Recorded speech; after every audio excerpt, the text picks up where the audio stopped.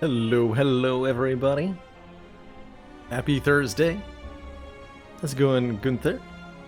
Rhoda. Jin Fizzes. Sorry to hear you're having a rough day, but hopefully you can find some warmth and positivity here. Ristona. Jobadaba. Epona21. Meow Chemo. Jet Raccoon. And everybody else who's lurking on out in there. Jouch, hello. Hello. Look like a character in Twilight. Am I paler than usual?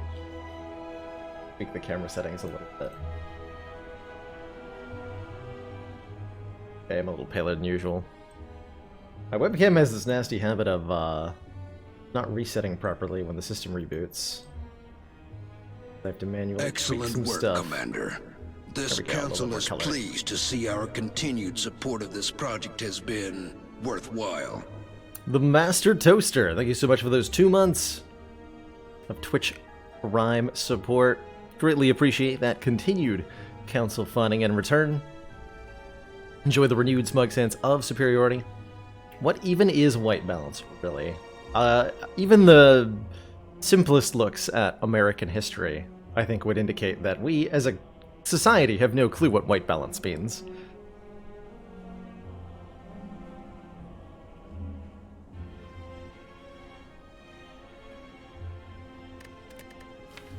How are we doing on our streak here? Oh yeah, we had this run. 3 Ragnarok plus Akabiko plus Snekoi results in absolutely silly things happening. I don't think I actually yet went back and highlighted this one, but I definitely intend to, because this one was a completely wild ride. We killed Shield and Spear on turn 2 with 1 cast of Ragnarok, and the heart only lasted 5 turns. Did 5 turns for Awaken 1. My favorite, though, was the turn 1 Collector kill that this deck got. That was pretty good. Just instantly dunked him. You're gonna turn 1 kill a boss. Collector's are pretty, like, one of the easier ones to do. He's only got, like, 286 health-ish, no stacks of artifacts, and no summons on the field yet. I was an NPC in an MMO game. What NPC would I be? I'd be that first guy that introduces you to the tutorial right at the beginning of the game. That's me. That's me. We're on, that was a 7 watcher, yes. We should be on Ascension 8. Ironclad. Ascension 8 says elites are tougher, they get a little bit more health. Okay, another couple hard or 2 to kill. How's it going, Loop on the Mailman? Good to see you. So let's get started here on our 8th Ascension of the Ladder Climb. If you are not familiar with the Ladder Climb, the goal here is to defeat the final boss of the Spire, the Corrupt Heart, on every Ascension level back-to-back. So we started on Ascension 1, and every time we win, we advance the difficulty. Every time we lose, we go back to the very beginning. So to get here on Ascension 8 means we've won Ascension 1 through 7 consecutively. What's the rarest Ironclad deck? Unceasing Top Anger, which I think I made work once on a high Ascension run. But that's my vote, is some sort of, like, anger-centric deck that tries to duplicate tons and tons of copies of Anger. Lupin voting for the Boss Relic? I do like Boss Relics on Ironclad, truthfully.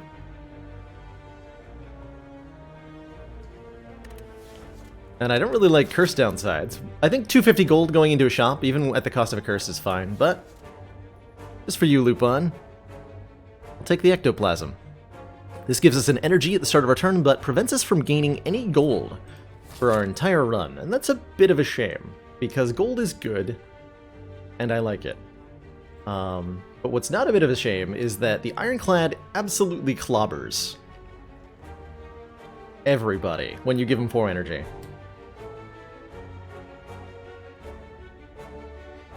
So it's clobbering time. I'm gonna clobber at the very minimum this elite. We get fire, elite fire, and we can do another 3 fires and another elite. Which for me, we visit 5 campfires, that's a lot of upgrades. And get a couple of relics. Yeah, at least we don't lose any health to Golden Idol, that's right. Nor do I lose any health to the ooze. I think I still evaluate events reasonably high up. Let's start over here. We just find a Searing Blow. Oh, this would be a heck of a start. Although Ectoplasm Searing Blow is a little tough. Full disclosure, that sounds difficult to pull off. Not even the correct order of cards. Doesn't matter, we have 4 energy. And now an attack potion. And now our choice of Sword Boomerang, Feel No Pain, and Anger. Man. We really like those first floor Feel No Pains here, don't we? We still don't have the Ascender's Bane curse. You get that on Ascension 10, which provides a free exhausting card, making the Feel No Pain better. But we are fighting Slime Boss, who adds exhausting cards to your deck. And that is enough of a reason for me to justify taking a copy of Feel No Pain here, which is just Iron... Oh, the way that you should look at Feel No Pain, or at least the way that I like to look at Feel No Pain, is as the footwork equivalent for Ironclad. Envision in place of Feel No Pain a copy of Footwork, and ask yourself, would I take Footwork here for the 3 decks on Silent? If the answer is yes, you should probably take a Feel No Pain.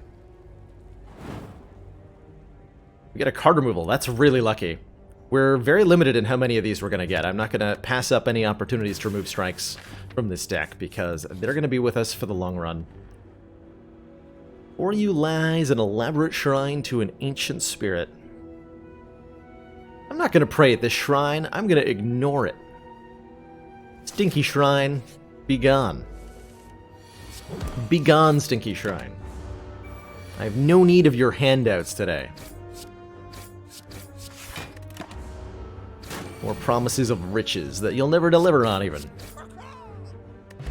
Ooh, Blood Potion. Okay, that's a decent heal. Heals for 20%. In terms of card rewards here, I see several candidates that are appealing. I think Metallicize is a totally adequate card early on. And if you have an extra upgrade to put towards it, an upgraded Metallicize blocks for 4 per turn, and that's pretty good. Ironclad often needs a little bit of help blocking, and... man, I really can't unsee this strip of red at the top here. Ever since I noticed that that happens. The blue art of it, like the oval continues, but there's this red here instead of the blue that you'd expect when you look at the card in the big view. It's not visible here because the banner cuts it off, but I can't not see that now. And now that I've pointed it out, neither can you.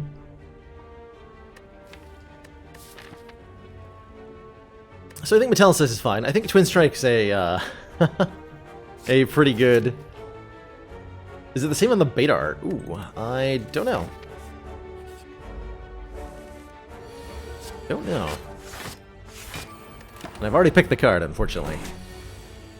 So your chance of finding out is over.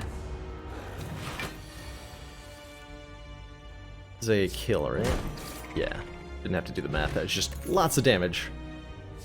Speaking of lots of damage, normally I think I would definitely 100% take Headbutt here, but because we have 4 energy, Clothesline is available as a take. Do 12 damage, apply 2 weak. And we have a spare upgrade we can devote to that Clothesline too, and 14 damage 3 weak is a really solid 2 energy card, in particular against elites and bosses. Let's pick up a Clothesline. I'm gonna upgrade first, going into an elite fight, I think against... Lagavulin and Gremlinob will benefit most from an upgraded Bash. Against Triple Sentries, we have a Feel No Pain, so I really don't care that much about my matchup there. We're solid. So let's get the Bash upgrade, and then I'll probably upgrade Clothesline next. Assuming we have enough health to not rest, which is pretty likely. Since we upgraded Bash, We want to wait for it to be available. Lagavulin will sleep for up to 3 turns until we send it an alarm clock signal to wake the heck up. Time to die.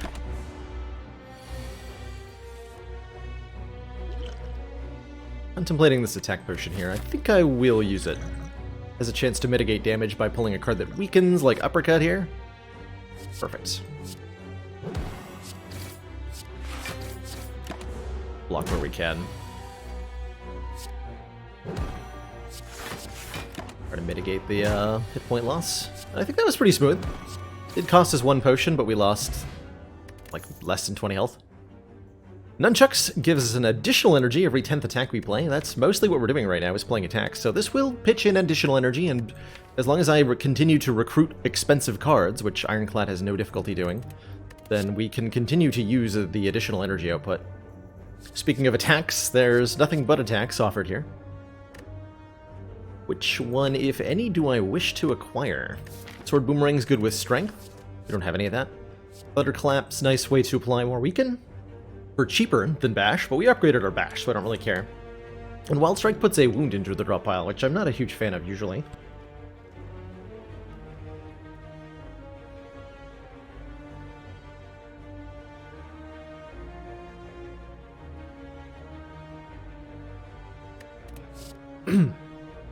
Excuse me 1 second.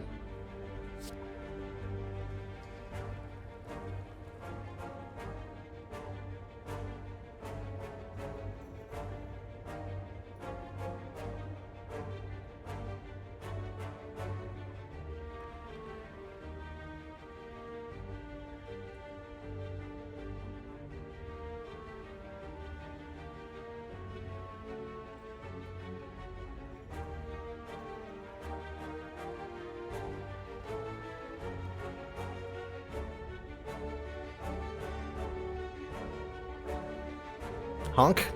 How's it going, Sneaky Teak? You honking in my chat?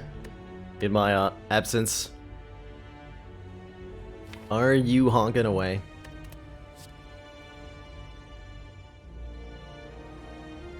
Hey, Watergun, this is not a new account, no. This is our, ladder account. Doing the Ladder Streak Challenge, where the goal is to beat every Ascension level back-to-back. I don't like these cards enough. I think I'm gonna skip them. And we're going to upgrade our Clothesline. Followed, I think, by our Twin Strike?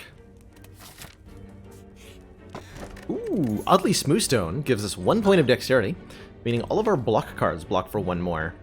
And that's a significant upgrade to the starting defense, which I am quite happy with. Let us also... Maybe we can sneak in a Feel No Pain upgrade. Let's do that. Feel No Pain upgrade doesn't do a whole lot right now. It does almost nothing, in fact. But is something we will definitely appreciate having later on.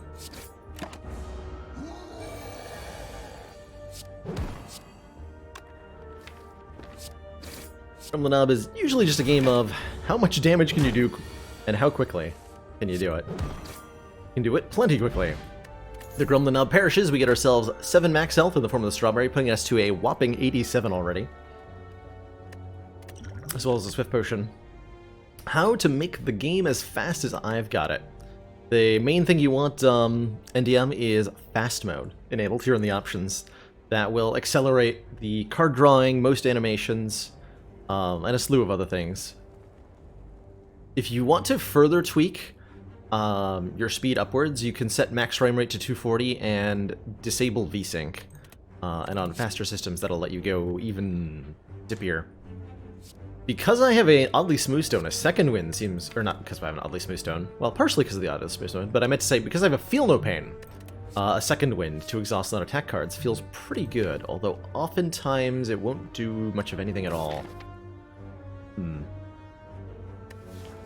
Not a mod, no, I'm running completely unmodified Spire here. This is all available within the options. I think this card will be good later. I'll take it now. This might be too early for second win. Not gonna take the Bloodletting. We have energy in spades already, especially with Nunchaku, which is the same reason to not take the Berserk here. That we've got energy for days. What we don't have is area of effect damage. So that's a little awkward right here. More energy, Smork. This is not the turn 1 I had in mind. You know. Hold on. Or is it?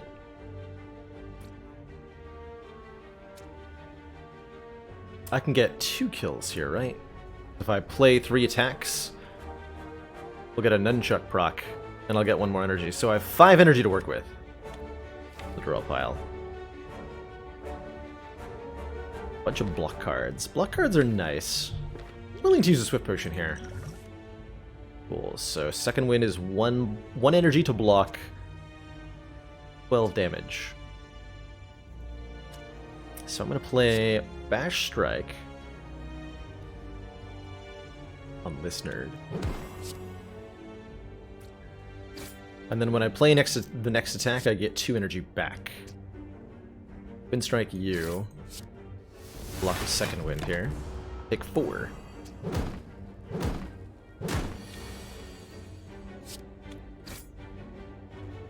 So it's 10, I could kill this one, but this one's not attacking me. To defend twice 2 full blocks, so I don't play this clothesline at all? Might not be correct, but we'll see.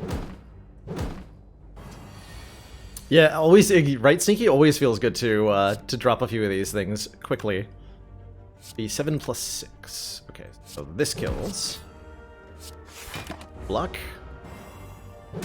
Only 2 of them remaining. This should be pretty smooth.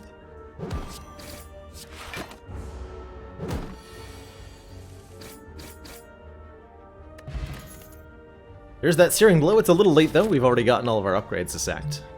So, do I want a Warcry or a Clash? Warcry is okay with our Field of Pain. It's actually almost fine. It's unupgraded Warcry, but it does give us the option.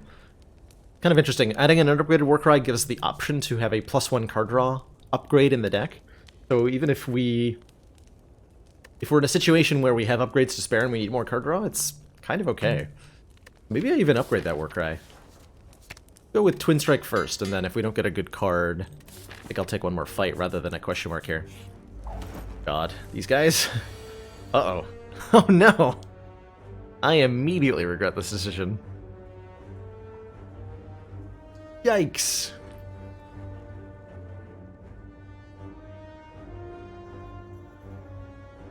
Gang's all here. I'm about to be weakened.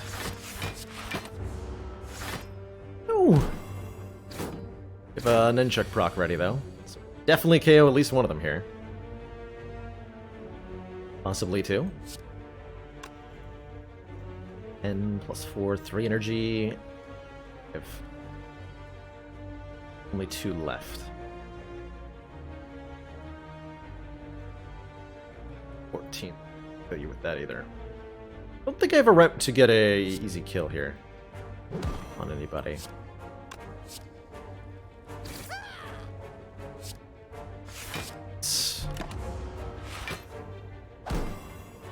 Ouch. 9 is definitely more damage than I wanted to take.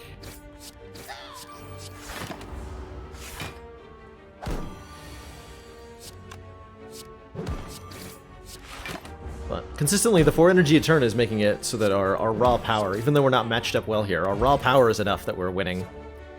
I will definitely take a Pummel Strike. Card draw.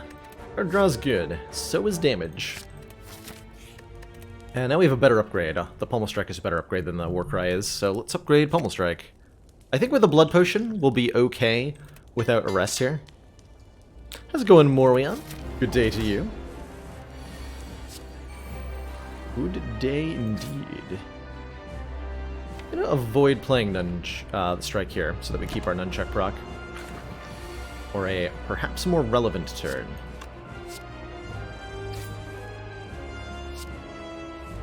There's Bash, thank you.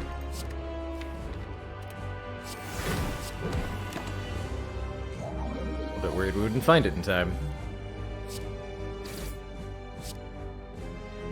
Could tank this hit. Go for a better split. I think I'm okay just putting out raw damage here, keeping our health intact. And a 43 split is usually pretty good. I think we go for Acid Slime first. Being weakened is worse for us in this fight. because we can block the Slimed and feel no pain. In fact, once we're frailed, the Defend and the Slimed are both going to block for floor. Floor?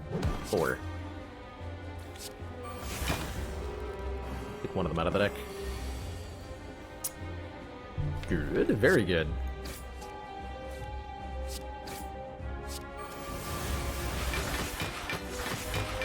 Alright, well that is basically the whole reason I took second wind, so that it could do exactly that in this fight. If it does anything else for the rest of the run, I'll be happy with it. But it doesn't have to, if it doesn't want to.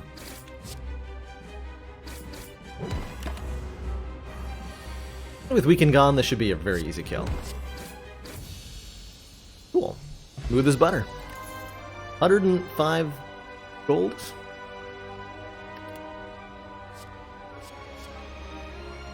I have an upgraded Feel No Pain, so a Corruption, which says skills cost 0 whenever you play a skill, exhaust it. Seems pretty good. Because that means that we will gain additional 4 block every time we play a skill. And it will be free. Alternately, Immolate's great because we don't have any AoE currently, and we really felt it in Act 1 with the 5 Slines and the 4 Gremlins fight. Going into a fight like Triple Slavers without this card could be a real painful experience for us.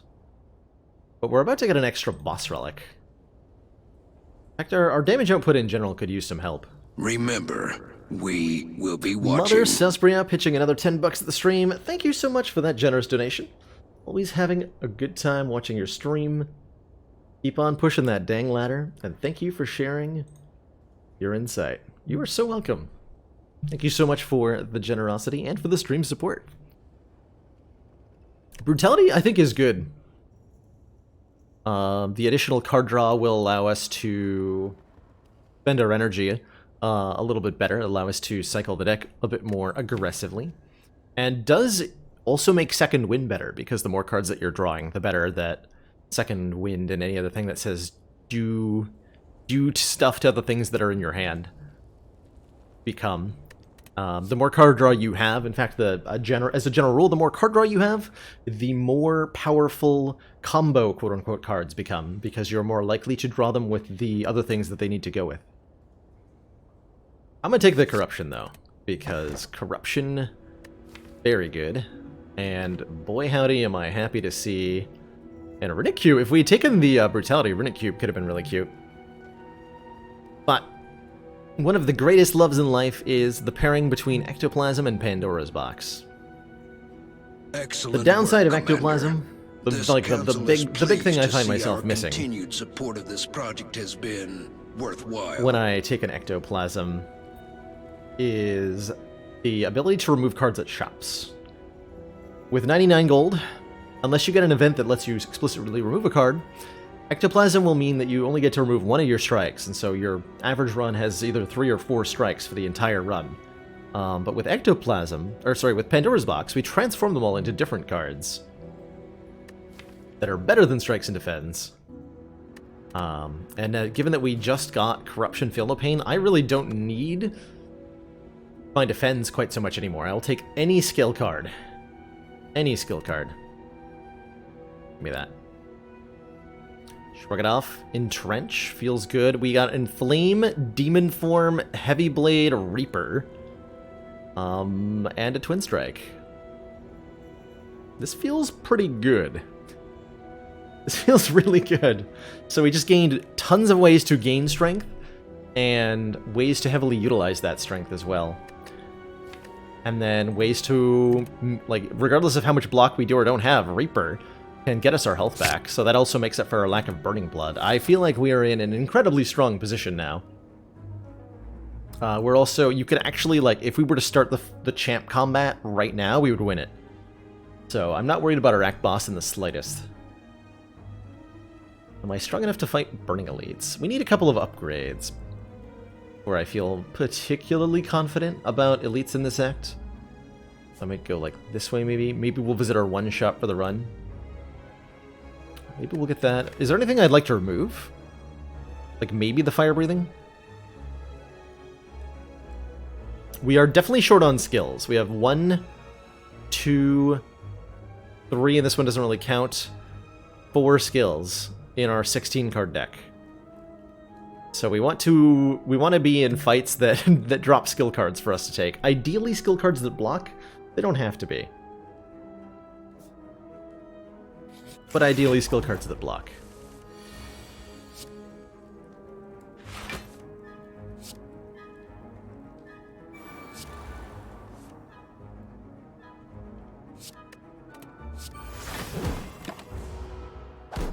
At the same time, because we have Demon Form and Reaper,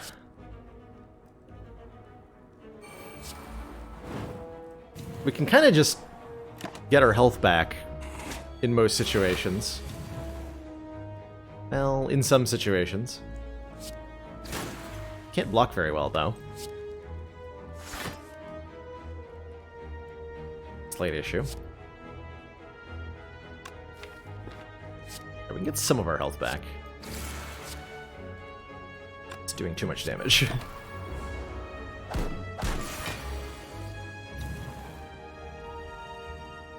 Does 10. Can't do Twin Strike. Well, Twin Strike, Reaper. Oh, Clothesline, we can do that. That as well then. Okay, so... Gosh. Okay, this is a skill card. I'll take the True Grit. As much as I want a Heavy Blade Plus here. Isn't this my usual speedrun deck? I mean, yeah. Couldn't say no to that. Accusation. What is this? Weaken one of them. Actually, just knock them out of the air. Who's the corruption for this fight?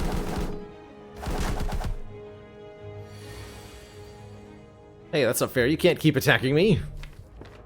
How dare you? Draw Twin Strike would knock one out. Perfect. 9, and then I can drop the Inflame down. Shouldn't Fire Breathing trigger every time I draw the Corruption? You'd think so. It would.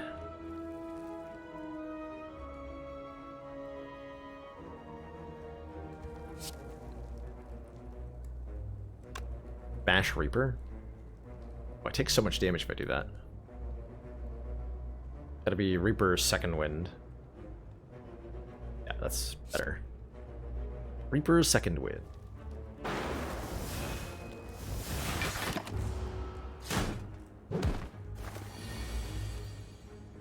These birds do not take a break.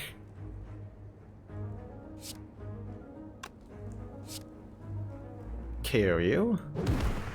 KO you. Block. Okay, now the fight has been reduced. I think a little bit more simple.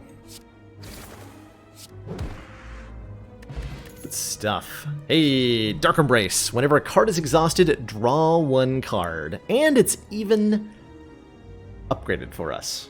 This is one of the reasons to yoink ourselves that corruption.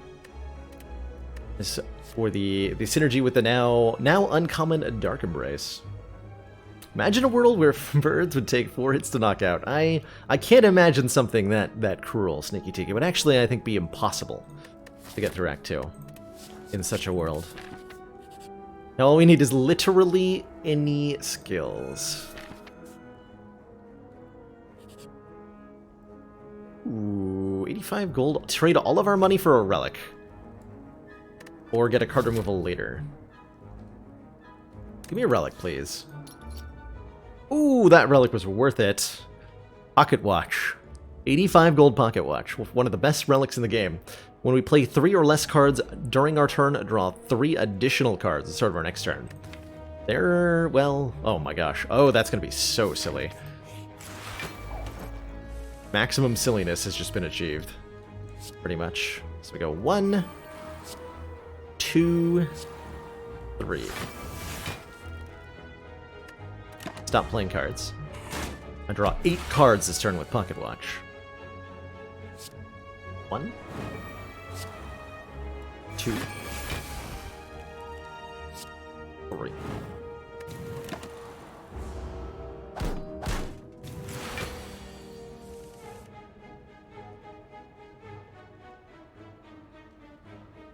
see here.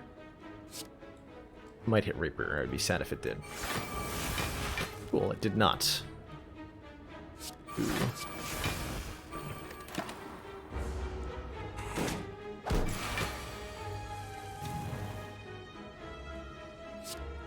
So there's basically no cards remaining in the deck.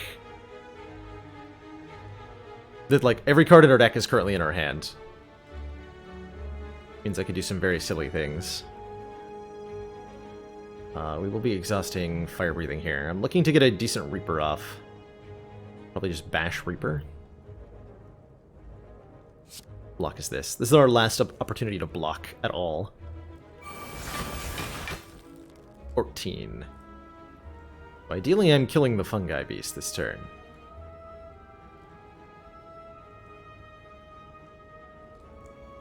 Wait until next turn to Reaper. Maybe? For Twin Strike, I have to play the Pommel Strike. Yeah, we could do this then.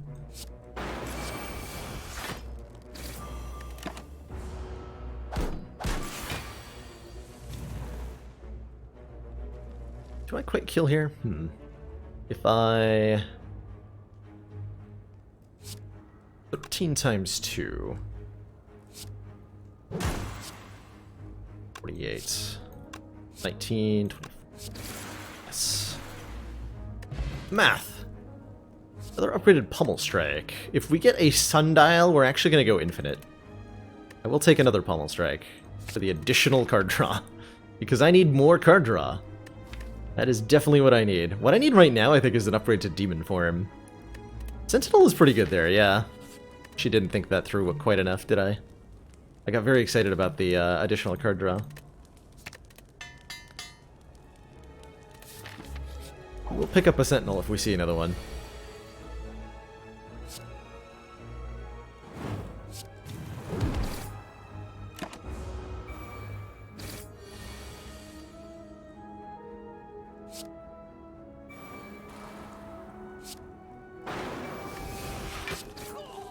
Reaper a little casually there. Fire breathing is pretty good. Actually, Hex in general is very, very good for us. I would love to put Dazed into my draw pile, please. Thank you. Please and thank you.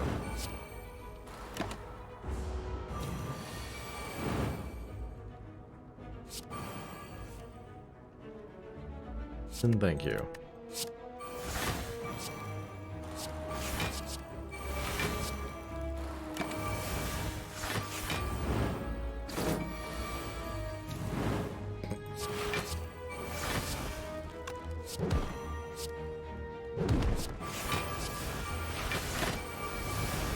Kind of a self-sustaining cycle of dazed and killing.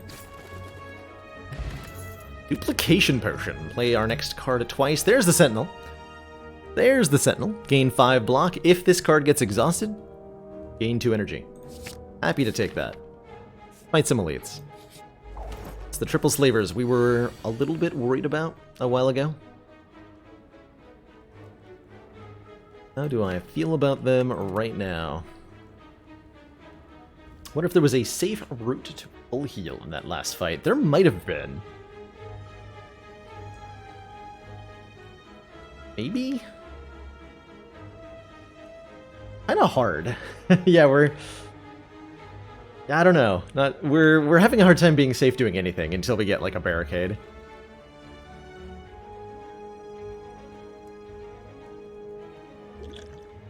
Duplication Potion. What can you do for me? You can do a lot for me in this fight. I'm wondering, I can duplicate the Shrug and then entrench as a full block, or I can, later in the fight, duplicate Reaper. Also counts against our Pocket Watch, so I don't think I want to use it on turn 1, because I'll have to limit myself to 3 cards anyway. Definitely go Shrug and entrench then. Do I bother putting Feel No Pain into play, or do I just start doing damage? I think it's important that I start doing damage. Fire Breathing is a good way to do damage. We're going to get 2 wounds added to us, to our discard pile by the Taskmaster here. Actually, maybe I should just assemble the... Oh man, we have so many things we need to play.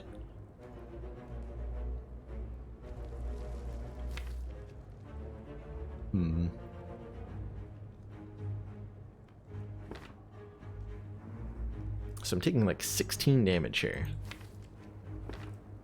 That one. An important choice, that one.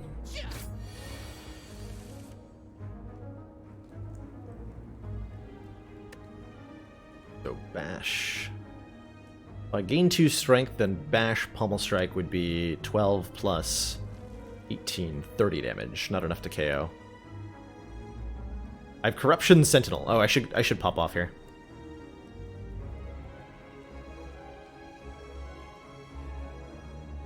Clearly the turn where I was meant to pop off. Maybe I was supposed to then play Feel No Pain. Certainly corruption into sentinel. I think I want to draw a couple more cards. Particularly so if I draw Dark Embrace, I can do some silly things. We play Inflame first? Or am I just planning? I'm not playing on if I'm playing Pummel Strike, I'm planning on not playing Demon Form. Demon Form's a little bit slow.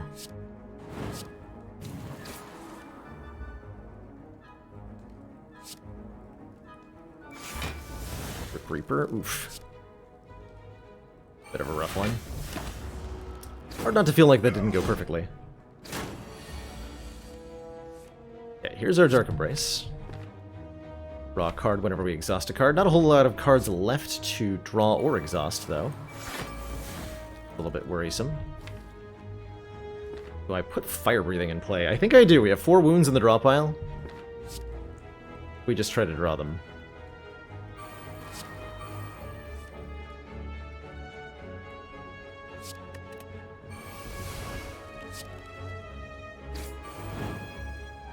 Ooh, didn't quite get there. Uh-oh. I've made mistakes. I've definitely made mistakes. Duplicating Entrench can get me to 36 block here. It'll also draw a card, but no matter what, it won't KO. So I think I'm going to use my Dupe Potion on Entrench here. That actually went us to 44 because we gained the Feel No Pain block and then doubled the second time. That worked out pretty well.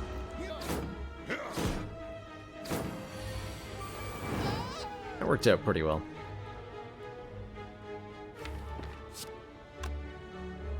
$20 plus 12.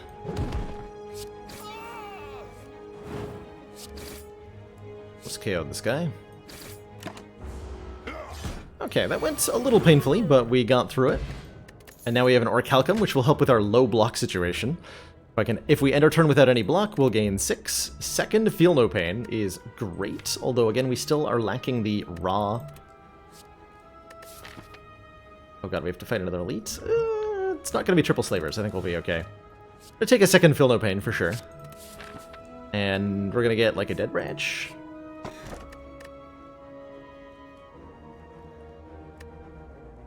Old Coin. Well, at least I'm allowed to take the Sapphire Key here. Ectoplasm prevents Old Coin from doing anything at all. And now we're fighting these nerds. This is a great opportunity to heal up.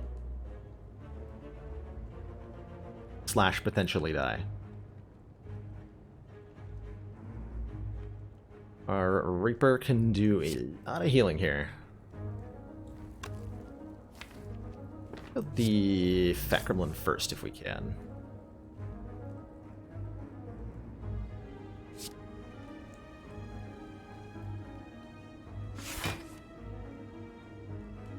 Let's KO.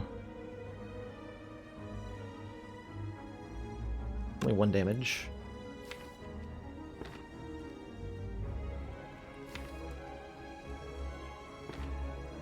I'm gonna be able to block the... Oh no, Fat Gremlin's gonna be empowered. I'm gonna have him block. Yeah, I can't be weak next turn. Okay. The Dark Embrace down? Can't. No, I need the Pocket Watch draw here. Oh, you're attacking me. How nice. That's just what I needed. Truly.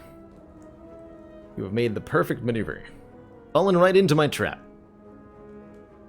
Have I checked out Retropolis at all? I've looked at it a little bit, Murdoch, but hasn't caught my eye truly. Ooh, we get to Sentinel. Oh man. I get to Feel No Pain, Second Wind.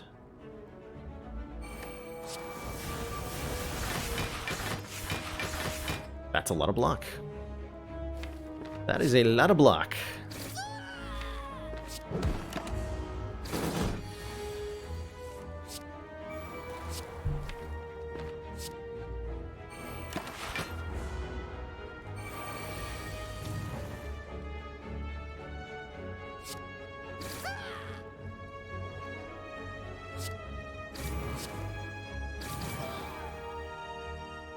I can get both Dark Embrace and Fire Breathing down. Let's just take all the bad cards out of the draw pile. 14 by 3. Dang it. Well, that's no good. I can lower that to 10 by 3 with Clothesline here. I was really hoping he'd be summoning, as we would line up probably a pretty good Reaper in a couple of turns. I don't really have anything to exhaust, so I think it's got to be Shrug and Clothesline here. Take 21 damage, go down to 9 hit points. We have to get a lot of that back. Which means we need to put ourselves into a situation where we're threatening lethal, just in case it doesn't go well. Guaranteed to draw Reaper next turn. I think that's when I'm going to plan on using it. The Grim Leader fairly low on health here. Let Pocket Watch draw a lot of stuff for us. Yeah, threatening an attack again. So we play the Reaper. Get back 52 hit points, and we leave. Alright. Feeling alright. That was more health than we entered the fight with. We had like 30 when we went in. So I will super take that. Meal ticket. When we enter a shop, heal 15 health. It's okay. I mean, we don't have anything to do in the shops. Shrug it off. Yes. Don't really have anything to do in the shops because we have no money, but at least we get something now.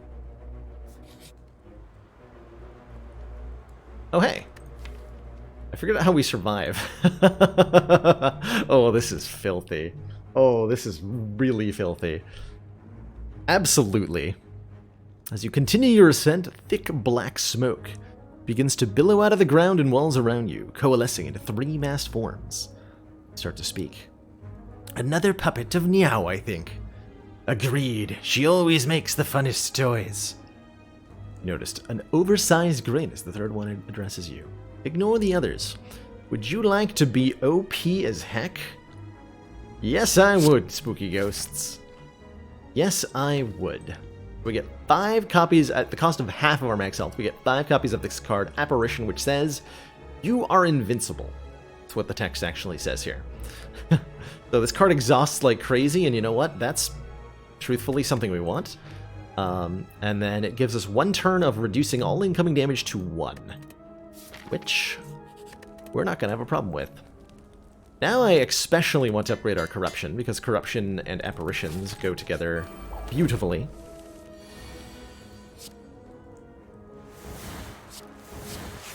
So beautifully. And the Pocket Watch will definitely help us just get stuff in play here. We play Dark Embrace. Then things get very silly. So we just play Apparitions completely for free, and we just draw cards like crazy when we do. So we OP now.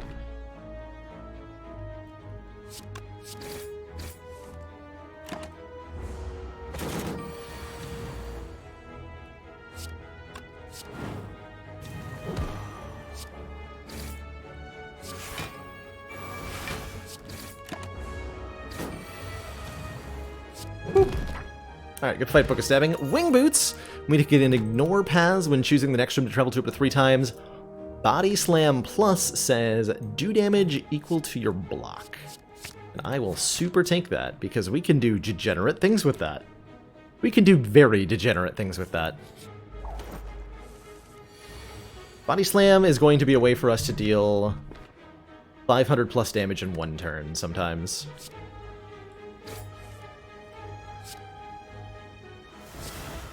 Oh, we have Orichalcum too. I actually forgot we had Orichalcum. Oh man. Do I need a limit break to be fast enough for the heart? Not with this Body Slam. Body Slam means we're fine. Would I take Snecko with this deck? Yes. Absolutely. Any deck that has a Corruption wants a Snecko Eye. All of them. Every single one of them.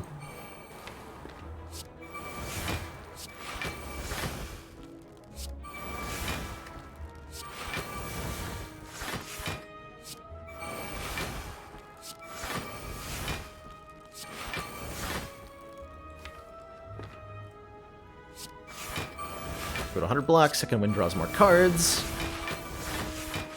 And then we can play Body Slam, Pummel Strike, Body Slam, and just kill everything on the field. Elixir. Exhaust any number of cards in my hand. Don't mind if I do. Do I want a Sentinel? Yes, I want another Sentinel. Yeah, we have a Body Slam. We have a Body Slam. And it is glorious.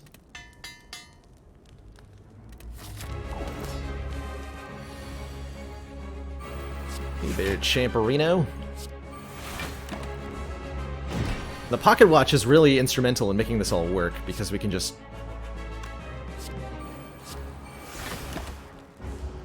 easily draw the cards to put everything in play. And then as soon as we get Corruption and Dark Embrace in play, the fight becomes over.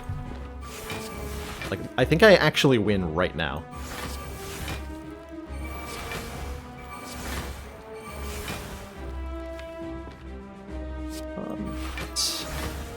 Not have enough card draw to make this work.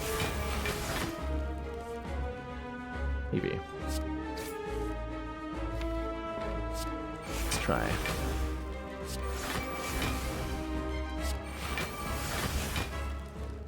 Yeah, we got there.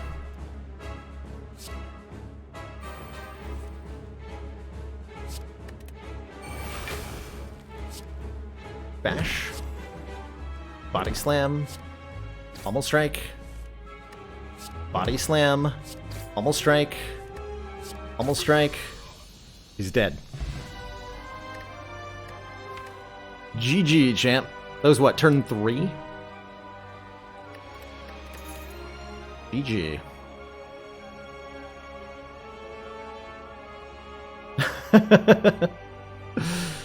The deck suddenly became a monster. It sure did. Sure did. That earlier Corruption and Dark Embrace pick, they took a little while to become amazing, but they sure are now.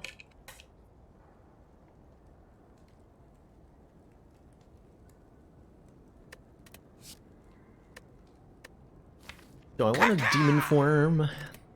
Another demon form? Probably not. Cheers, Loop on the Mailman. Thank you so much for those 100 bits. You know your deck is strong when you skip the Act 2 rare card. I think is what we're doing. Brutality could be okay as well. I think Brutality's fine. Let's see, we don't need it because of Pocket Watch here, so I'm not taking it. Alright, our options here are Tiny House, giving us a bunch of stuff, but not 50 gold. Just a potion, 5 max health, a card, and a random upgrade. Not so good. Fusion Hammer, gain an energy at the start of our turn. We can no longer smith at rest sites, so we have to rest every time. Given our low max health and our tendency to be at full health, I don't think we need that so much. Or I don't think we would like to lose out on upgrades. We would prefer to upgrade some stuff. Not sure what we're upgrading, but we want to upgrade something, dang it. This is a Rotating Ascensions run. That's right, Heebie-Jeebie. That's right. Whereas Philosopher's Stone gives all enemies 1 additional strength, but you know what? We're mostly intangible. We don't really care how much damage our opponents are doing. So I'm down to take an energy every turn at a downside of literally potentially nothing. How good is Barricade in this deck? On a scale from 1 to 10, Barricade is currently sitting at about a 13. We really, really, really would like a Barricade. More energy. Heck yeah.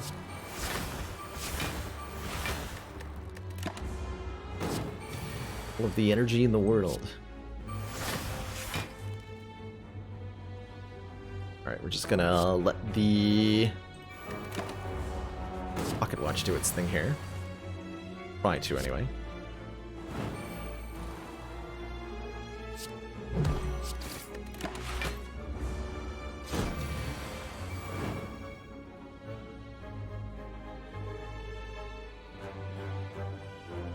Not work.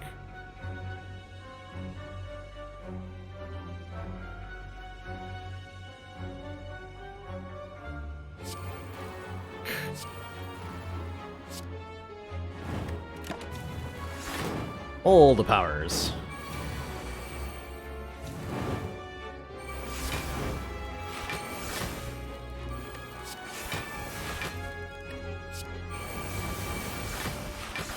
Your burns only make me stronger, fool.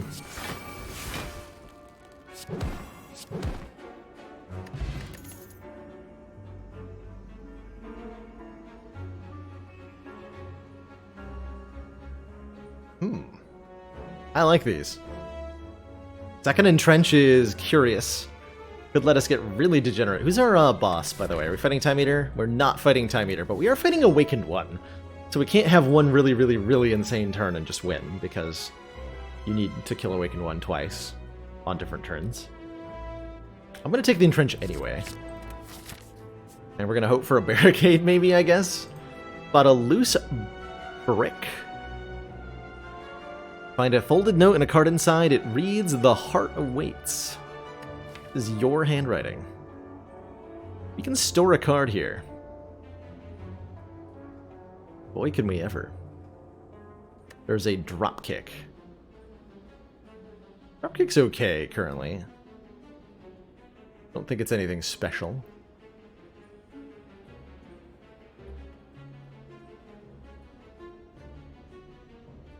When I'm looking at, the way I'm looking at this right now is the opportunity to store a powerful card, which could be an apparition. If we think we can win from here without one. And that would be a really fun pickup later on. Just like the mystification of where did that apparition come from? You've been skipping Dead Branch every time you see it. Do I think it's a bad relic? Dead Branch Thanatos is one of the game's strongest relics. And I would encourage you to take it every time you see it. Because the things that it can do are incredibly powerful. Or the demon form. Just go all in on Body Slam? Alright. See you later, demon form. Can't wait to find you later on Silent. So the function of storing a card is that the card that we leave in the event is going to be a card that we can find then in the same event on a later run, potentially with a different character. The next time we encounter that event, we'll see that card again.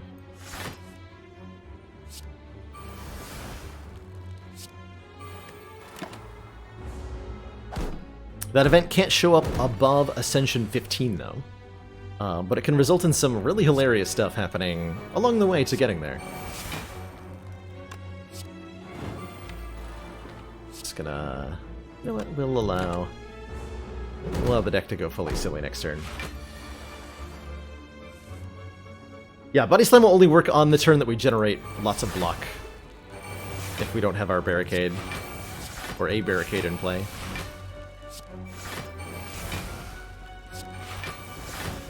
And you know what? That's okay. No, don't take the shrug. Rude.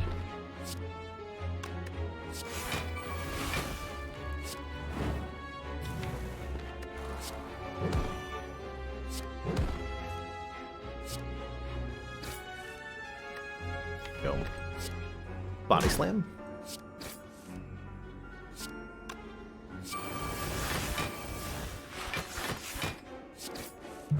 Body Slam.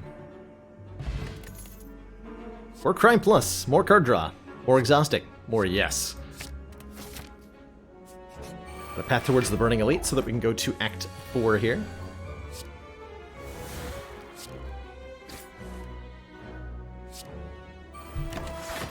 Fire breathing in play. On turn 3, these nerds will explode. But I'll probably be invincible on that turn, so I don't think I care too much.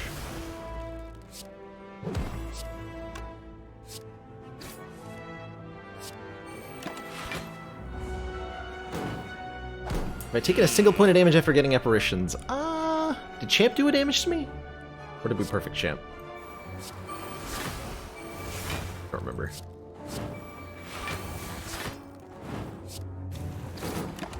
Wing boots! Oh, thank you for the reminder, Maniac. I did, in fact, forget we had those.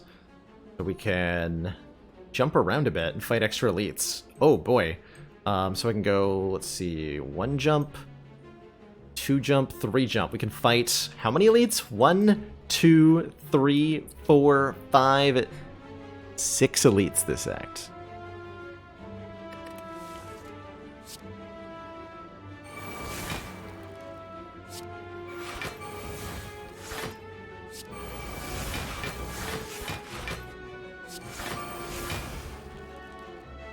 Double check that. Jump once. Jump twice, jump thrice. Yeah, 6 elites.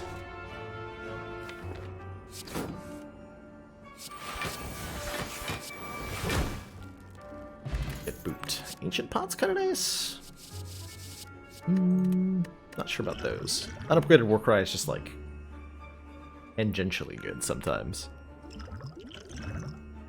X-Pot's good too, because it lets our damage output be higher. Blood Potion doesn't do much. We'll discard the Blood Potion. Unused, unwanted. Well, see you later, Bash Plus. It was nice knowing you. Unfortunately, that means Dropkick is now useless, but, you know. Exhume Potion, you thinking of the Elixir heebie-jeebie? This lets us exhaust any number of cards in our hand. Is what that one does.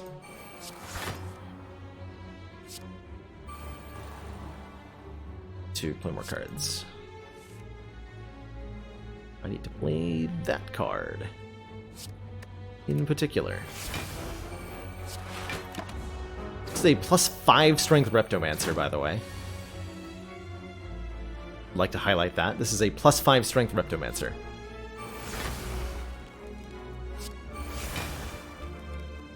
Terrifying.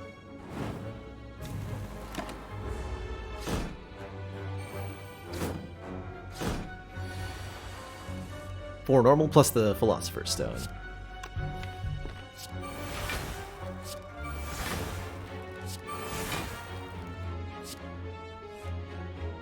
Sign of Corruption just yet. And I drew it right here. Good, okay, I did not draw it. Just completely ignoring the daggers because they haven't been able to harm me.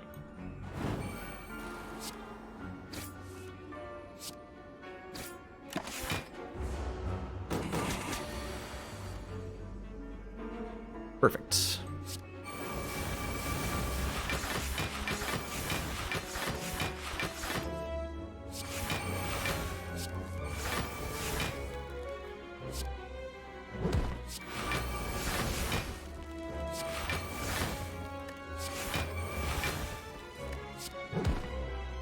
Kablamo! Okay, we just went infinite. Sundial. Every 3 times we shuffle the draw pile, gain 2 energy. GG. That's a GG. That is the GSG of all time, I think. With this, we now have an infinite with Pummel Strike, Pummel Strike. If we can shrink the deck down enough, which we can. So we'll hopefully show that off at least once. And that's now the way that we beat Awakened One, is that we just yeah, that'll be fun. Alright, I will take a Shockwave, as that allows us to have a way to apply Weak and Vulnerable again, and it's a way that is better than the Bash that we got rid of. 1 jump, 2 jump, 3 jump. That's right. Yeah! Let's grab an upgrade on Shockwave, too, so it's 5 turns. They're both upgraded already, the Pummel Strikes. So that part's already dealt with.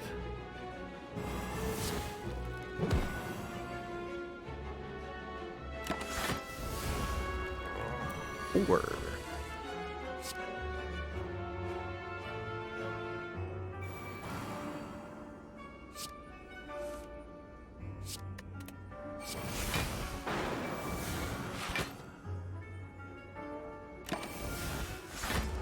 Apparitions go.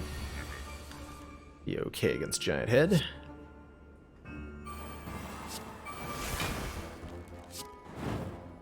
It's drawing towards that corruption. Go properly nuts.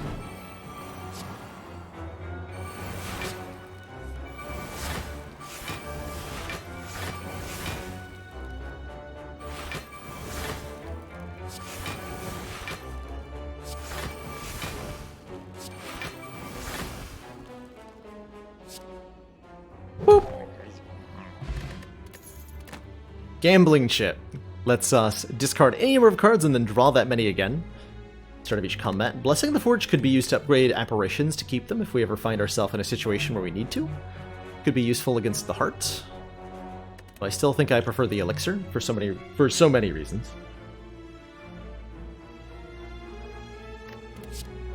Havoc Plus is hilarious, but could actually kill me under the right circumstances, so I'm not going to take it.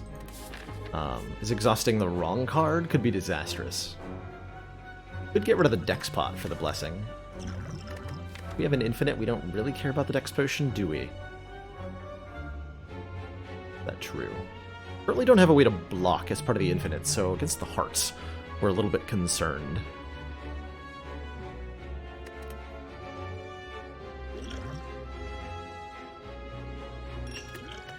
That. At this point, would I pass a Dead Branch because the infinite is more reliable? Bag of prep to go with our gambling chip. That's filthy, too. Don't think I would. But I'm not sure, truthfully.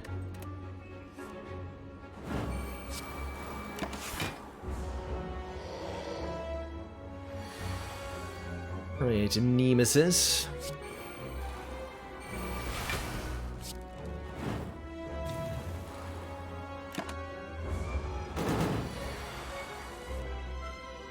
Now we're talking.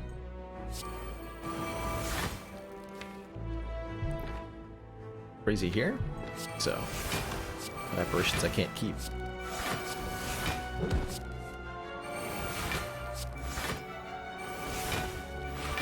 Oh yeah, we super win this.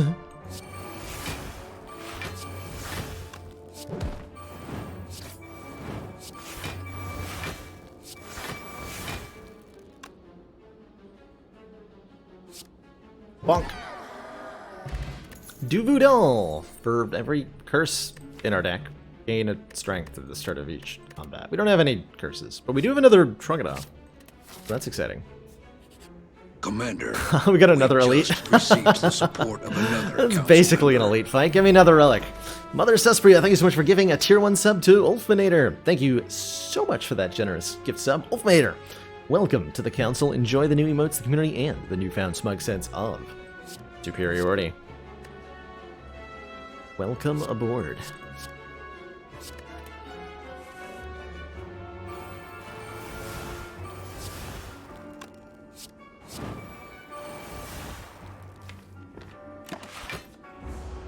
So how does this deck work? So the core of it, there's two things at play here. One is the synergy between Corruption and Dark Embrace. Corruption says all of our skills are free. Whenever we play a skill, exhaust it.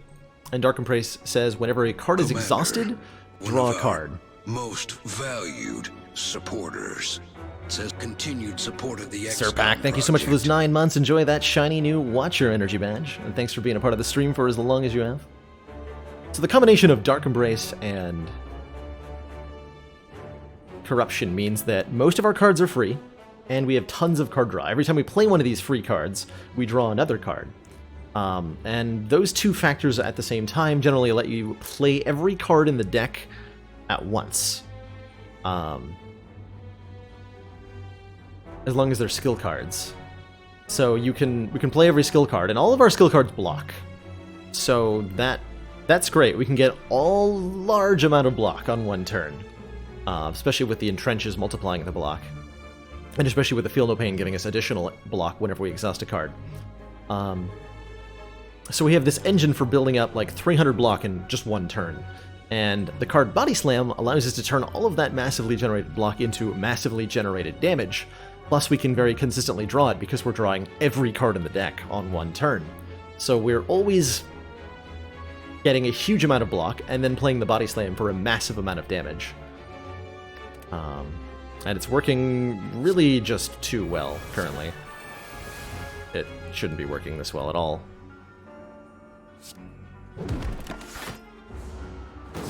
Does the deck work without the apparitions? Not nearly as well, but yes. The apparitions are definitely making it safer. More consistent. What have you.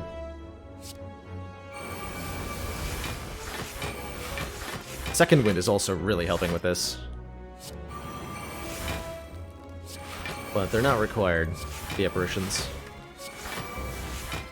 So many pieces in play. Like, we have, like, more pieces. Like, you can see that, like, you add status cards to the deck, it doesn't prevent it from functioning. It even sometimes makes it work better, just because we have more things to exhaust with Second Wind. A little bit criminal.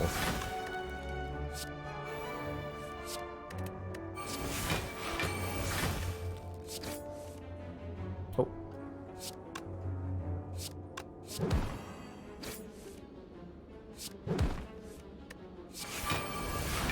More energy!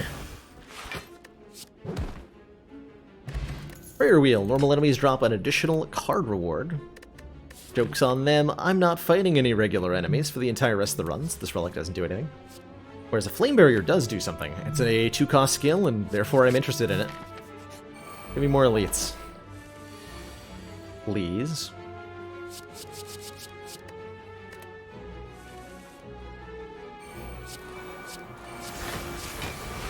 Alright, well, I'm invincible for a million years. Hooray.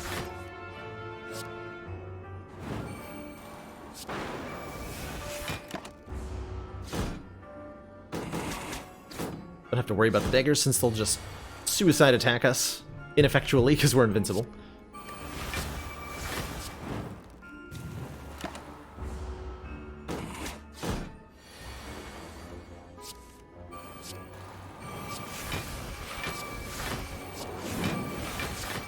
And once we have both the Corruption and Dark Embrace in play, that's when things get very, very silly.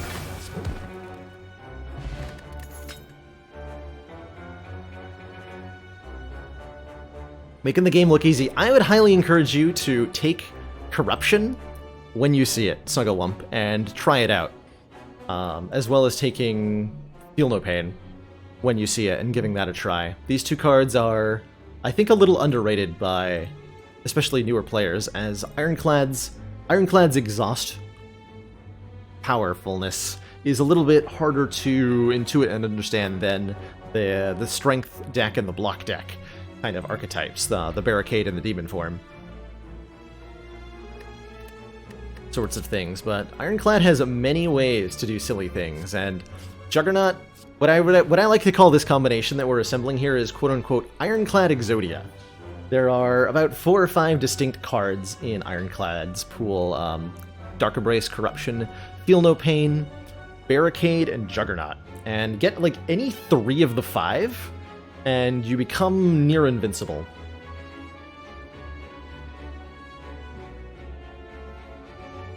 Sometimes you exhaust yourself into a corner and die. It is possible to do that, and only experience will really help prevent that.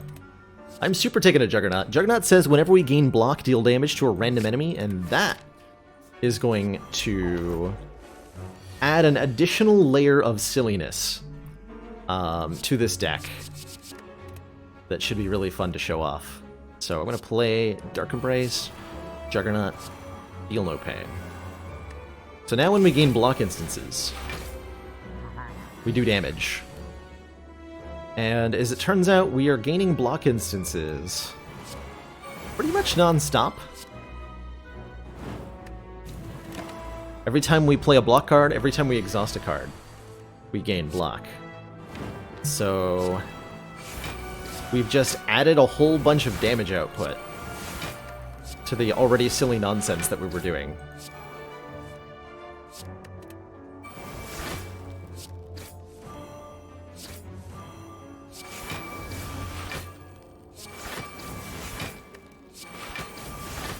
hand is full.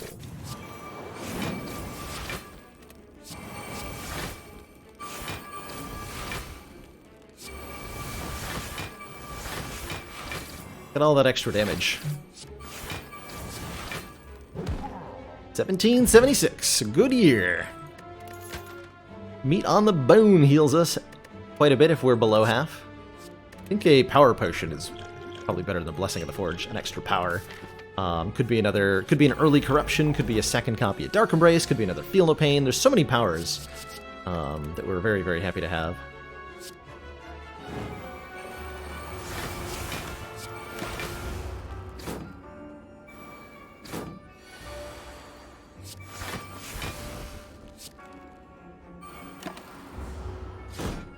Whenever I'm not playing cards, by the way, it's because of this pocket watch. Letting us draw extra cards for not playing cards on our current turn. Ready to go silly here? Next turn, next turn. Yeah, it could also be a barricade in that power potion. Oh my god, I took damage. What? Criminal.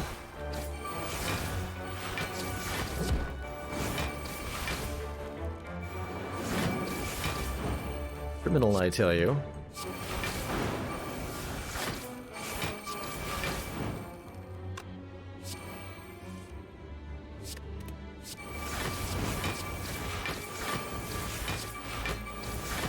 Boop. Turn it! We can no longer become frail, and the Entropic Brew says fill all empty potion slots with random potions. Take that over. Oh my god, another Feel No Pain or another Shrug. Ridiculous. Ridiculous. Streamer, you are dying. Took one entire damage, just call it quits from there. Just call it quits from there. I got a recall. I almost upgraded. Alright, Awakened Baconed, I think is your name. That's your name. The Awakened Baconed. Alert Bert! How many non-exhausting things do I even have? I think we're fine. We go... Apparition... Juggernaut? Go play the Inflame. Remember not to play those very important powers. Thanks. Wouldn't want to be giving our opponent any points of strength now, would we?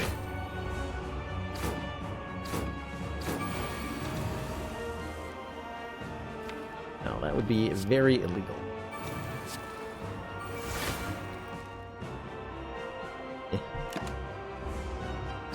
Why are there 5 apparitions? Because we're only on Ascension 8, and you get 5 apparitions below Ascension 15, and 3 apparitions on or above Ascension 15.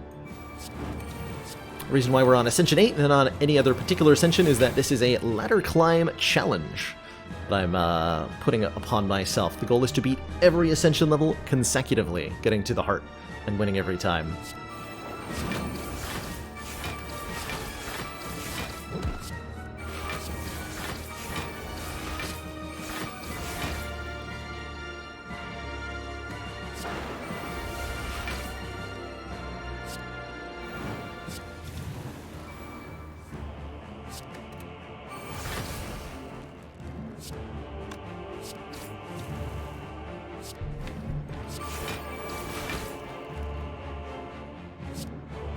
So I want to make sure I don't lose either Pummel Strike, right?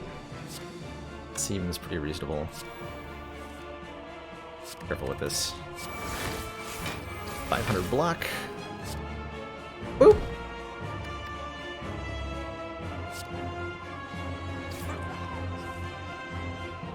Fine, true with something. Heavy Blade, good. Good.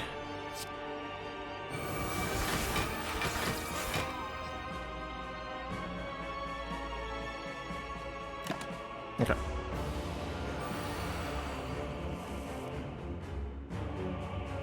Pummel Strike. Pummel Strike. Pummel Strike. Pummel Strike. Pummel Strike. Pummel Strike. Pummel Strike. Body Slam? Pommel Strike. So this is Sundial putting on a show here. Every 2 times we shuffle the draw pile, or sorry, every 3 times we shuffle the draw pile, gain 2 energy. Combined with a Pommel Strike and no other cards in the draw pile, every time we play a Pommel Strike, you'll notice the Sundial increments by 2. Kind of a weird result of how the Relic's programmed. I feel like it really should only be shuffling 1 time. But it shuffles twice every time we draw here. And so the Pommel Strikes are able to build up energy. Our energy is going up as we play these, not down. And this is an infinite combo. The Nunchucks are also chipping in here. That's true. Boop. Alright, good fight. Do I have a plan for Heart? Yeah, pretty much my plan for Heart. Given how, like, we're able to have one ridiculously super powerful turn, right?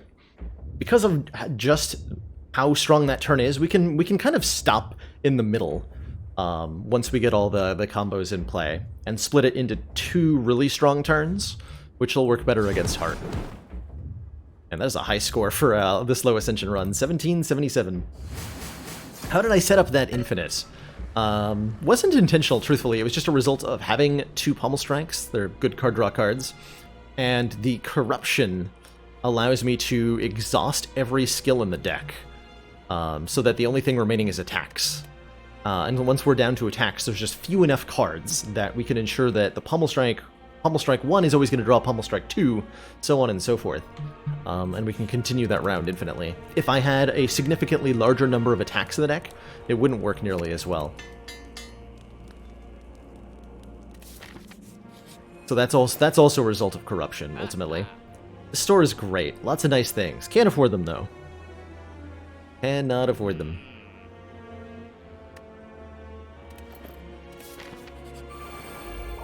Alrighty, these jerks. This is a fine turn 1. Do better. We'll get 3 apparitions down and put our Juggernaut in play. These jerks are usually a huge problem for a wide variety of decks, but we're just going to kinda stomp all over them.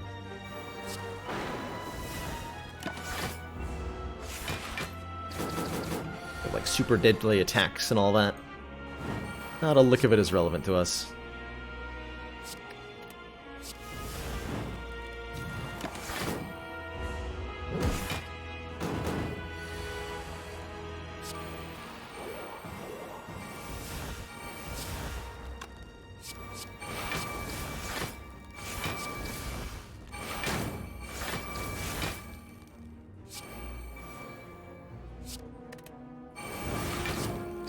Fire breathing, putting in some work here.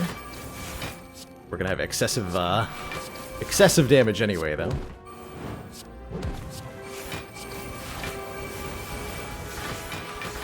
Go to town, Juggernaut. And he was dead. Centennial Puzzle will draw us 3 cards the first time we lose hit points. That's great. Second Body Slam. That's funny. Ragnarok Watcher from yesterday is making all the other runs seem pale. How about a Burning Pact, actually? Even more card draw, even more exhaust. Give me that. Alrighty. Time for the Corrupt Heart of the Spire. Don't want any apparitions on turn 1. I'm sure I'm going to draw one anyway. Didn't. Convenient.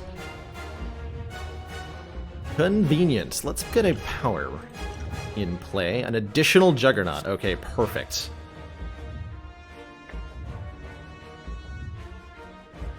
If I choose to take damage here, I'll draw even more cards. Otherwise, I'm not...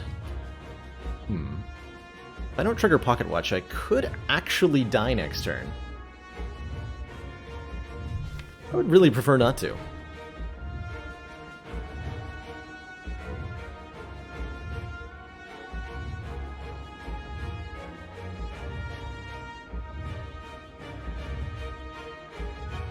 How's it going, Jibsis? Take the Beat of Death damage. Centennial Puzzle will draw 3 here.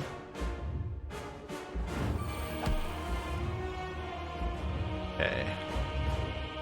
I want to play, ideally, 2 apparitions this turn.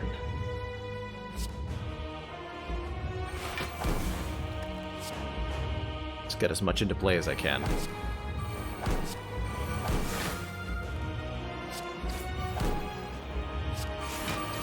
Good, okay. So we're guaranteed safe next turn. That's the main thing I was worried about. Should I just use the Sentinel to do a bunch of damage this turn? Feels kind of like I might as well. We're spending some of our power here early to get some damage done early.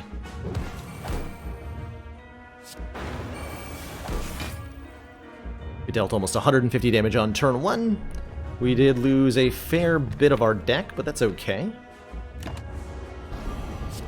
Plenty more where that came from, I assure you.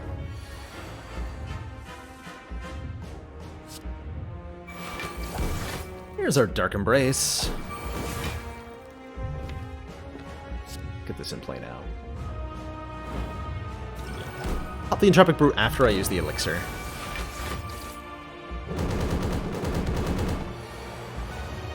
Do some filthy things with it.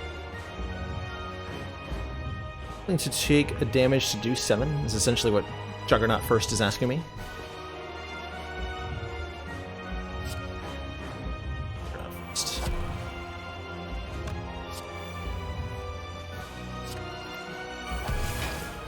Ow. Hit me? He was rude.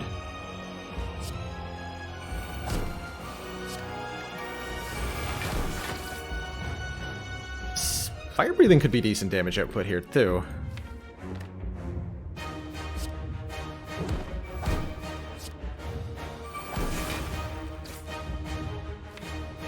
Probably not, though. Burn it for second wind fuel here. Alright, so we have both entrenches. I can easily do 300 damage this turn. Now we just have to save enough of our block to do the same thing next turn.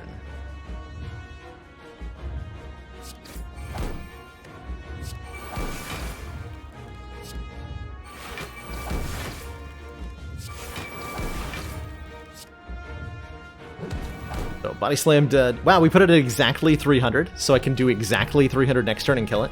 Nice. Works perfectly, in fact. I accept. I accept.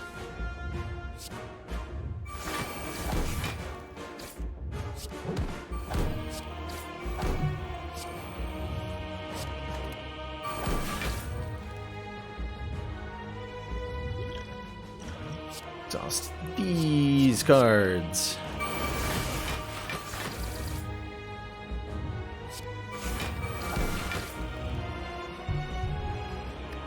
Okay, we're down to basically nothing in the deck. But Body Slam does 148. And we'll kill it with a Fire Potion. Boop. GG. GG. Not too bad. Not too bad. We probably could have gone... Let's see, we has 2 apparitions left. So I think we could have killed a heart that had about 1,500 hit points. At most.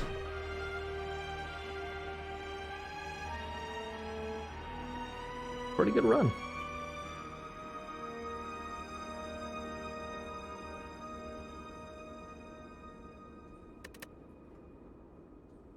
Lupon, if you're still around, thanks for suggesting the Ectoplasm start. I think it really, really helped turn this one particularly silly.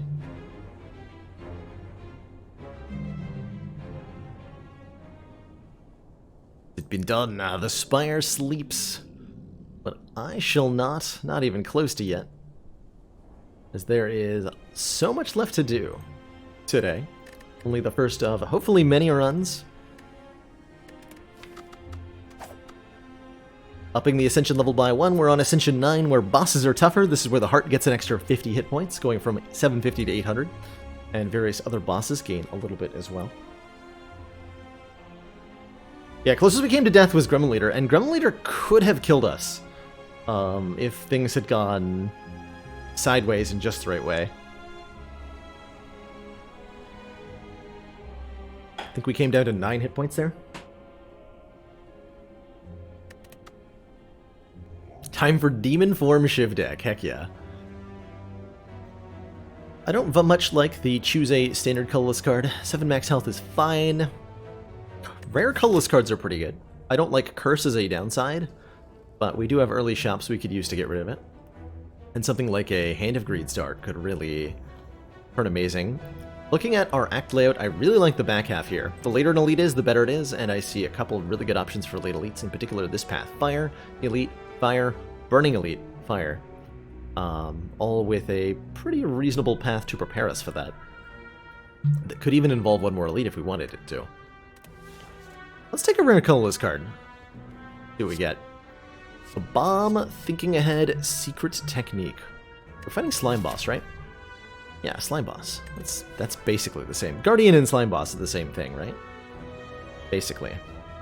Anyway, I think the Bomb is a pretty dang solid floor 1 card.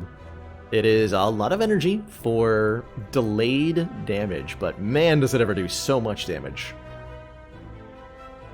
Why are late elites better? Because the encounter you're going to is the exact same amount of strength as an elite here. So this elite and this elite are the exact same amount of difficulty and the exact same amount of rewarding. You get the exact same money, you get a relic, you get a higher rarity card, but you've had so many more floors to build up your deck. You have more potions, you have more relics, you got the relic from the middle of the chest. This is one of the big ones, actually. Elites after this chest are much more difficult than elites before the chest, because you have one less relic. And so you're going to lose less health beating that elite here than you would here. Makes it a much easier investment. Oftentimes, if you're fighting an elite on these 2 floors, it's an easy 0 damage take and fight. Good old Burst Bomb.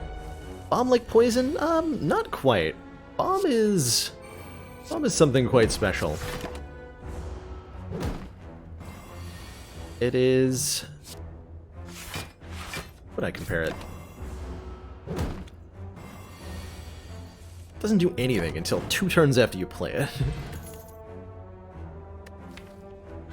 Kind of like a... I'm not sure what else to compare it to.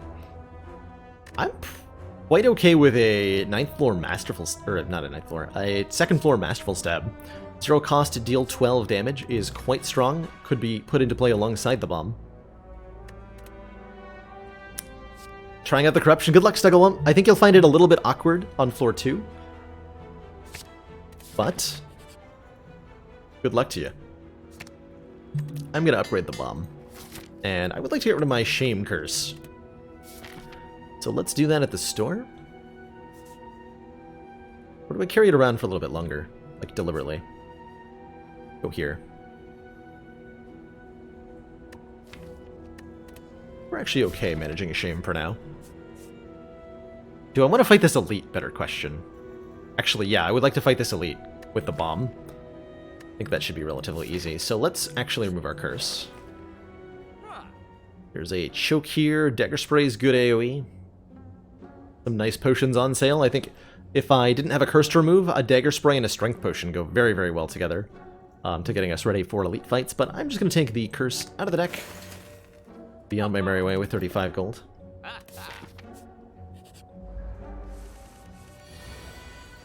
Bomb did get a icon upgrade, that's right. Yeah, so the icon for Bomb looks prettier now. If you're on the beta branch. I think we're just going for a regular kill. Nah. No one likes regular kills. People demand bomb kills. Kaboom! Colorless Potion. Could be another copy of Bomb.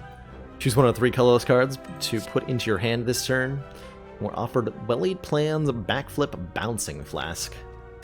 I've just not been feeling Well-Laid Plans as much at 1 energy. It still might be a take here. Retaining cards is very good. Could let me, in particular, get Bomb out under the right circumstances. Or can help me retain block. Bouncing Flask is excellent. Single target poison damage. Don't let the 2 random enemy text fool you. The best use of this is against 1 enemy when you know who the random target is. Bombs do stack. Yes, they do, Pasta Masta.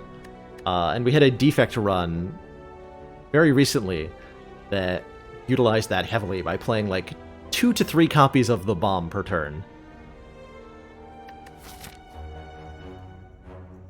Let's grab a Bouncing Flask. I think that's a good single target damage skill to pair with our multi-target bomb skill. Yeah.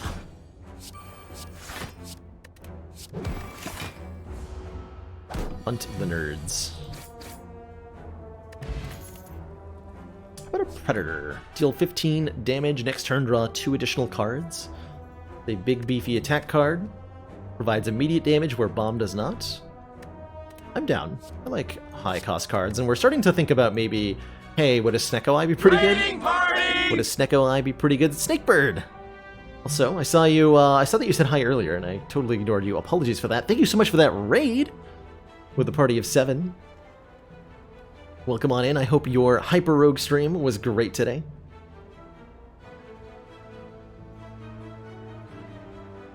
How strong would Corruption be on Defect? I don't think it'd be quite as good as it is on Ironclad. Part of the reason Corruption is so good is that Ironclad has all these exhaust synergies. Feel No Pain, Dark Embrace, etc. We're doing 50 damage to Gremlin Up next turn. I play both defends here. You won on 3 cells. That's awesome, Snakebird. Congrats. That is far farther than I got in Dead Cells. That game is tough. That game is tough. Quad rotating ladder is amazing so far. We had a really, really excellent triple Ragnarok run with Watcher last night, and I'm curious to see what we can follow it up with today. If I play Predator and defend, I almost assuredly kill. Question is if I can do defend, defend, strike. That put him at 66-16. I'd have to draw 9 additional damage in 1 card. That's not going to happen. Take our 5. Looks like a 40 hit point loss fight. For our enemy, it's 50 hit point loss.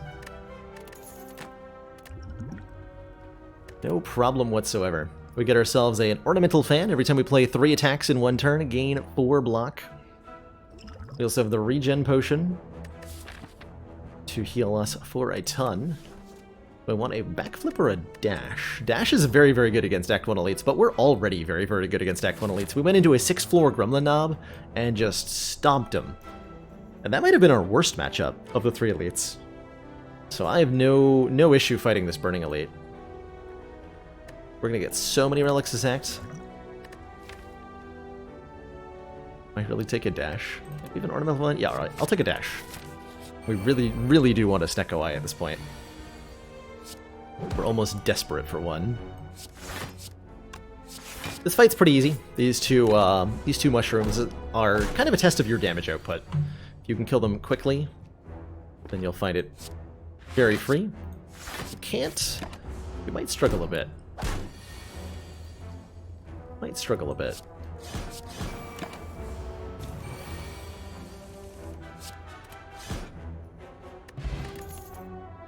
Backstab with our Ornamental Fan and our Bag of Prep. Feels like a good immediate amount of damage.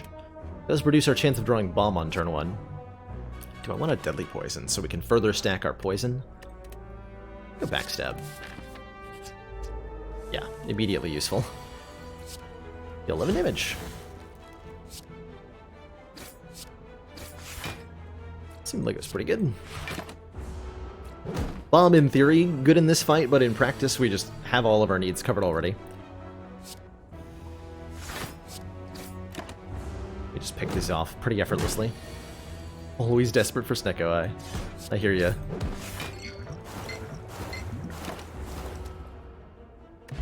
Cunning Potion, add 3 Shiv plus to our hand. Better than usual, thanks to Ornamental Fan. It also blocks for a little bit. We could take a Blade Dance, also to go with the Ornamental Fan. Not sure how I feel about that. Don't think I want to. We're behind several cards on things we want to upgrade. I'd like to upgrade Bouncing Flask. I'd like to upgrade Dash. I'd like to upgrade Neutralize. And I'm only going to get to upgrade 3 cards, so I can upgrade all 3 things that I just said. But then I won't be able to upgrade the Blade Dance, so I won't take it. If we encounter an upgraded Blade Dance later, I might take it. Ooh. Extra energy on turn 1 with a deck this expensive is very, very valuable. I'm very happy to see Lantern here. We're going to upgrade, mostly for the threat of Lagavulin, we'll upgrade our Bouncing Flask to make our poison output a little bit better here. And we'll find that one upgraded Bouncing Flask will serve us very, very well against Guardian as well. There's that Lagavulin that I mentioned, and that Bouncing Flask that I mentioned. Do I want to wait for Bomb? Lagavulin will sleep for up to 3 turns here, allowing me to be a little bit more deliberate about what I play and how.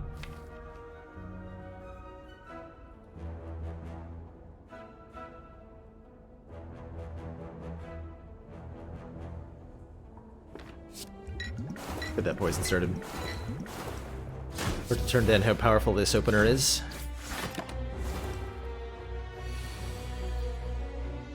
Looks like a... And I want to follow this potion to block a little bit here. I think we should use one of these potions. A panic button, though, prevents me from getting blocked next turn. So I'd rather have a Dark Shackles. 9 strength. Go Bomb, defend, Dark Shackles. Take 6. This turn I take 1. Next Ornamental Fan. Kaboom! Bronze Scales start us with 3 Thorns in each combat, and that's a Catalyst when we already have a deadly Bouncing Flask, so I'm going to start leaning towards the Catalyst direction, because this is such a powerful scaling card for dealing with single targets. Yoink. I do think, though, that we don't upgrade the Catalyst yet. We're more worried about our ability to match up against elites and whatnot. Let's get Neutralize upgraded for the extra turn of Weaken. Triple Sentries with plus health. Yikes. Extremely yikes. Is this a rare color start? It is indeed, Nelly. We started with the Bomb.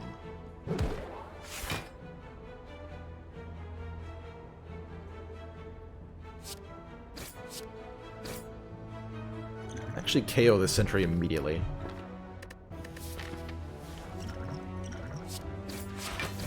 Also blocks.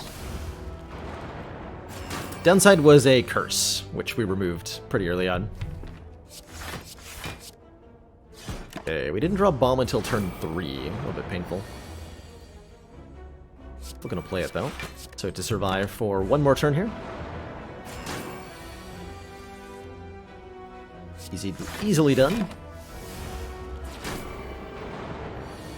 Bomb says at the end of 3 turns, but it's really only after 2 turns. Because it goes off immediately at the end of that 3rd turn. Horncleat gives us 14 block on turn 2. Horncleat is one of my favorite relics in the game right now, only available on the beta branch. Hey, Bash that as don't like round numbers, so you make the donation bar a little bigger. Doesn't go up dynamically for bits, but we appreciate that regardless. Can actually manually edit it. Hold on. I'm gonna manually update that just for you, Bashnanos.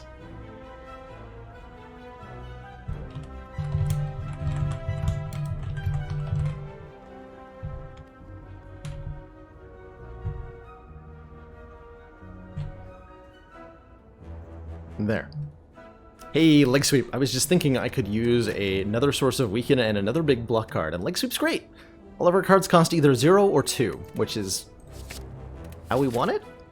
Question mark? I think that's how we want it. I messed up? I sure did. Hold on. You're right, I did mess that up. I reversed a couple of numbers. I'll try that again. Remember, we will be watching. And then Bashananas donates a real $1. That 902.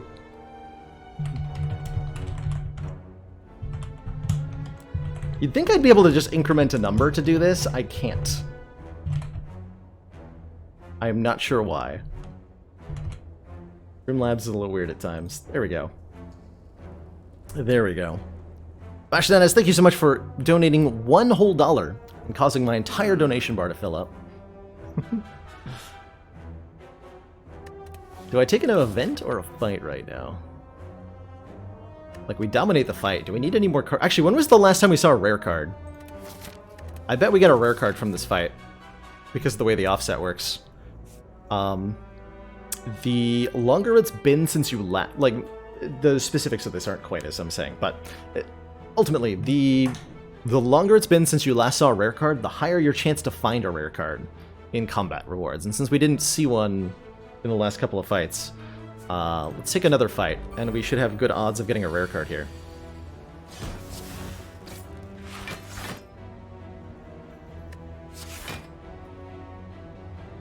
And seeing a rare in a store, I don't think counts. Not actually 100% sure about that.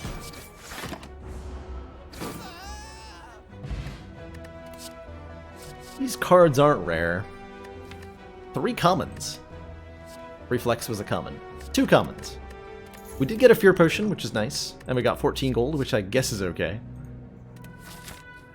For once, my internet has been working. Like I said, the Cox internet team was outside yesterday, and it seems like they pretty much resolved all the issues. As we haven't had an F since it was an intermittent problem, I can't say for sure that the internet is like completely working.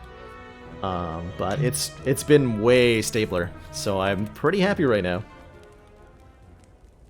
Pretty happy right now.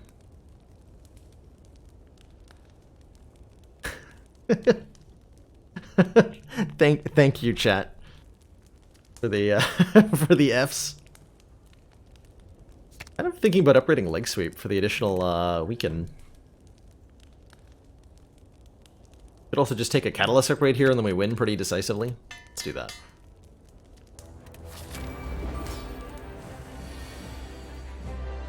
Let me check my graph for today. See what we've seen so far today. Looks like bitrate has been a little bit wobbly, like between 3,000 and 30, like between 3,500 and 4,000, but we've had no instances of it dropping off entirely. So it looks like it's working really well.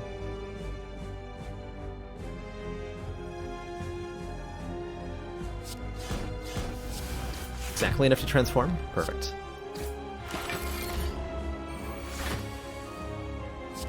Well, that's 36 poison. Have fun with your 36 poison, Guardian.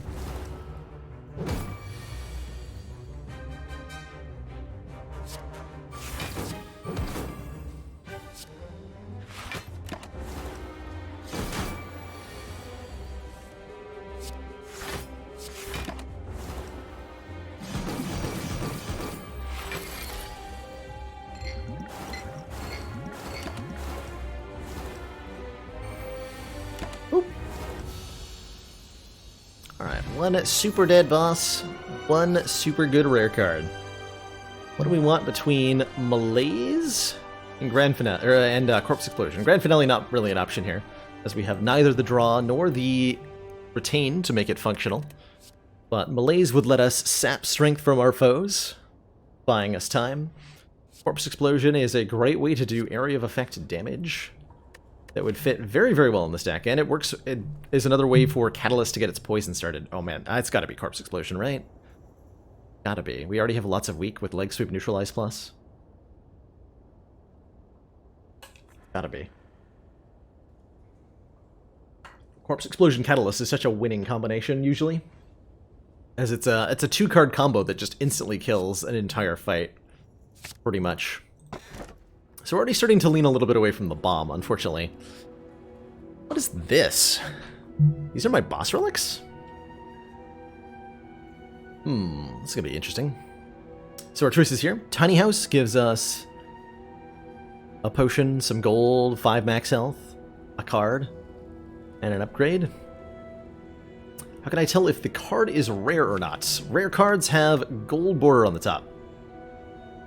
So this sash here is gold for a rare card, it's blue for an uncommon card, and it is gray for a starter or common card. We did indeed start on Silent, yep. And that leads us back to Ascension 9 on Silent. Ascension 1, 5, 9, 13, 17 are Silent runs with 4 characters. My bot not working? Okay, bot's working. Wristblade makes our zero-cost attacks deal 4 extra damage, so Masterful Stab, Neutralize, and Backstab all do 4 additional damage, and that's not a lot. And they're also not particularly important cards to us. Or Ring of the Serpent causes us to lose our Ring of the Snake. Instead of drawing 2 cards on turn 1, we're drawing 1 card every turn. I do like drawing 1 card every turn. Truthfully, I like Ring of the Serpent. Just wish it didn't take away your starting relic. I think I'm still going to take it. Go Ring of the Serpent here. Tiny House was also a good option, and that's not a great statement about our strength right now.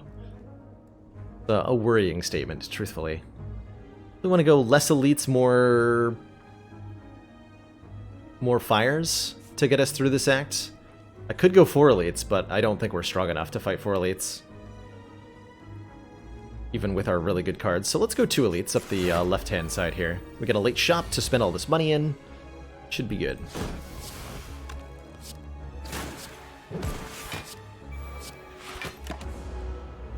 Like we match up really well against Shelled Parasite. I think Horncleat is going to carry us through this act pretty much entirely.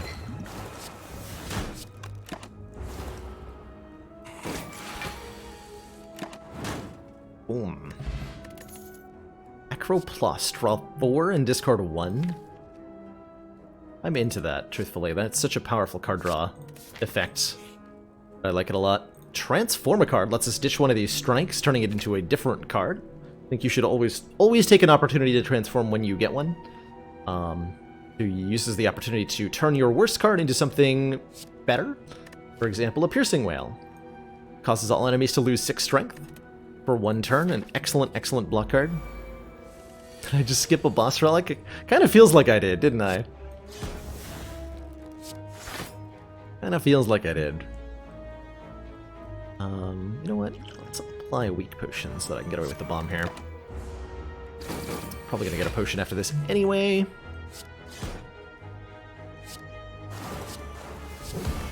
Bite. Man, despite our 3 energy, we're doing tons of damage. Yep, and there's that potion I called. Uh-oh. Yep. I'm taking the setup. Not often is setup a good card, but this is an upgraded setup. So you put a card from your hand on top of your draw pile. It costs 0 until played. This is a way to kind of retain a card. It's also a way to heavily discount a card. And it works better when you have lots of card draw. And we have an Acrobatics Plus and 6 card draw per turn base. So I think the setup is going to be alright. This is the 3 conditions you really need for, or the 2 conditions. Yeah, no, 3 conditions we need for setup to be good. It's very rare that this card is. You need it to be upgraded randomly. You need to have lots of card draw, and you need to be short lots of energy. If all those things are true, setup can do a lot of wonders. It's a big if. Let's see, Piercing Wail, Defend, Bouncing Flask looks pretty good. Does take me 1 damage. Well, that's fine.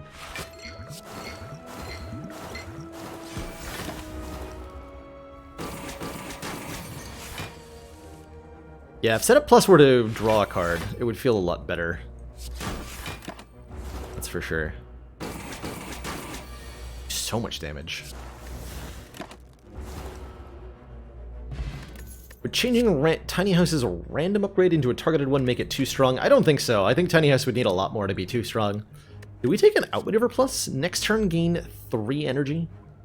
We take a Deadly Poison. I think I take the Outmaneuver. With our 6 cards per turn. I'm gonna try it. I don't often think Outmaneuvers are very good. The triple damage potions should make a fight pretty easy. We only have 4 strikes. We would lose a lot of our max health to gain bites. Lose a lot of current health to gain bites. I will say no thank you to bites. Bites are a good option if you haven't removed any strikes. They're a good option if you are not losing any current health to get rid of them. And they're a good option if you have a molten egg, which will upgrade them. But with none of these factors, we're not very interested. I think maybe I take that event somewhere between a quarter and a third of the time it's offered to me.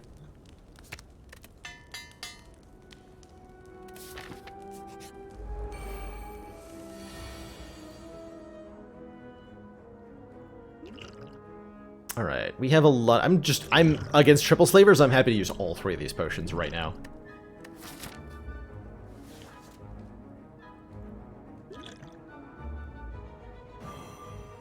In here.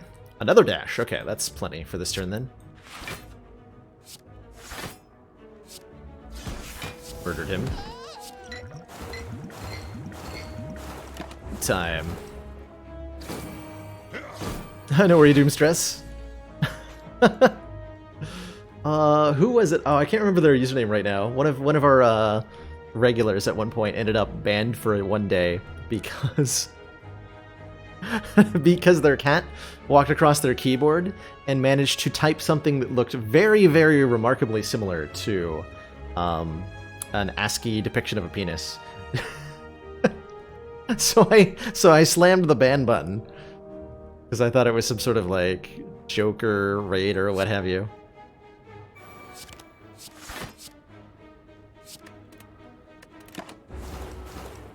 Gonna be a perfect Tri-Slavers fight? Looks like it is. Well, I'll be damned.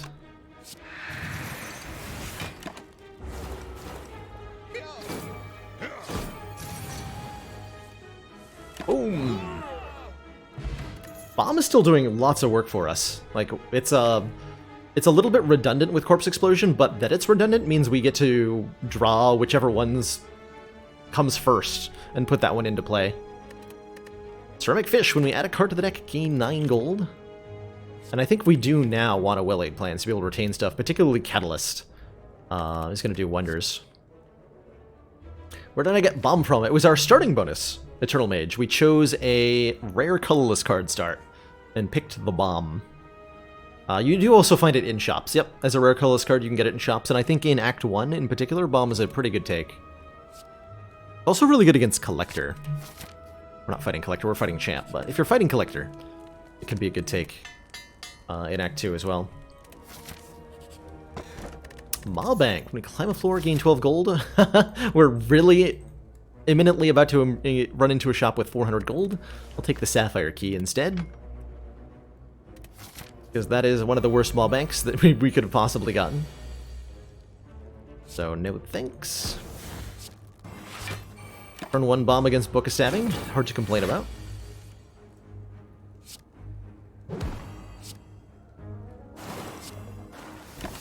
$27 poison, turn 2, also hard to complain about.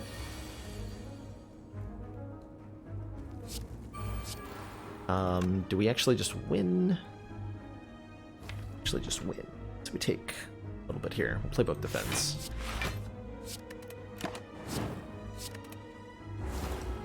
This fight's already over here. Fight! How much lower do I rate Well-Laid Plans? A fair bit lower. It's not trash, but it's no longer the... I don't think it's quite as instant take as it used to be, especially if you're only on 3 energy. I've found myself in a number of situations not taking it. Do I want a second Corpse Explosion? I would definitely want a second Piercing Wail. The change is that Well-Laid Plans now costs 1 energy instead of 0. So this card used to be free, now it's not, and it does make it worse. It does make it worse.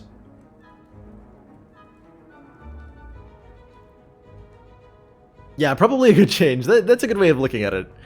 It doesn't feel great, but it's no longer such an instant take, which I do like. Corpse Explosion does stack, yes. I'm not sure if we want a second one. I think I want another Piercing Wail as a higher priority. Ooh, I do want a Noxious Fumes. That's a good way to get our poison going better. 150 gold for 7 max health, or 300 gold for 14. They're basically the same. I can buy a mango or half a mango if I didn't want a full mango. Some decent potions are available. I'd like to take fumes. I'd like a card removal. No way to gain dex currently, so escape plan's not that attractive. I'm super down to just remove strike and take fumes, and that leaves you with enough money to buy a waffle here. Delicious, delicious waffle. But not a mango. Alright, we'll take the waffle then. The Rainbow Glowy Potion is a distilled chaos. You'll find this only on the beta branch. We are playing on the beta branch, by the way, which contains a lot of relic changes and some other balance changes, like that change to well-laid plans is only on the beta branch for now.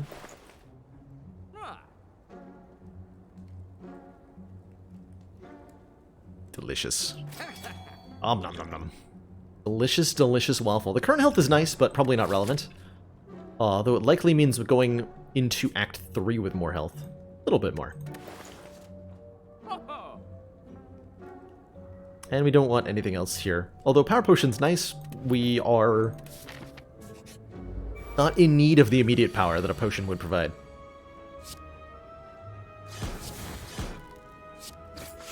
No decisions, just play every card.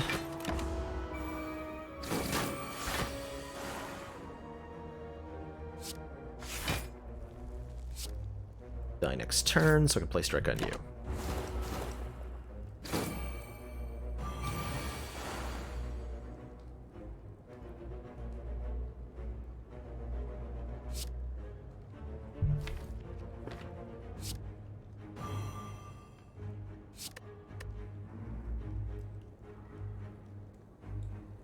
Set up the corpse explosion here.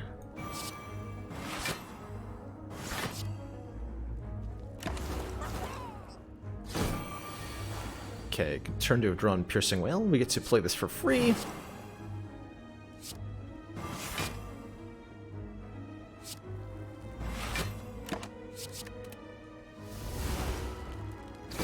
We should be good to take no damage? Potentially no damage.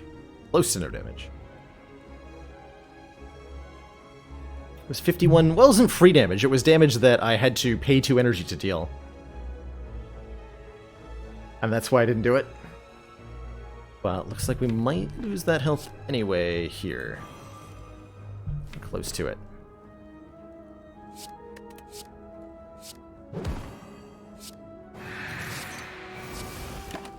Only 6. I think we're getting out of this with about the same damage taken if we had played that corpse explosion.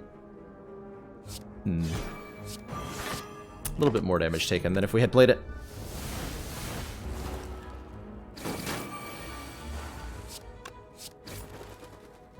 But that might have been the place to use it. Still no dex, dang it. I want some dex so that I can take block cards and feel good about my life.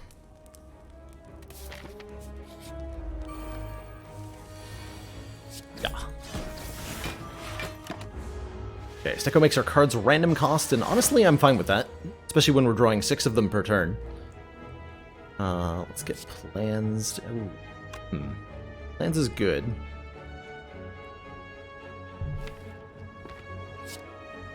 I can't play any of this. Let's get the bomb down. See if I regret that. Almost immediately, yes.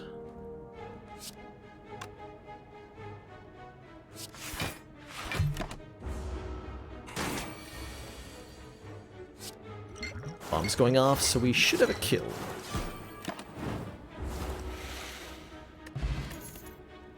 Crippling Cloud. Apply 4 poison and 2 weak to all enemies. Nice way to do AoE poison. Stack with our other poison sources. Yeah. Take your Crippling Cloud. And upgrade it, so it's 7 poison to all enemies. Perfect. Really like the bomb on the lower difficulties. It works exceedingly well, if you ask me. Let's pay 5 health to get fumes out.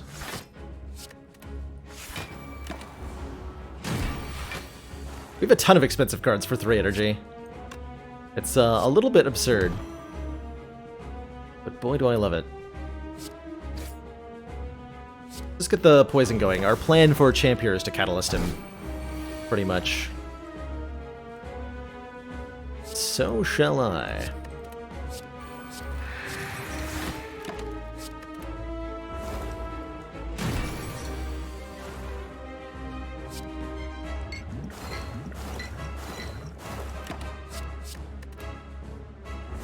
Setup makes a card for 0 cost until we play it, no matter how many turns it is between the last time we saw it. Or how many turns it's been since we played, so we get to kind of bank cheap cards with well-laid plans here for future turns. Just need a Snecko Eye and we're good? Basically, yeah. Snecko Eye would do wonders for us. Although it would make the setup kind of trash, since they changed that interaction, apparently.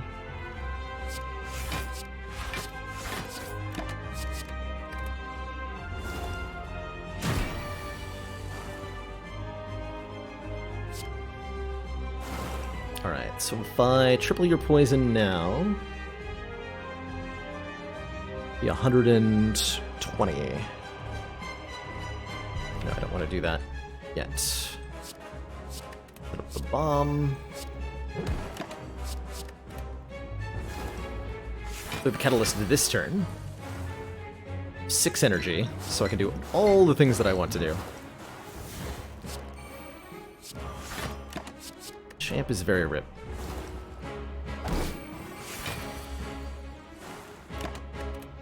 See you later, Champ. Lex Potion.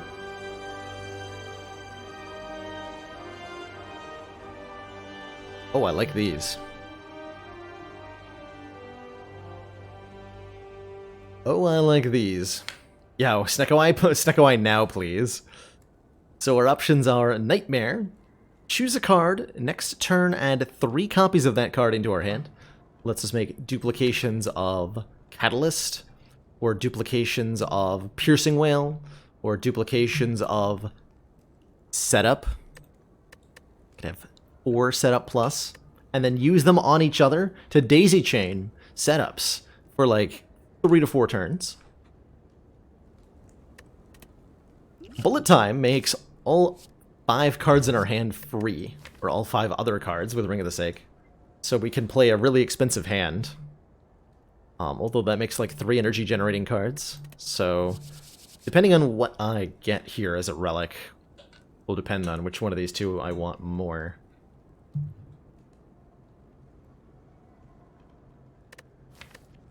Hey, ya probs. This deck's been pretty effective so far on the low energy. And I credit a lot of that to Horncleat. Horncleat and its free block just feels so good every time. It's really hard to do Nightmare Catalyst on 3 energy. Let's try the Bullet Time. See where this route goes. Snecko Eye? Runic Pyramid. At the end of your turn, you no longer discard your hand. Pretty good. Or 2 excellent ways to gain more energy. Velvet Choker. Gain energy at the start of your turn, can't play more than 6 cards per turn, or a Coffee Dripper.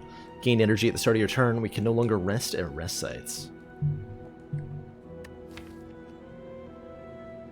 With a Bullet Time and an Outmaneuver. We're really good with the Runic Pyramid. Yeah, who are we kidding? Pyramid is king. Pyramid is easy time. Letting us have huge hands and letting us make sure we Piercing Well on the right turns. That'll be brilliantly excellent. So I think either of these could be extremely good as well. Just drawing 6 cards and having 4 energy per turn with Silent is gonna do wonders. But Pyramid for me. Pyramid for me. I think that'll lead to the stronger plays. It also means we get to remove well-laid plans, because we no longer need them. We're fighting Awakened One first, okay. Let's fight several elites, because we're good at it. Never passed a pyramid in my life. True story. It's never happened once.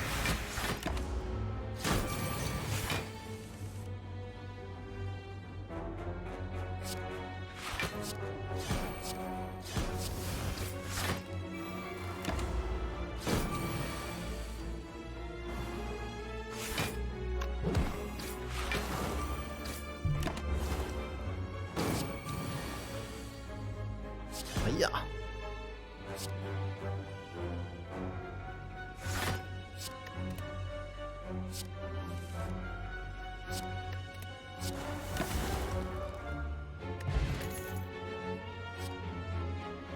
Backflip prepared caltrops. Backflip is just an upgraded block card. Tempting to take. Swap out the Ring of the Serpent for a Coffee Dripper before I take the Pyramid. That feels pretty good. I think we're fine for damage against Heart because of Catalyst here, so we don't need a Caltrops.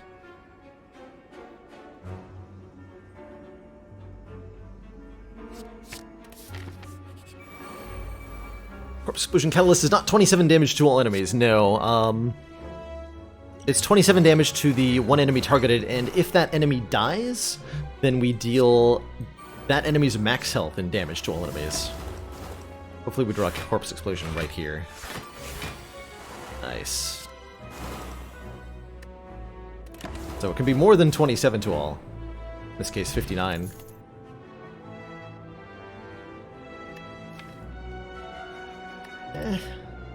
Pass. Pass. 306 gold for a relic? Nope. Footwork has been a long time coming here. I think there's also maybe merit. Well, we have 2 piercing wells, so I don't think I want Tori. But Tori's pretty good. When we would receive 5 or less unblocked attack damage, reduced to 1. When do I take Deflect? I would have taken the Deflect if I'd known I was going to get a Footwork.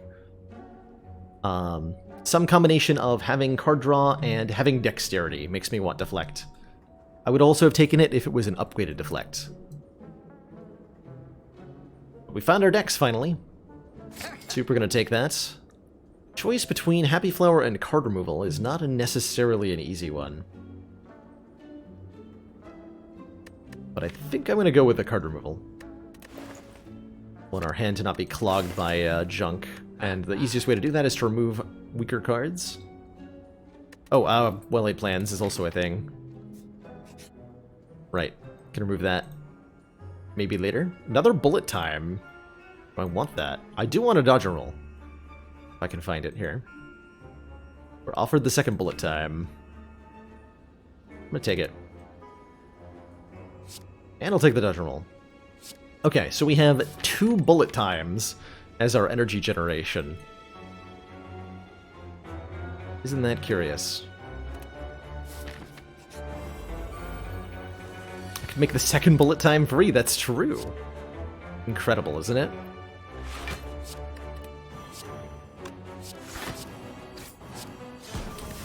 Giant head, more like a giant dead. Am I correct?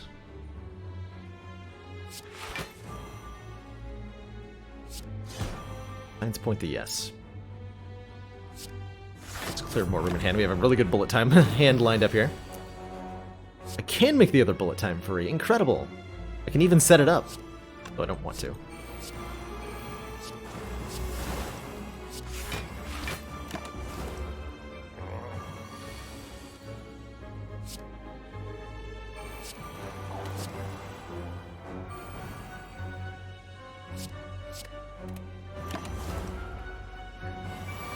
On what character and how did I manage to do the all common cards run achievement? I think I've done that a couple of times, but I found it easiest to do on Defect. Defect with only common cards. If you put together a bunch of copies of Cool-Headed, Claw, Cold Snap, and maybe a couple of other fillers, you can get a really effective deck that's more than capable of beating the game. So that's my recommendation for how to do all commons, is Defect with Claw. Works most of the time.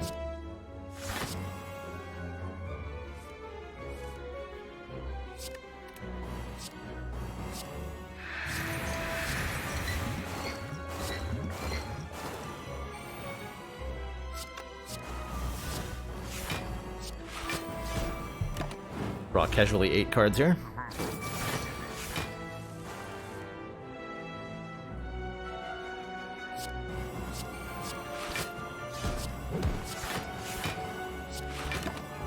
This seems really unfair, what we're doing.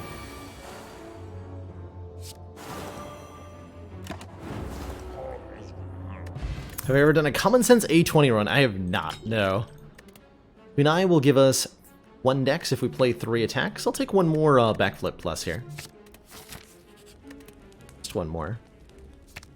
Upgrade our footwork for the extra dexterity. And fight the Reptomancer. Or like Riptomancer.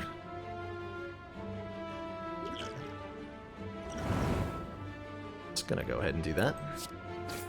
KO both of these nerds.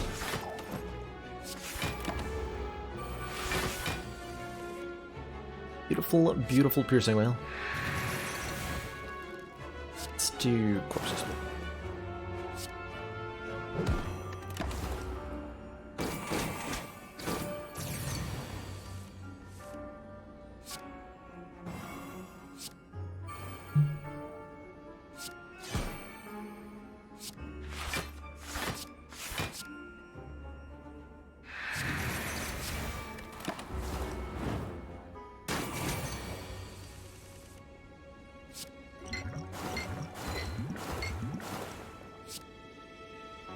Set up Crippling Cloud for next turn. Just play the Catalyst now.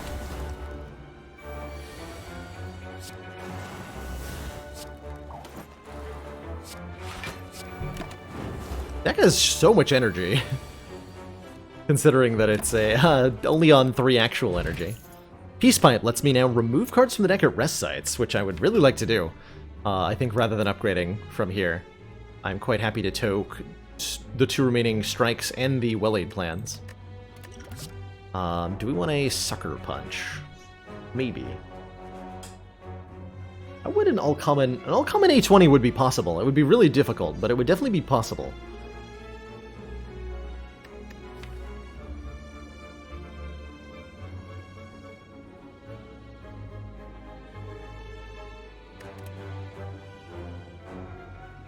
I'm not sure how though. You need really good relics. There's like you could do Unceasing Top nonsense to get there, but that's really unlikely. I think this is a skip.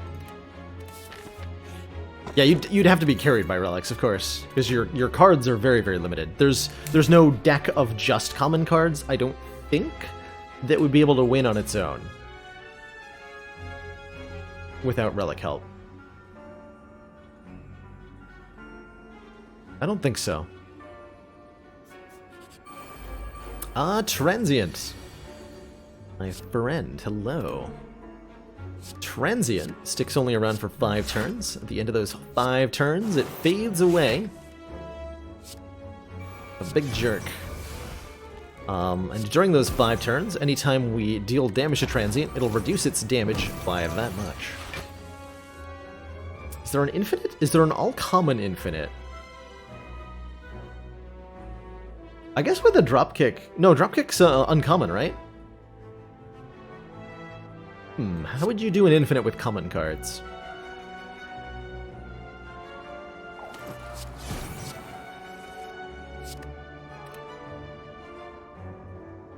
Dropkick is common, okay. So you could do a dropkick infinite.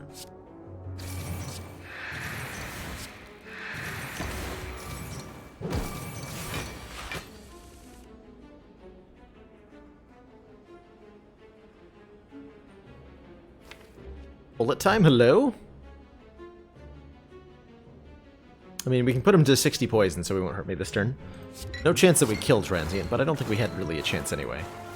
Well, it's only 50... Oh, we have 7 block, though. Okay. Take 3. We got Art of War. If we don't play any attacks, we do extra damage. Amazing. Incredible. Astounding. And all that jazz.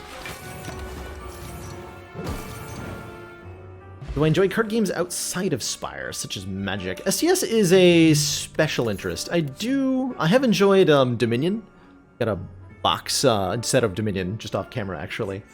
And I've played a decent amount of Magic in my time, but as well as a couple other trading card games. I enjoyed a couple of less common card games, one called Card Hunter, kind of a D&D card game fusion, and another one called Infinity Wars I both played a decent chunk of. And I found that those were kind of enjoyable. But I've definitely found that multiplayer versus modes in card games prove more detrimental to my experience than they are beneficial. Yeah, I did play Infinity Wars, and I don't think it exists anymore, right? But I enjoyed it quite a lot. Yeah, Card Hunter was really addicting for me. Something about the way loot drops were handled in that game completely pulled me in. And the core gameplay was enjoyable enough. Plus the single player content in Card Hunter was really, like, there were challenge modes you could do that were super cool.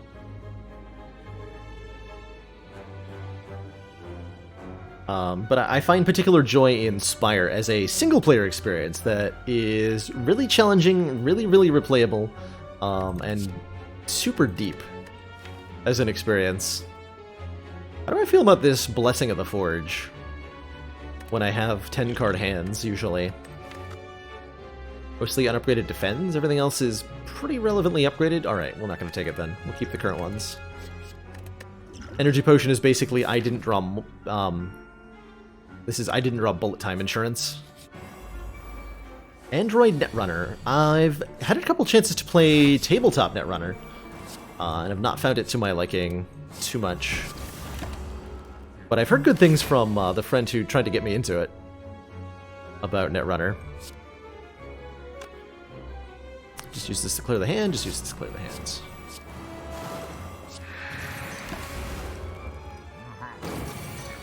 Three.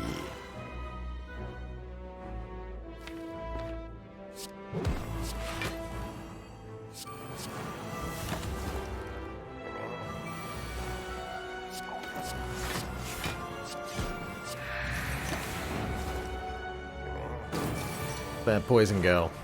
Here's our catalyst. I'd like to draw Bouncing Flask first, but I can't. Actually can't. Actually can't. Okay. Or I could. Let's Energy Potion and do it. This is what? Survivor, then Acro, then Bullet Time. There we go.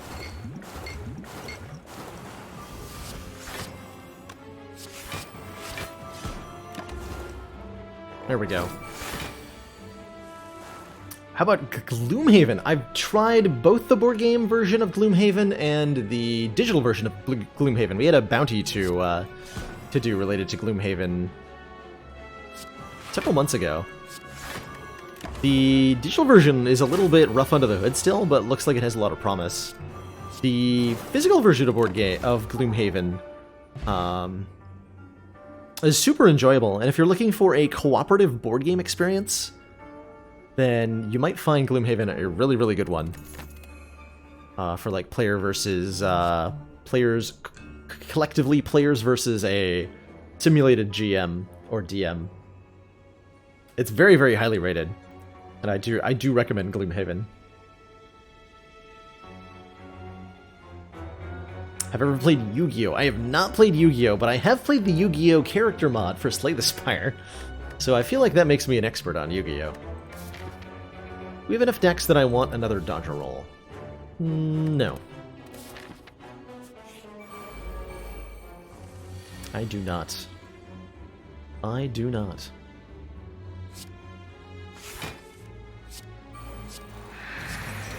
Take one? I'm okay taking one. Every time we damage Writhing Mass with an attack, they'll change its intent.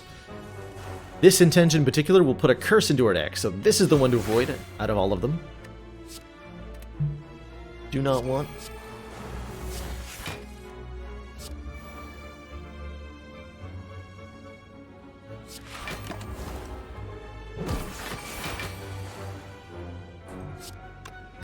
Time. Yes, yes. Okay, we stop there, we stop there. Actually, I had to stop there regardless, so I might have gotten a curse there. I guess I could have used the Flex Potion to get out of it. A little bit sketchy. Just a little bit.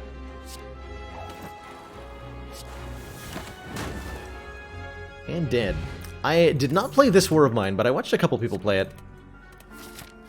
It was kind of big in XCOM communities for a little bit. Okay, so Dolly's Mirror lets me duplicate any card in this deck, and it's gonna be bullet time. No, it's gonna be Catalyst. So we have 2 of those, and that's truthfully all I needed out of this store.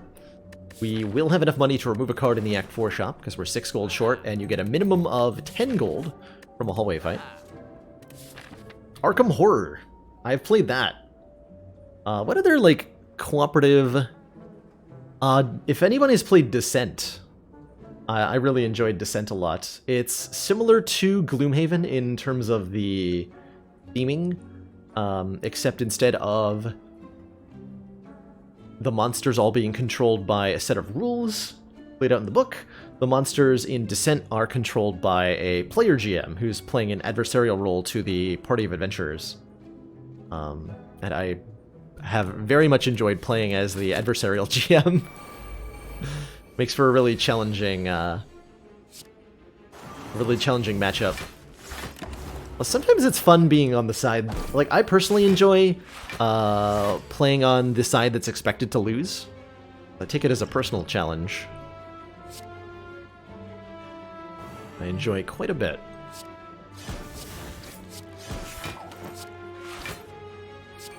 Then they died. Not gonna play Bouncing Blast there just because I don't want it to hit the one that's about to die anyway.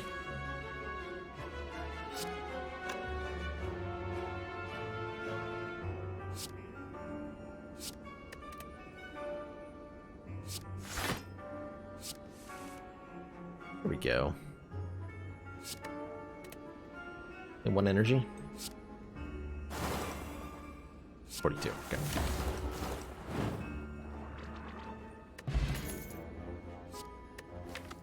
Another backflip.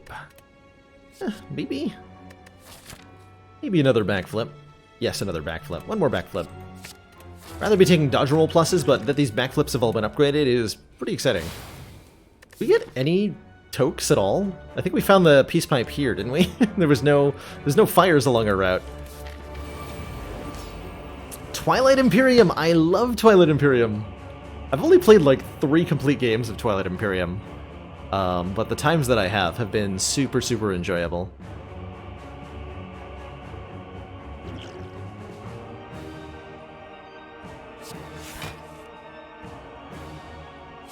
Put the bomb down. Takes some damage, unfortunately, to do that.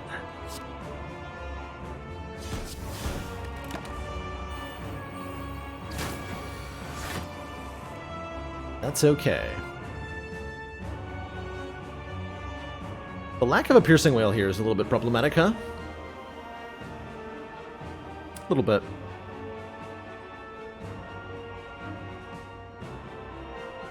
I really enjoyed... Let's see, what do I enjoy about... My favorite thing about Twilight Imperium is the initiative system. There are 8 separate roles, kind of like, a little bit similar to the job system of Puerto Rico, but there's 8 separate, like, start of round bonuses or actions you can pick that each... There's like 4 to 5 players in a Twilight Imperium game, and 8 different options for what you can pick, and the different options that you pick determine what your focus for the turn is going to be, like military production, or attacking, or researching, or diplomacy. And the one that you picks will also determine your turn order for that turn. So the weaker bonuses put you earlier in the turn, so you get to jump on people, or get the jump on people. Currently 6 boxes of that game in your living room. My opinion of Axis and Allies is, at least the in-person experiences for me, Krugs are. And this is really heavily dependent on your group of friends. But for me, Axis and Allies was a game that my friends and I would spend like 6 hours playing. And then we would be halfway through the game and we'd have to give up because people would be like tired or cranky or whatever and go their separate ways. So it at least for the attention span and focus level of my friends group was too much to handle with 4 or 5 different people. I enjoyed it just fine digitally, but this also like ties into a lot of my opinions with like any cooperative board game is that the minutiae added by the physical pieces. Having played so many video games, I take automation for granted, and when there's like lots of manual stuff to keep track of in a board game or a tabletop game, the amount of complexity that's enjoyable is far, far lower, at least for me, than the amount that's enjoyable in a digital space. So, like, I've played a good game that's a really, really, really good example of this, a game that I very much enjoy in digital format, Tabletop Battletech. I really enjoy digital formats of, say, the universe that spawned the Mech Warrior series. If you're familiar with that, there's a tabletop version of that game that's fairly complicated, involves a lot of dice rolling and comparing to tables and hugely complicated rulebook, and in person, it's too slow. But digitally, where all the minutiae is handled automatically, it's so much more enjoyable and a really cool experience.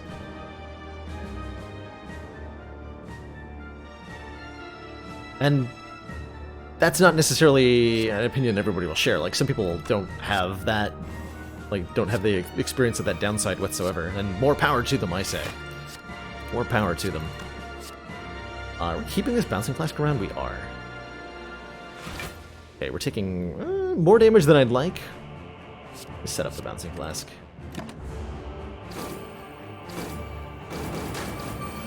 Ever since you played Digital Catan, you've told your friends not to bring it out again. Yeah, I hear you on that one.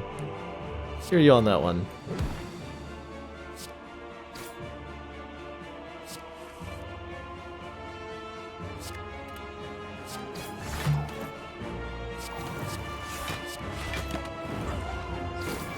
Thank you, Bomb. Good job.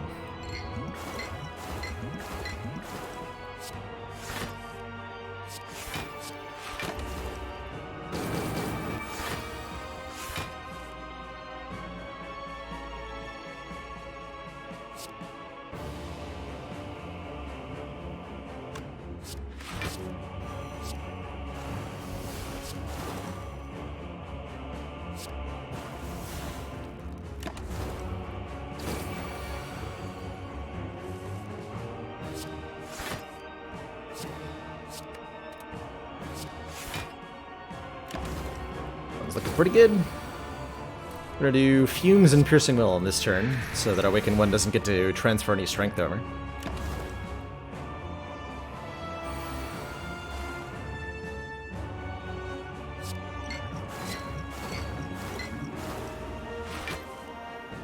Masterful Stab costs 3, not on my watch. Not on my watch.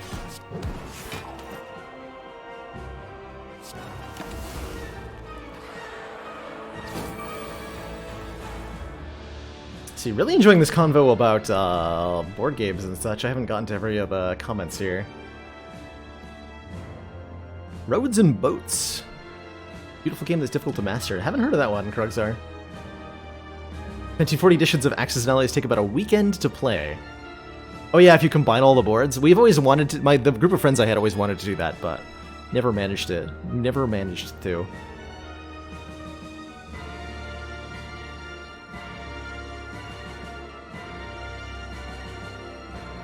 I found a lot of enjoyment out of, for board games, I really enjoy the stuff that lasts like 1 to 2 hours and has reasonable complexity. Some of my favorites, in terms of board gaming, have been worker placement or Euro-style designs, with fairly high complexity levels, but also quick gameplay loops. A quick breakdown of my favorites includes Lords of Waterdeep, Zolkin, Agricola, and its sequel, Caverna, Kalis, Castles of the Mad King Ludwig, and Suburbia are all games I've really, really, really enjoyed and have much more reasonable gameplay loops that you can do in a couple of hours or less. If I'd had an orange pelts for the mirror, could I have copied Bullet Time to get Infinite? The Bullet Time would not have enabled an Infinite, Magico. We can remove the no-draw debuff from Bullet Time, but Bullet Time only makes the cards that are currently in your hand free. So if we remove the debuff and draw more cards, the new cards that we draw after playing Bullet Time are not going to be free. They're going to be at their regular cost. Only things that are currently in your hand when bullet time is played drop to 0 cost.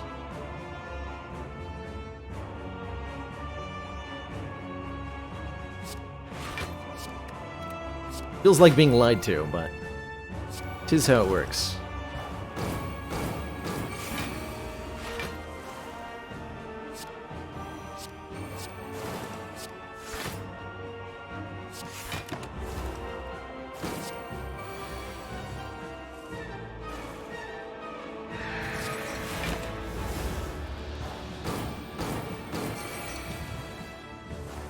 The Awakened One is super dead.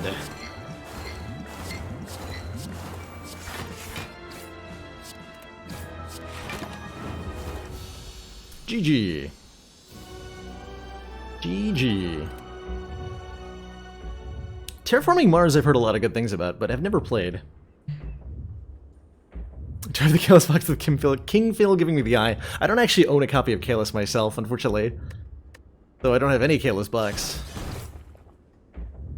Oh, Terra Mystica is also a game I really, really enjoy. That one's a little bit longer, on the higher complexity side. A good game of Terra Mystica is like 3 to 4 hours. And I have also played the digital version of that and found it mostly superior. 9 hit points? 9 hit points might be worth resting rather than moving. Let's get rid of... I think strike... No, let's get rid of volley plans here. Remove. Then we get another card removal here at the shop, unless we want to buy a bag of prep, which we might. Or a calculated gamble, which we also might. Oh, I could do calculated gamble and a potion. Ooh, that I like.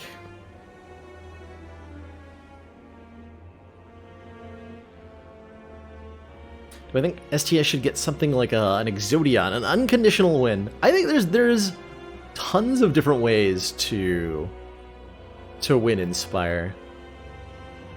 It would be interesting to see something like...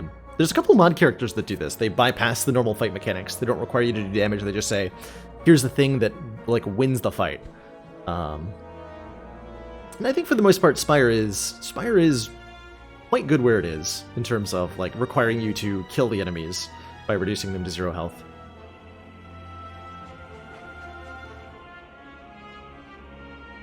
I think it would become really difficult to balance.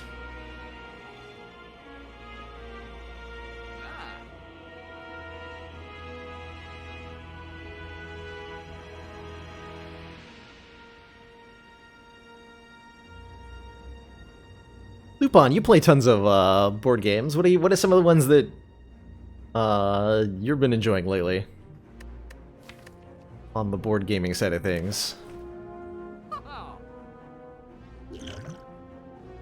I'm thinking maybe Calculated Gamble Liquid Memories is going to be excellent here, letting us pull a card out of the discard pile for free. Let's do that. Get rid of the Flex Potion.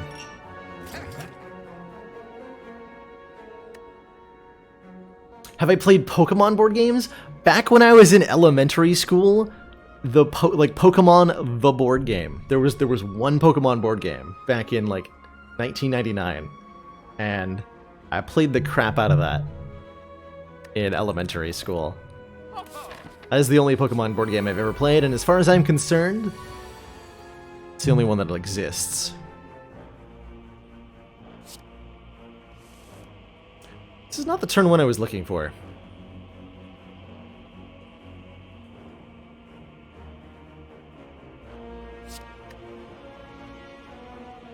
Do I need this for a Dex proc? What am I doing this turn?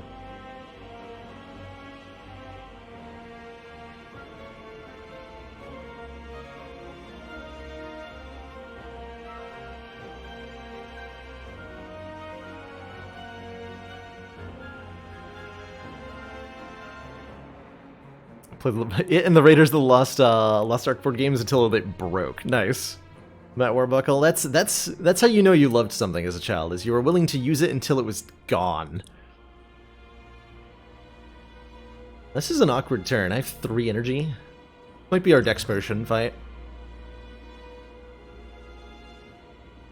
Dex Potion Defend, Dodge Roll Survivor. Alright. Discard the Outmaneuver because I'm not going to play it. Correct.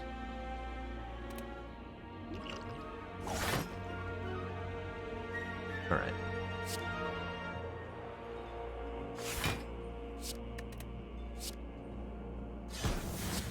You. Okay, we take some damage here. Next turn will be good. We get 20 free block incoming. And some more block here. So I can do neutralize the leg sweep, and that keeps me alive. Just fine. Doesn't give me an extra energy next turn, though. Whereas defend, defend, defend does both of those things. Do that instead. Art of War value. More like Fart of War, am I right? Backflip first. Bullet time.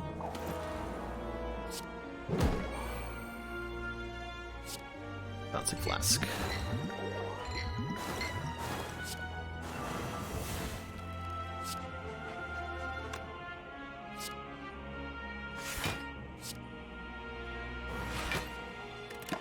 Okay, I should be able to apply Corpse Explosion and Catalyst pretty soon here.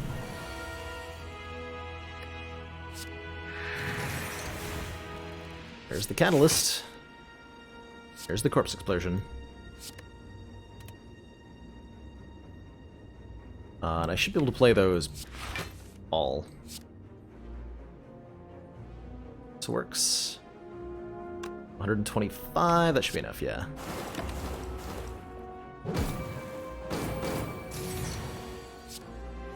Catalyst. Catalyst. Strike. Dead.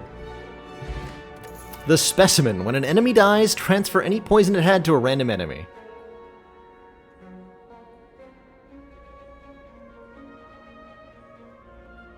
Spire. Spire. Alright, well, when the heart dies, we'll transfer that poison somewhere. Second calculated gamble? I'm down. There's almost no way to draw a bad hand with 2 calculated gambles in a Runic Pyramid.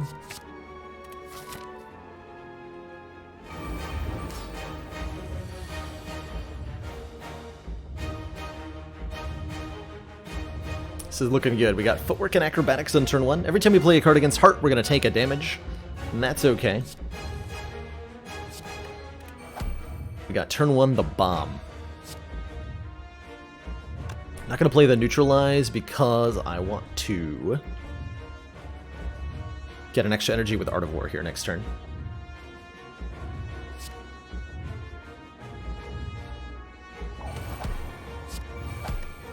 Does free up space. Not going to do it. We'll get our Kunai proc next turn. Bit of duplicated footwork. I'm planning on duplicating a Catalyst. I think that'll work out really well for us.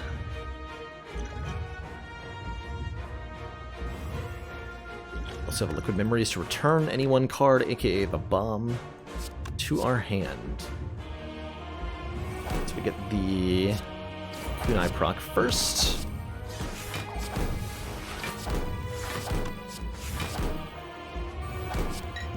We take very little damage here. Looking good so far. Here's a Catalyst. Let's draw some cards before we play Bullet Time. Oh, perfect, actually. So we calculated gamble here. I'm going to...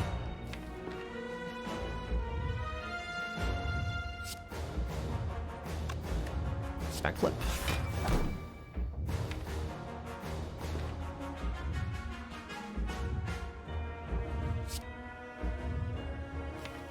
I don't want to do this. Okay, so we're gonna go Corpse Explosion, get the poison up to 20. We're gonna Liquid Memories, pull the Catalyst out of our discard pile, making it 0 cost, and then duplicate it. And then play Catalyst. Now the heart has 540 poison on it. I'll also block a bit more, just to make sure I don't take any damage.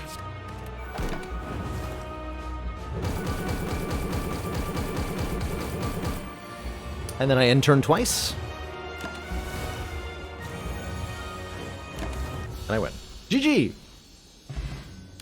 G frickin' G. Heart got dunked on. Courtesy of Catalyst. As ever. As ever.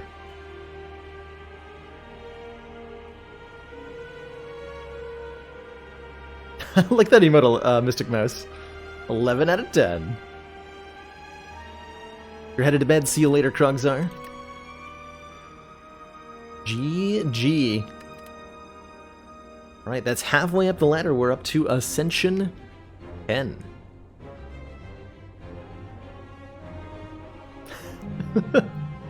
Poison gets transferred to Niao, courtesy of a specimen. Puts Niao to sleep. GG.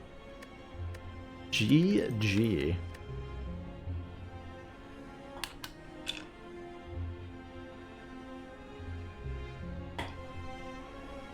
How's it going? Want to take a nap? Runs have been great so far. Had two very, very strong runs to open out. This completely ridiculous Ironclad that got Corruption, Dark Embrace, and hot nonsense going on. When do we get to fight Niao? Slay the Spire 2 comes out. I'm sure Niao will be the boss we have to battle. Ascension 10 with the defect. Start each run cursed.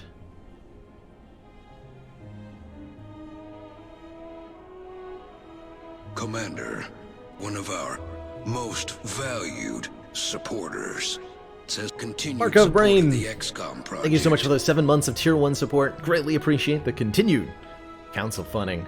7 is a long time. 7 is an awfully long time.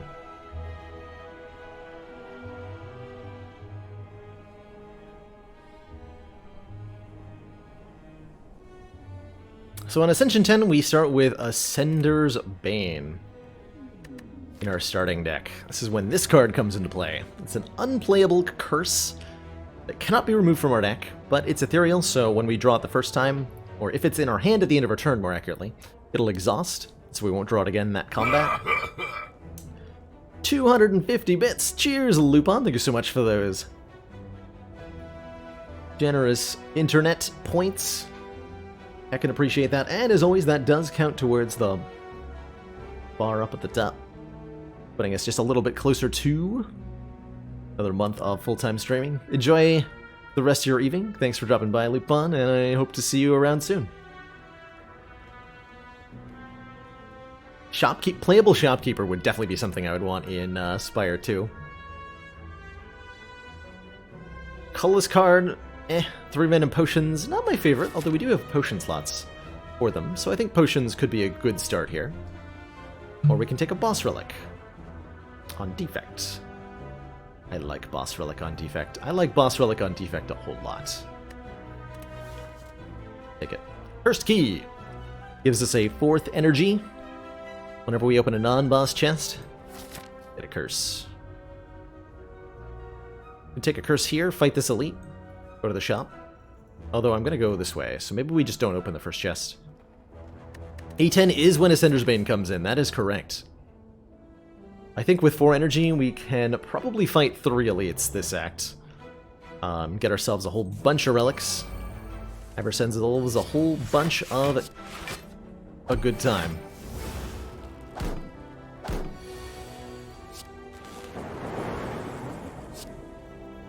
Is there a way for me to guarantee lethal? Yes, I didn't need to take this 1 damage. Better play that a little bit better. An early rebound, I think normally an early beam cell is quite good, but with our 4th energy, I'm more inclined to take the card that has a higher cost. Rebound does some immediate damage and lets us put a card back on top of our deck, both of which are fairly desirable things. So I will take it. Grab me a Golden Idol for some of our max health. Golden Idol gives us extra money for the rest of the run, and it's heckin' good. Especially in hurt runs, money is a very, very valuable resource.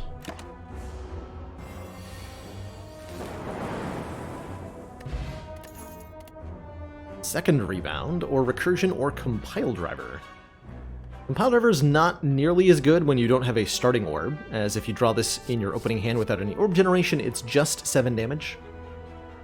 For the Niao bonuses this run, 3 random potions, random colorless uncommon card, and take a curse to get a random to choose a rare card, I believe, were the options. Certainly not my favorites. Go to this shop. But then I have to go to this Spire. I think we can skip this card reward. Our second fight, so one more. Let's do 2 events. Go here. Okay. Remove a card.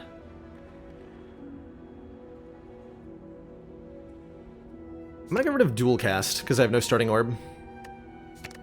This works out some of the time when a boss relic swap defect, and sometimes it doesn't work out. I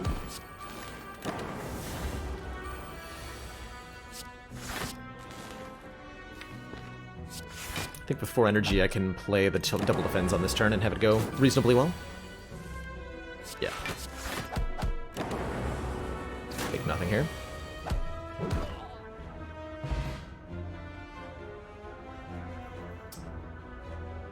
Camera sometimes flickers with white spots. Setting wrong? It's on auto. No idea what the camera is doing. Hey, ball lightning. Gives us more orbs, and that's pretty good right now, because we don't have a way to fill those orb slots. Yeah, unless your deck would potentially channel dark orbs. Exactly, Carissa. Exactly. So we are kind of giving those up, in a sense. Let's see, we only have like generic damage and block upgrades available to us currently. Do I want to upgrade a defend? Probably just I want to upgrade a damaging card, and we can go fight 2 elites. And this will go great, it won't go bad at all. Or I can go this way.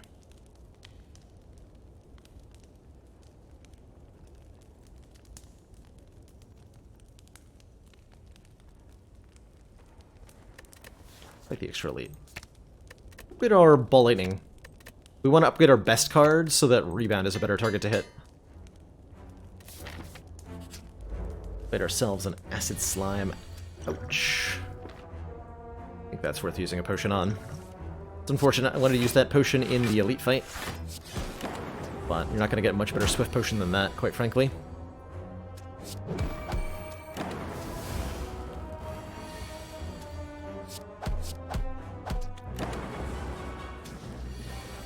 Not my favorite split there.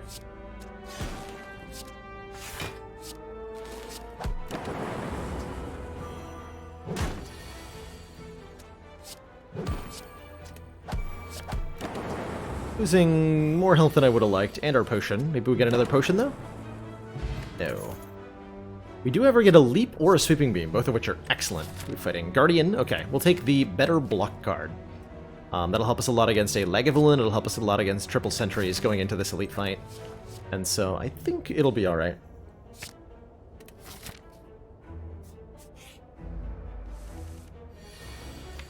Oh. This is very, very, very, very bad. Very, very bad. That was a bad turn 1. We gotta play this Zap. Not gonna play defend. Could this be it? This could be. Rebound really not cooperating here. Let's see if we have enough damage here. I think we're just dead, though. Ooh, defect, problem child. Wow, I thought we were in better shape for an elite fight than that. Dang. Right, nothing we can do? Nothing we can do. GG. GG. Ultimate problem there is that we run into... That was what? Yeah, we went into Elite Fight with not enough good cards. Just 3 cards in addition to the starting deck, and without a dual cast. So that was rough. That was really, really rough. Yeah, back-to-back Elite with 49 hit points, no potions. That Ascender's Bane. Hitting us hard. In retrospect, I really should have decided to go to the fire. Looking at the deck without any potions, I was kind of thinking that the 4th energy was going to carry us. And I think we would have survived just fine against either of the other 2 elites, but... this is not enough, right? This is just not enough of a developed deck. So, that ends the streak. Quite brutally, quite savagery, and unsatisfactorily, no less. I can remove defect now that Watcher's in. I don't think that I can. What I do think that I can do, I'm going to speedrun the A1 run with Watcher here, I think. Or Watcher, Silent. Oh, that's a dang shame to lose the streak there. But hey, I'll take it. Let's go speedy-like, hey?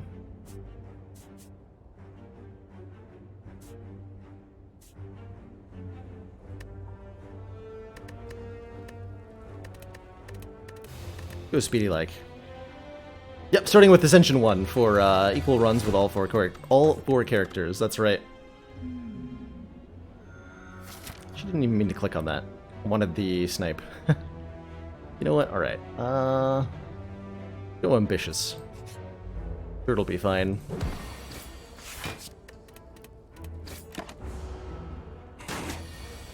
I'm sure it'll be fine.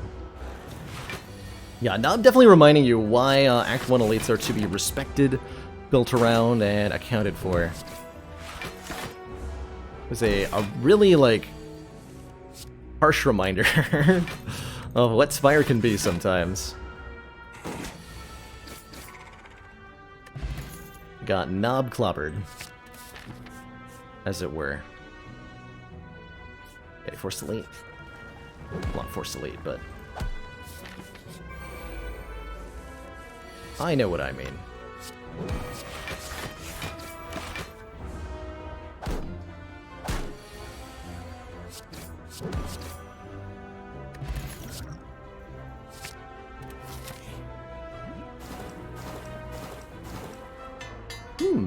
Good upgrades.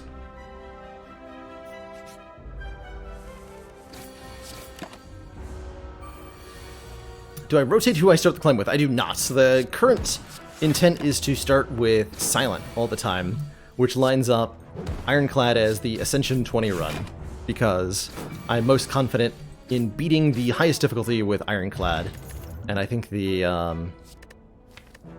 A19 run will work well with Watcher as well. So that's one thing I'm not rotating.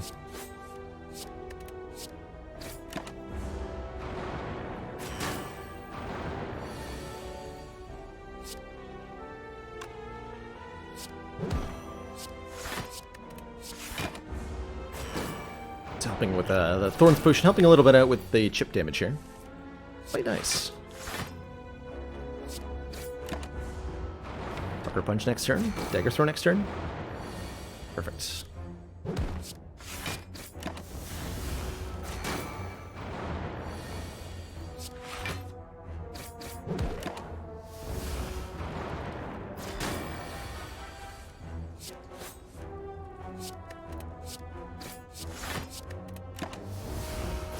Smooth sentries fight.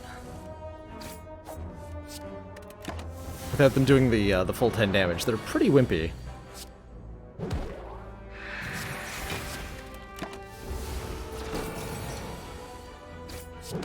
Which would it help if instead of rotating every run, I rotated after 5 runs? Oh, that would be probably a lot easier. Yeah, that would be a lot easier. But I don't think it would be as entertaining to watch. Let's see. Let's start going into poison here. I want to do this fast. Poison will be the way. Super definitely grabbing a malaise and a footwork. Those sound excellent going into some more elite fights here. Sound very excellent. Nunchucks are nice, giving me an energy every 10 attacks.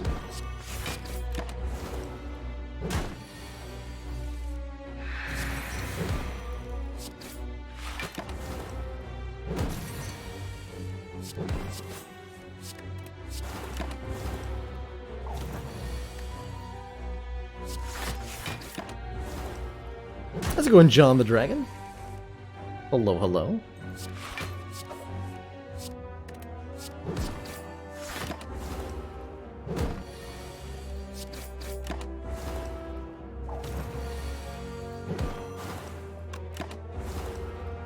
Right, rest in piece of Lego. We get a thread needle, 4 plated armor each combat's great. We'll take the well-laid plans. Fight more elites. Meal ticket heals me 15 when I enter a shop. That's great. This is our 3rd elite. For some reason I thought we were getting 4. Nope, just 3.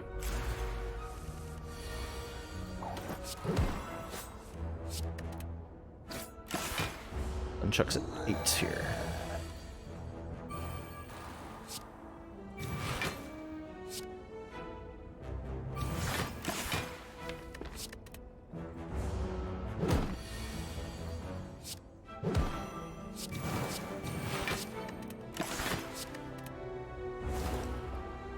Played that for free, actually. This works too, though. Sapped of Strength, nerd.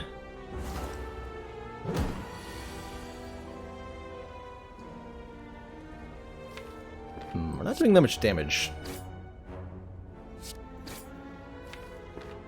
Can't help but notice that.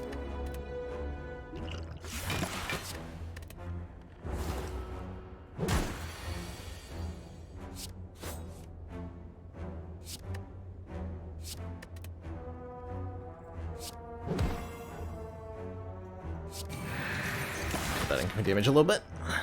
Take a ton. There we go. Damn, deck didn't quite have enough damage to do that. We got ourselves either a leg sweep or a fumes. I think we added too many skills in a row there, and not enough damage. But we managed to scrape by. With an Ascender's Bane, we might have died there. We're fighting Guardian. I think the leg sweep. Go really heavy on the block side here.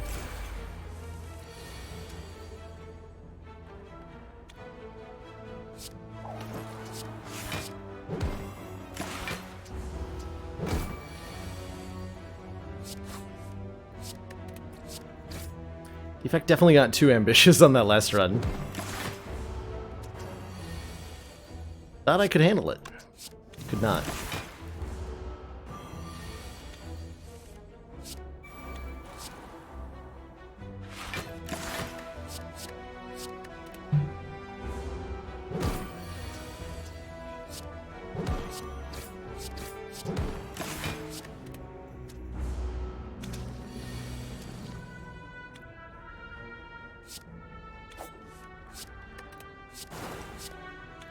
Silent is such low damage output. I think we're so good block output though that I get to upgrade going into Guardian.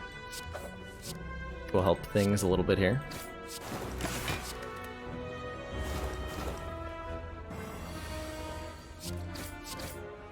Oh, I have no idea, Lorzord. Maybe. I feel like I'm not compensating enough as I go up in difficulty. I think as I go up, I think I might have overcompensated there, actually. And done the opposite of the intended on that defect run, which is that I took a super risky path because I felt like I needed to get really strong to be able to beat a higher ascension run. And I took a path that was risky enough to die on. It was not the intended route, of course.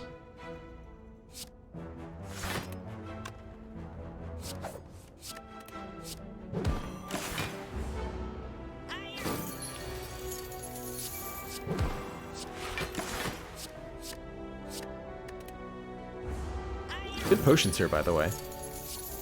Really good potions. Excellent potions. That Invul Potion is a Blessing of the Forge, upgrading all cards in our hand for the rest of combat.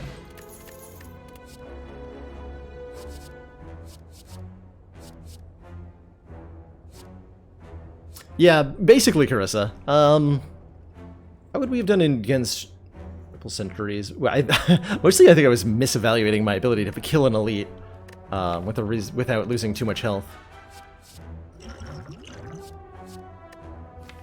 Let's see, this deck still needs more damage. Take a flying knee. Get the bronze, though. Oh god, yeah, I'm glad we took more damage. Yikes! That's a yikes. Actually, is this yikes? This seems, by and large, fine. Take one this turn?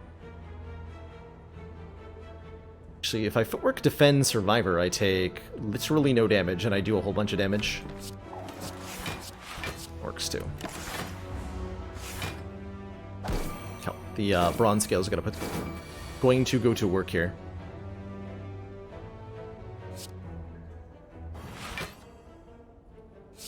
Just keep doing that. Sure. Usually blocking heavily doesn't work in this fight, but because we have the passive damage from the scales, it's working okay. Not something I would often recommend, but here we are.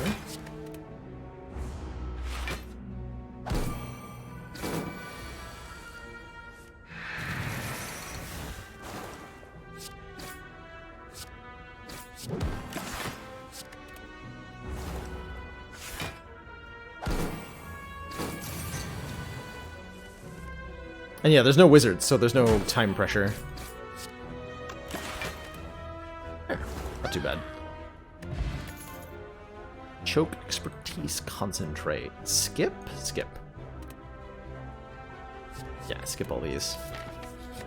We're going to upgrade against Guardian. There's so many things I'd like to upgrade. We're going to go with Malaise. I think is the upgrade of choice.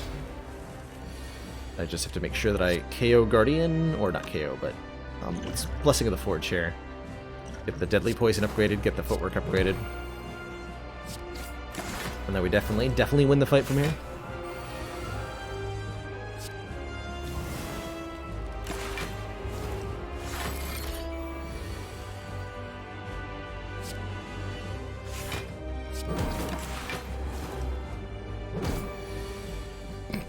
Cute. But not as cute as the next turn attack. 0 times 4. Yeah, that was probably the best Malaise timing ever. We got what, an energy off nunchucks or something? We had full energy that. Oh, it's from playing me. Where did that come from?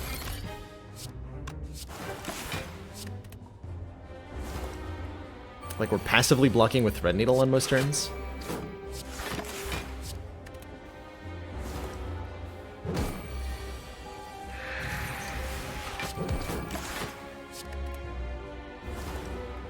Bronze Scale's putting in a lot of work against this opponent.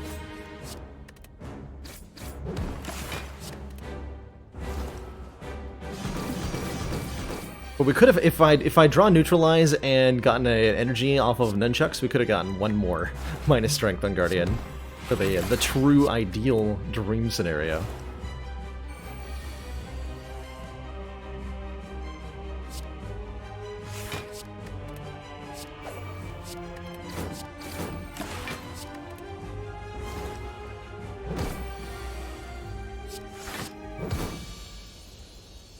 Language is tough, Carissa. When I wrote a boss climbing, or a boss combat guide for Slay the Spire, which I think I still have a link to somewhere around here.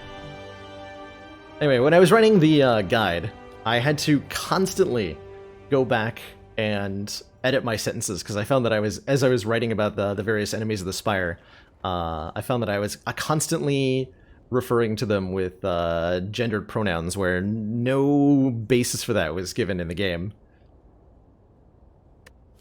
Just like part of the language, the upbringing, leads to kind of injecting that into our speech as a habit. Explosion would definitely help us go faster. Give me that. Hate Fusion Hammer. Os. Definitely wants a 4th energy.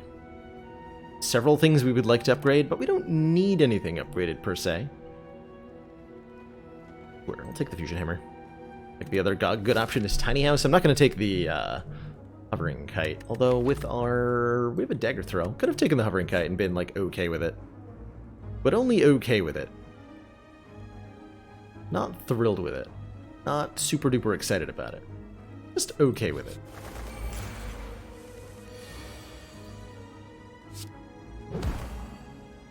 Value.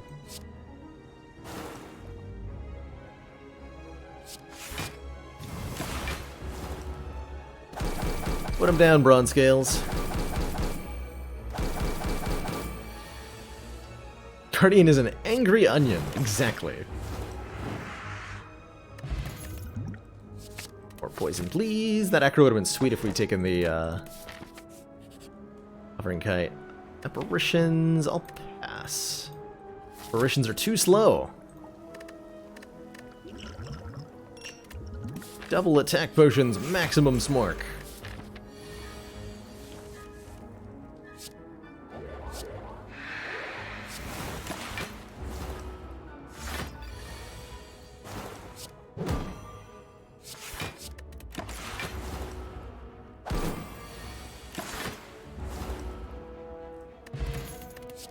Yeah, Spire does a really good job of being, like,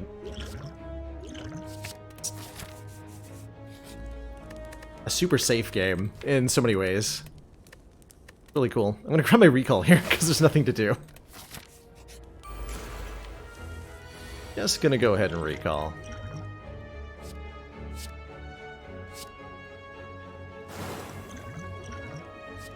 Yeah.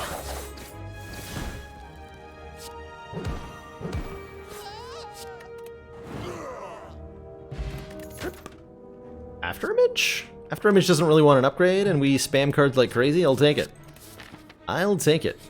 Avoiding a fire because we don't have any reason to go there. We'd rather take a hallway fight than a campfire at this moment. Sad but true. It's like not playing well-laid plans these days. Feels bad.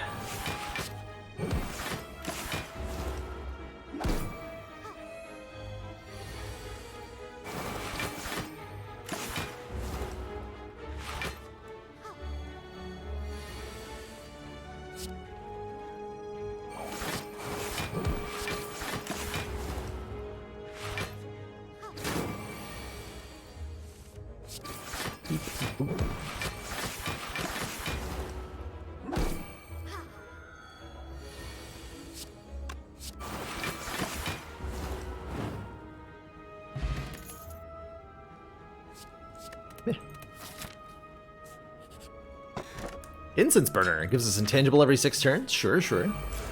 Good stuff. This was not the turn to draw 2 piercing whales. Me. I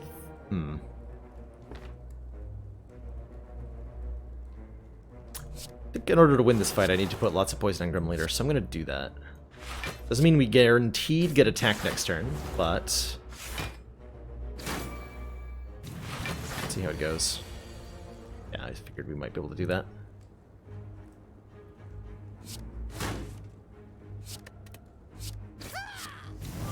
Okay, take 8. 8's completely reasonable.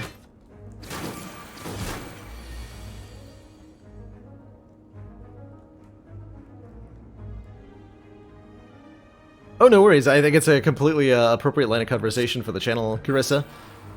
There's a lot of members in our community that do not themselves fall into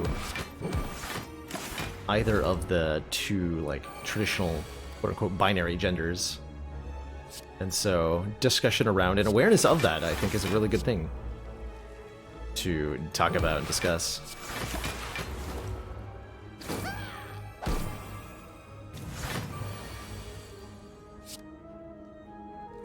Binary genders are for nerds. And what a bunch of nerds we are.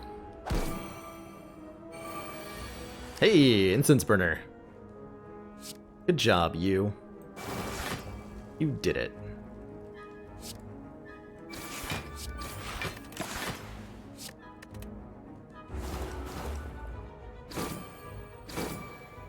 Wait, I took a damage? No! Unacceptable.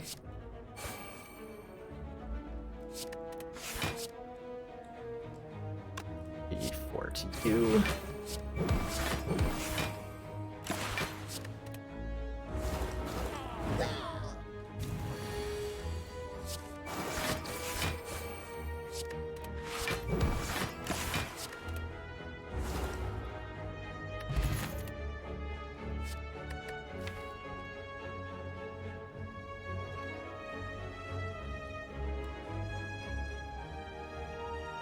That's a pretty safe assumption, Carissa. If you make no assumptions about the people you interact with, I think you'll have extremely impressed. a good time interacting with folks in general. A tiny disco dog, thank you so much for those 4 months of tier 2 support. Greatly appreciate that continued council funding, and in return enjoy that renewed smug sense of superiority. Again, avoiding a fire because we get nothing out of visiting it. Do we care about any of this? No. No. Oh, the distinction between gender and sex is a complicated one. My reading on the subject, I haven't done a whole lot of research, but one source that I found indicated that for a lot of scientific literature, researchers made no distinction between the terms sex and gender. It often used them either confusingly or interchangeably, leading to... We have I think, like a more socially accepted definition of gender as a social construct and sex as a biological construct, but not everybody agrees with these definitions, or follows them, and it creates some complicated, especially when it comes to like stuff like psychological or scientific research. If the researchers assign things corresponding to one and didn't elaborate on how they were evaluating sex, gender, or whatever, then you can get some really confusing data and have a really difficult time interpreting what you're looking at. Really need corpse explosion, right? Guess I should have targeted the 153 hit point one then. Well, that's alright, I think.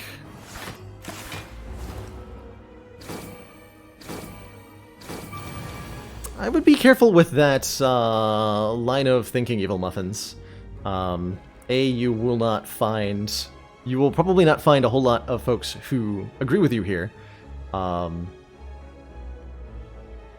And nature's heckin' complicated. There's like, yeah, biology, at least for humans, we've got XY and XX, but there's also XXY and other, like, so many different genetic conditions where folks can have a body that doesn't match their chromosomes, or chromosomes that don't match their body, or extra chromosomes, or what have you, and it creates a huge spectrum of possible outcomes that are really, really hard to give any sort of blanket definition for.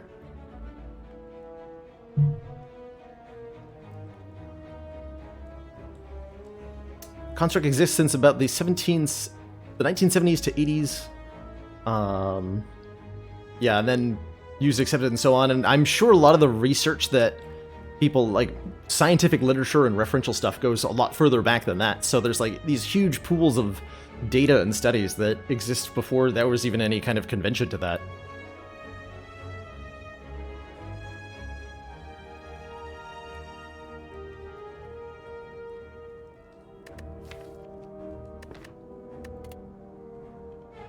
Let's see here. Do we want a piercing whale plus again? We have, like, so many piercing whales.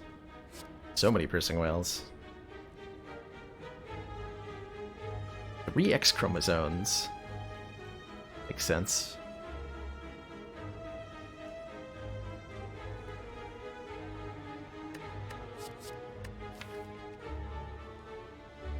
Did I have to restart the ladder climb? We did, cinder blocks. Defect unfortunately perished to a gremlin knob encounter. Need more damage output. I don't think I want another deadly poison though. So I'll take a piercing one plus. Seems easy. Hey, card transform. Get me out of these strikes. Dash acrobatics. Sounds good. Sounds good. And we're intangible. That also sounds good. Defect is the problem, child. Defect, such a problem.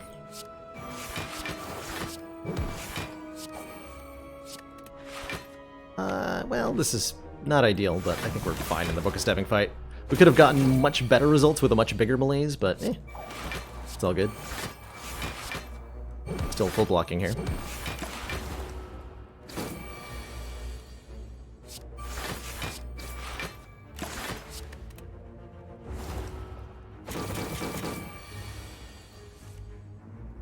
I think a good idea to move the discussion at hand to the Discourse channel. Discord does work a lot better for in-depth discussions like this. And we're starting to, like, exceed my own ability to moderate the discussion. Personally, because we're talking on topics and such where that lie outside my own realm of experience and my own ability to understand what's safe and what's dangerous to some of our community members. But I think so far, pretty much everybody has been fairly reasonable with and polite to one another.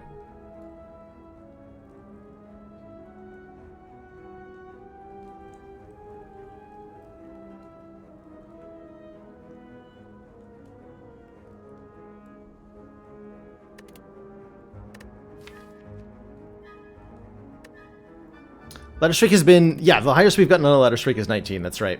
We have not completed one, but we've come really, really close. Really, really close. So yeah, if you'd like to continue the discourse on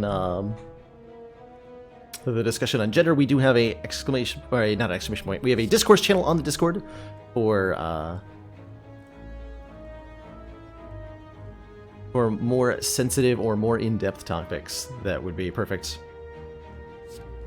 That would be perfect. These sorts of discussions tend themselves to, like, lengthy measured responses really contribute well to a discussion like this, and unfortunately, like, Twitch chat as a pretty small chat box that scrolls up all the time is by its very nature not very adapted to that, right? Who are we fighting here? Bronze Automaton. An unupgradable Noxious Fumes. Fusion Hammer's feeling pretty harsh at the moment.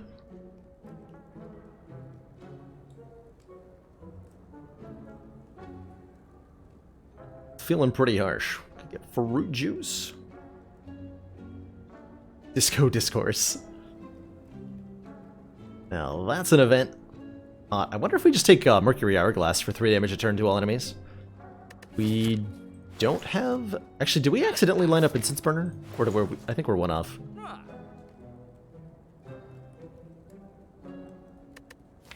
Bronze Automaton. Automaton. Mercury Hourglass, card remove. And then we still can buy a fruit juice. Buy a fruit juice. Don't often buy a fruit juice, but we're buying one today. Buying one today. I guess I should, because I have the Ornithopter, I would have been technically optimal to drink that in combat after we'd taken some damage, but we're alright either way. Alright, 0 artifact on turn 1 is generally pretty good. And Bronze Automaton is not too threatening. Oh, somebody asked me a question that I totally skipped over. I often miss questions. The very nature of a chat this large, it's hard to keep up with everybody. So, by the way, if I ever ignore something that you've said, or don't respond to a question that you ask in chat, please know that it's not personal, and oftentimes not deliberate. There's a lot going on. I have to manage both the game and the dialogue, and I'm truthfully not that good at the whole dialogue thing. So sometimes I'll look at a question, make a mental note in my head to respond to it, look at the game, and immediately forget that I have been asked a question. Immediately forget that I've been asked a question. You ended up picking Corpse Explosion Snuggle Lump? That's awesome. I think going into Act 2, Corpse Explosion's usually doing better. Going into Act 3, After Image starts to become more of a competitive pick, but it's really a question of do you need the damage or the block more? We should probably get our poison going on the Automatoton. After Image, how dare you? Oh, thank you, Evolving Monkey. I'll be sure not to respond to that comment at all. Makes my life much easier. Did you take my Corpse Explosion, you jerk? I needed that.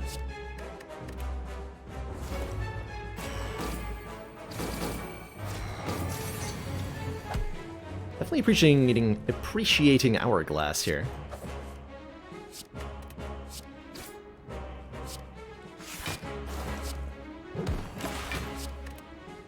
Yeah, so Hyper Beam, we did not line that up right.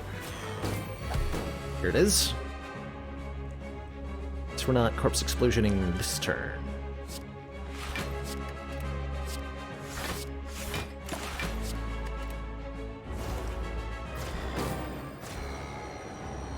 You.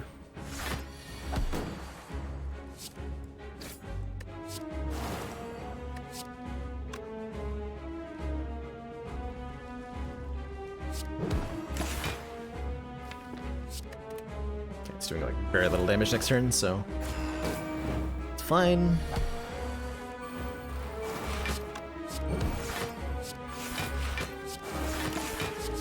And then we are piecing together enough damage to get there.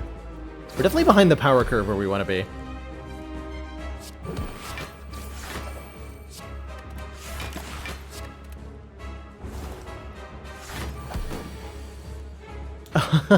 I know the feeling, Gunther. I have that feeling, personally, I have that feeling in in-person conversations a lot. Because I'm waiting for a moment to... I'm waiting for like a pause in the conversation where I can feel comfortable saying the thing. And then the topic has moved on before I feel like a gap has appeared for me. I don't really know how to do human conversations that well sometimes. It's my favorite character-specific relic, and why is it Brimstone? It probably is Brimstone. Ooh, Alchemize? Alchemize is kind of cute. I think Die is okay too.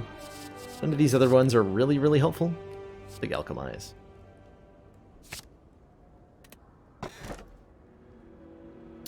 Black Star for extra elite relics.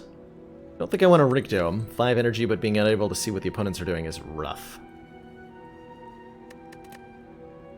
I have a secret love for Frozen Core, as far as character-specific relics go. We had a run relatively recently that got a good use out of that. Good time. I literally only have a neutralize for the Wristblade. Alright, so it's Black Star, and even if this only ends up being 2 elites, that's fine. Ooh, we get 4 on Ascension. Oh yeah, we are on Ascension 1, so we do have the... We're skipping the A0. That's right. Okay, so this is a good Ascension level to take out Black Star on. In that case. In that case... Sasuke coming in with 1,500 bits. Spicy chat with a side of cold defect. Here's to A20 and no more defect sadness, hopefully. Here's hoping. Thank you so much for that ridiculously generous generosity.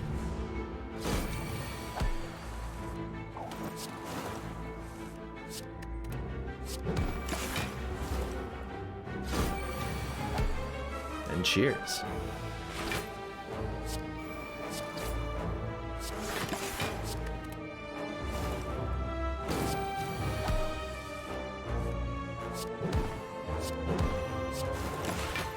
Bad. Defect knows when to take one for the team. Ooh, upgraded poison card. Yes! This is one of the things we've been missing. I think, now that we're in Act 3, there's a 50% chance that every card we see is upgraded. So we should be able to snag a whole bunch of upgraded cards.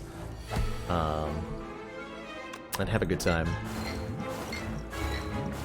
Yeah, I evaluated risk badly. That's a good way to phrase that. I accept that summary.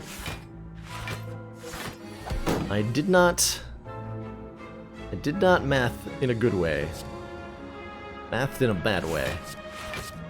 Defect paid the ultimate price for that.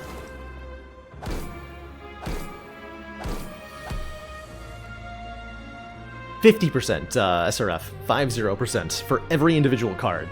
So looking at 4 cards, the odds that we see one upgraded card should be 50% for one, 75% for two, 87.5% for three, like 93.75% chance of an upgraded card in every card reward, I believe. That's a lot. That is a lot.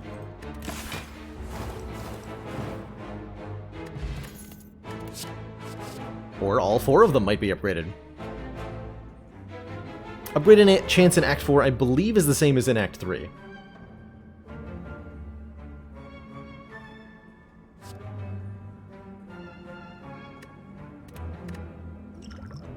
Let me take a... Look at potions. Dagger Spray is kind of nice for some AoE. Leaning towards this Deflect. Take the Deflect. For the good free block card. And let us remove a strike. That affect cards and shops too? No. Cards and shops are never upgraded. Cards and shops are never upgraded. Also, now we have a Prismatic Shard. Combat reward screens now contain colorless cards and cards from other colors. Sorry, never randomly upgraded. Eggs can upgrade them, and that's the same for any time you see a rare card. It will never be randomly upgraded. But eggs can upgrade them. Take another leg sweep too. Alright, now we're starting to become strong. A little bit of a rough Act 2, but Act 3 is going to be beautiful. Best relic or bestest relic? Can't it be both? Oh yeah, I guess I should be using potions kind of aggressively. That's, oh wait, with the Ornithopter, that's actually health every fight. I didn't piece that together yet, truthfully.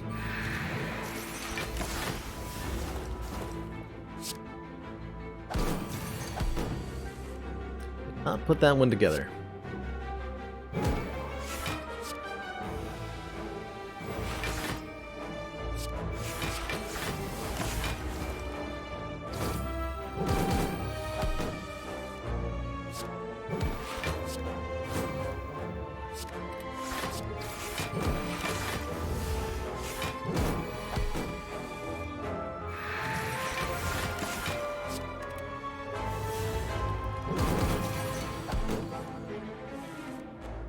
Is there a point where it's too late?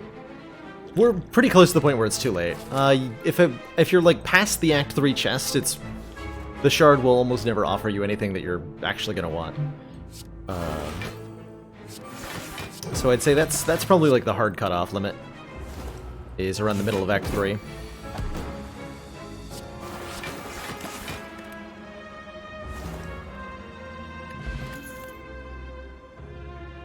Flex.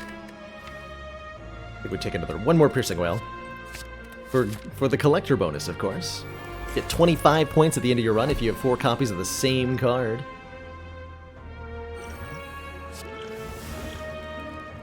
Next turn, maybe?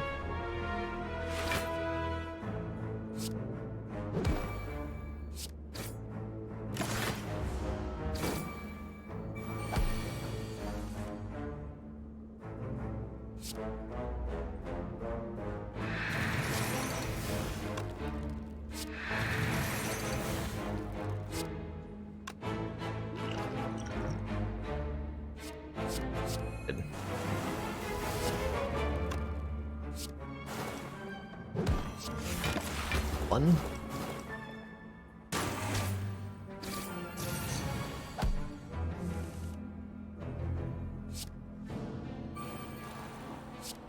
Anyway.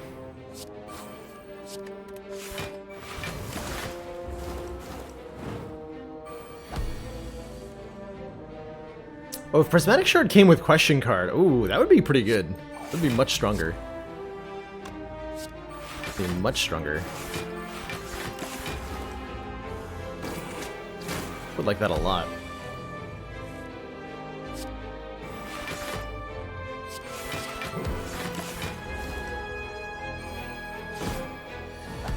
Can't help but notice we're struggling to do damage. I haven't really put a lot of poison on Reptomancer here.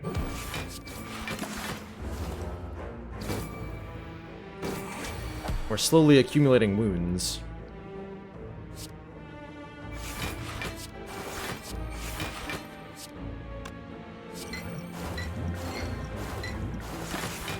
Should play the Bouncing Flask before the Deadly Poison there. Here we go. Alright. Slow and steady wins the race, as it were.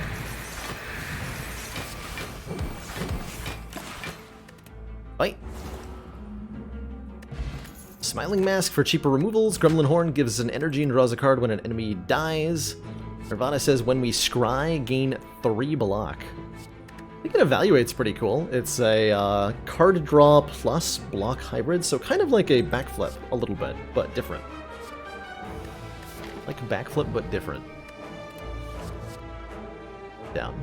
Blind could also be okay, but I think I have enough weaken between the Sucker Punch, the Leg Sweep, the Malaise, the Neutralize, all that. We have no scry. Backflip with extra steps, yeah. Exactly. And 1 Bouncy Flask. We are going to struggle to do enough damage to Giant Head to KO this thing before we run out of health. That fumes.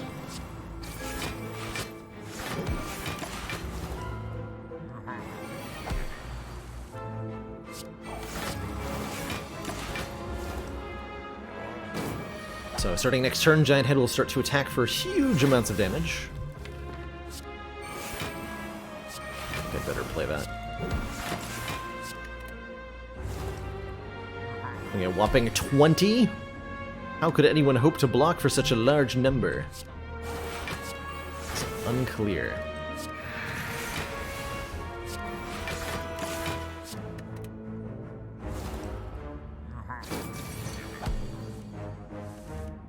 So our goal is mainly just stack up poison more.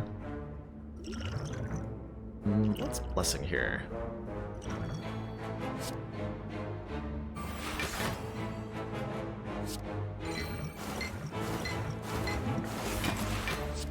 Couple damage, draw some cards here.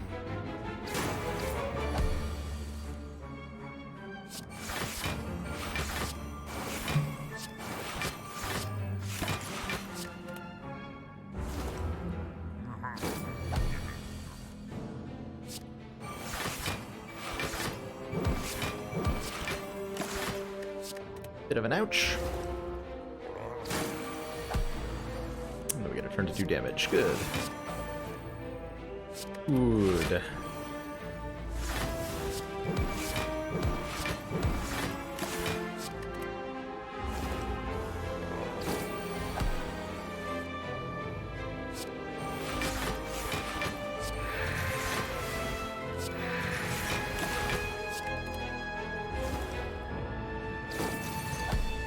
Yeah, this is the last turn I have to block.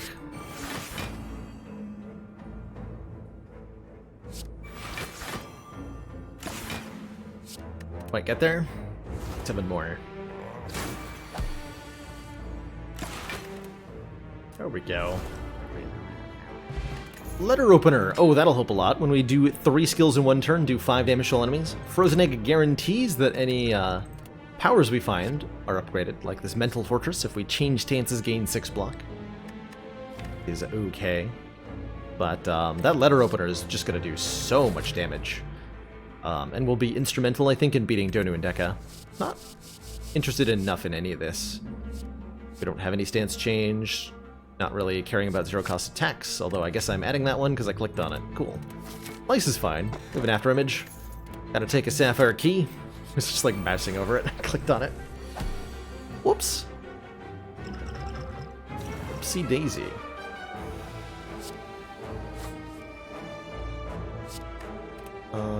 Mildly awkward. Do Compromise. Deadly Poison. Malaise will kill you. After image.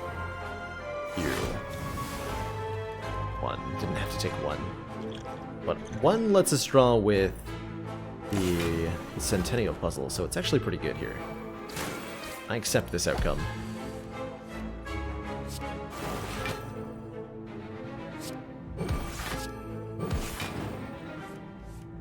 I accept it.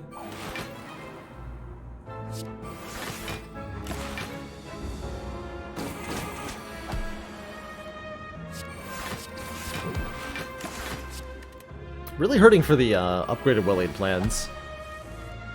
A lot.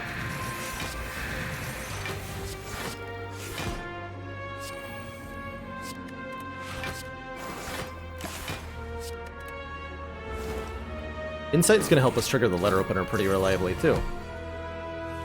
It's a good feeling.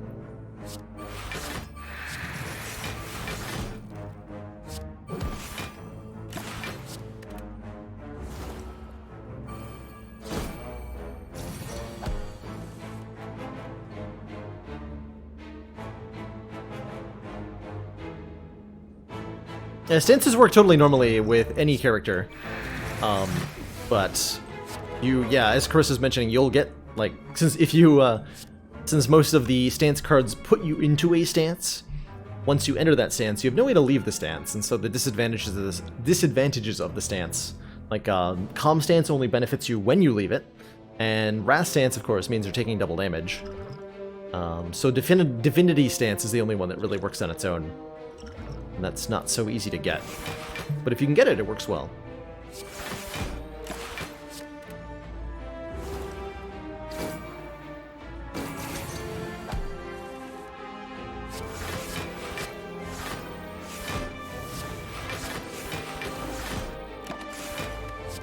Letter opener to nerd.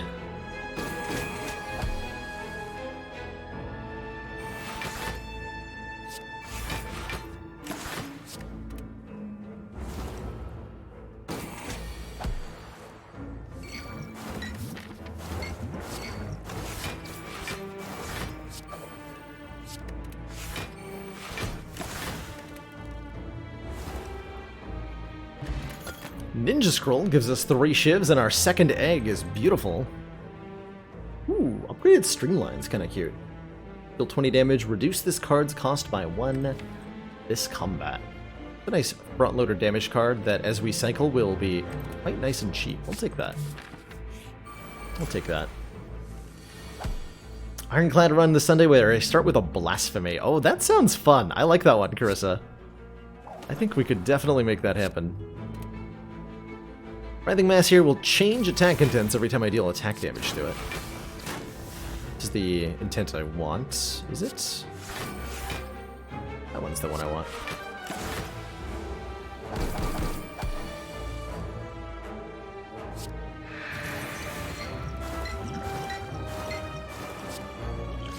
Smoke Bomb of value. Armaments could have countered the Fusion Hammer, that is true. I think we're going to find that much of our deck will end up upgraded anyway. Not too worried. -5 strength, and still being attacked for 30, because of course we are. Not that I can't block it, of course. 3.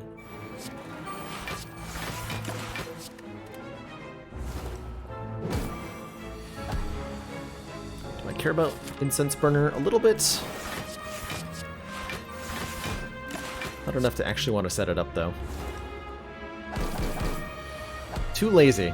I am way too lazy.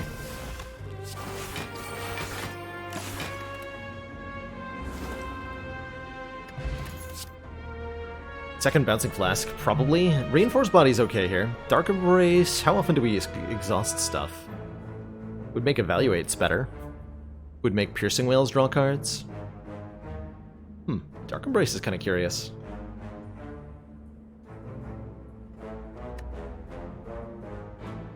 Would make Ninja Scroll draw 3, but only if we drew the Dark Embrace on turn 1.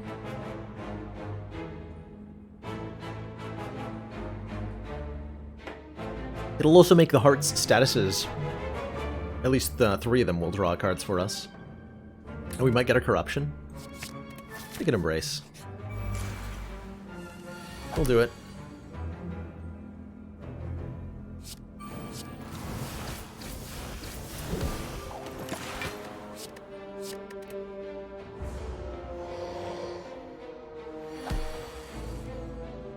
I will do it.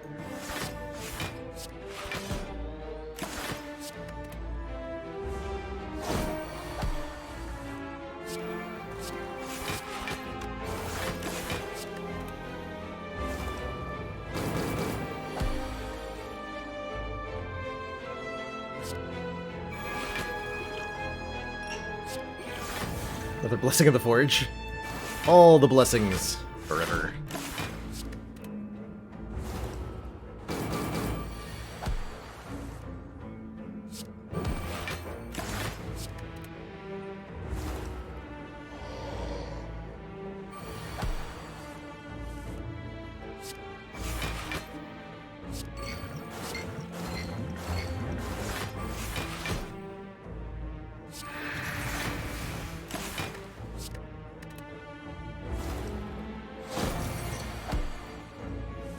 Hourglass is putting in reasonably good work. We have both Hourglass and Scales chipping in damage constantly, and it's helping.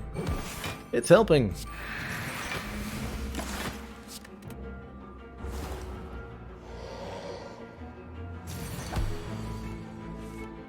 End upgrade. Oh, I can't upgrade things. Same. I end up upgrading Evaluate before this is all over, but not allowed to. Yeah, I need the damage, right? We need it pretty badly.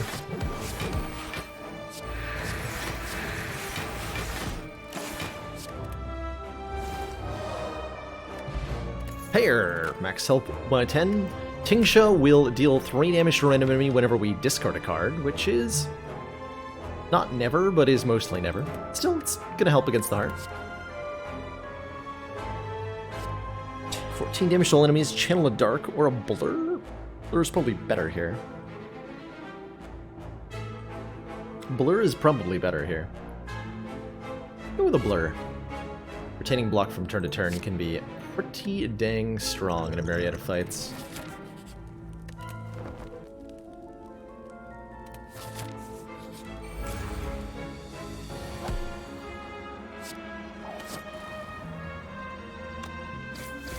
Conveniently intangible next turn.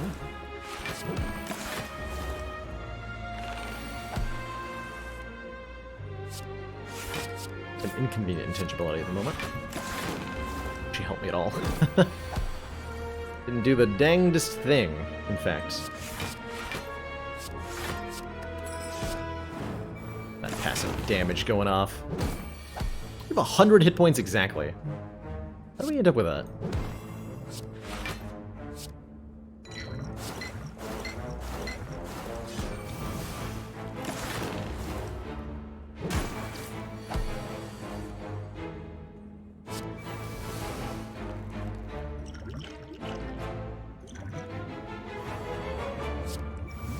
Poison potion? Okay.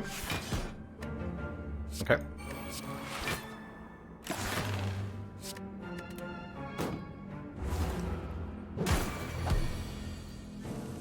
Caught any Death Stranding play? I have not. I have heard only whispers of such a game. With no knowledge of what it is. Hour potion. Okay, I'll take that over a poison. Glacier? Reboot, Clothesline, Consecrate. Interesting. Glacier blocks for 17 on the turn we play it, and then 2 additional every turn thereafter. Reboot gets our stuff played a little quicker most of the time. Goes better with Dark Embrace. I'll take the Reboot over the Glacier Plus. I think we care more about it. Though only just.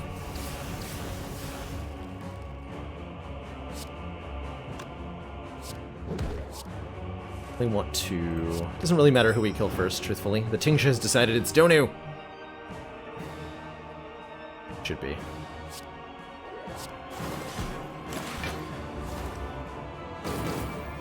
When Donu dies, so too will Deka.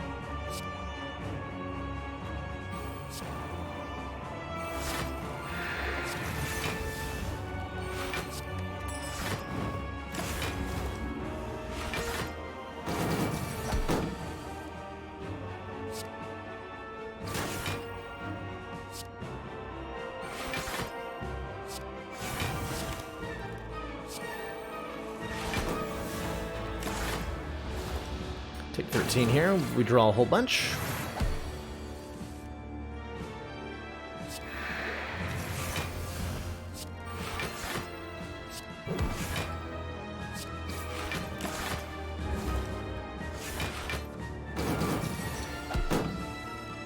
How many piercing wells do I have? Jeez.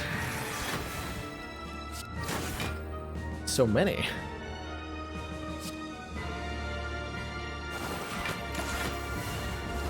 Oh, the dazed exhausting with Dark Embrace is really nice. I like that. As it turns out, I like that quite a lot. Okay. Get a weaken to Donu further.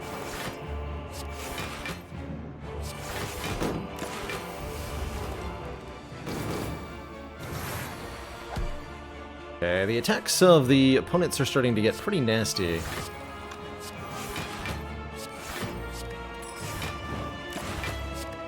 I haven't done a whole lot of damage yet. You're not the only one to express such an opinion, Zimir.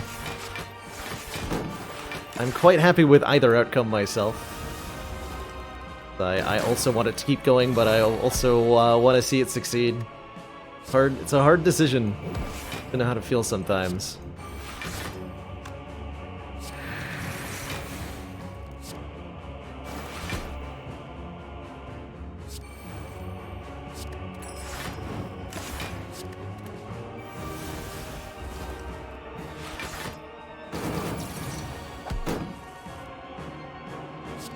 Really wants a little bit more oomph to it.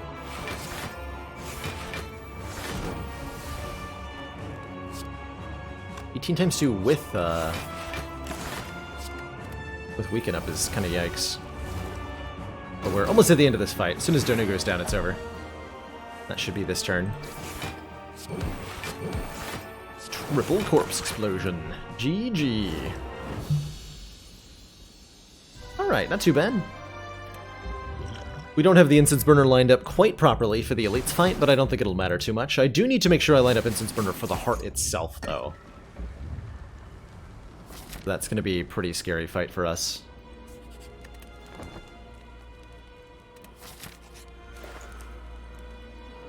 That would have been nice. Panache? If we play 5 cards in one turn, deal 14 damage to all enemies. We don't often play 5 cards in one turn. We sometimes do.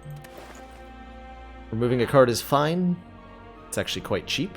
Probably do that no matter what, in fact. I think Discovery could be pretty good. Choose 1 of 3 random cards to put into our hand, costing 0 this turn. Abacus is okay, giving us 6 block when we shuffle the deck. We have enough decks, I think I take a dodger roll. Go remove a strike, add a Discovery, add a dodger roll. We should be good with this 36 card deck. Is Choke with Necronomicon like the best thing ever? I've had some pretty good moments with it.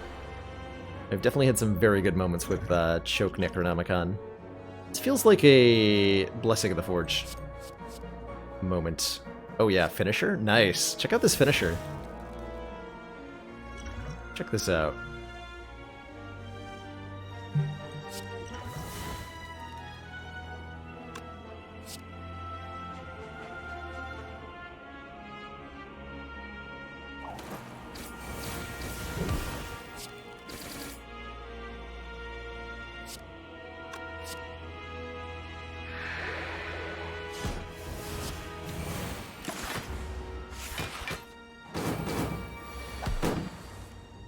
Nice piercing whale. Yeah, wasn't too worried about this fight, for a myriad of reasons.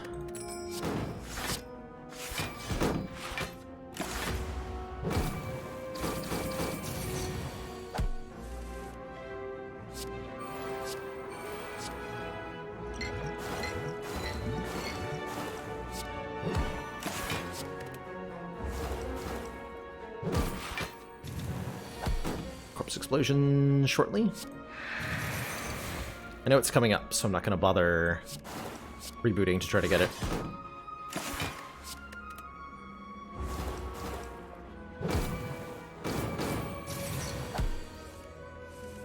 There it is.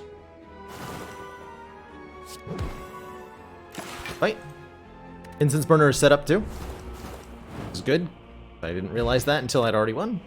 Ornamental Fan, if we play 3 attacks in 1 turn, gain 4 block, and Ink Bottle says whenever I play 10 cards, draw 1 card. I think I like our current potions just fine. How about...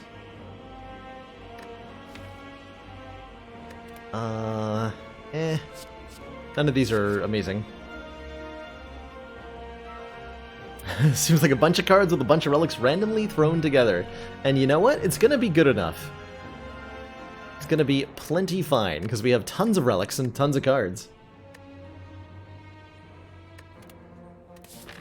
Prostrate all for 1. I like that idea as a synergy. Turn 1 malaise. Be sweet. So every time we play a card against Heart, take 1 damage. Tools of Trade, draw 1, discard 1, sort of each turn. We could also add a Wraith Form to the deck and then not play it. I think I'm going to go with the tools, though. And I'm going to Swift Potion this turn as well, so that I can use the Intrepid Brew here. Let me out! Let me out of this fight! I need to leave.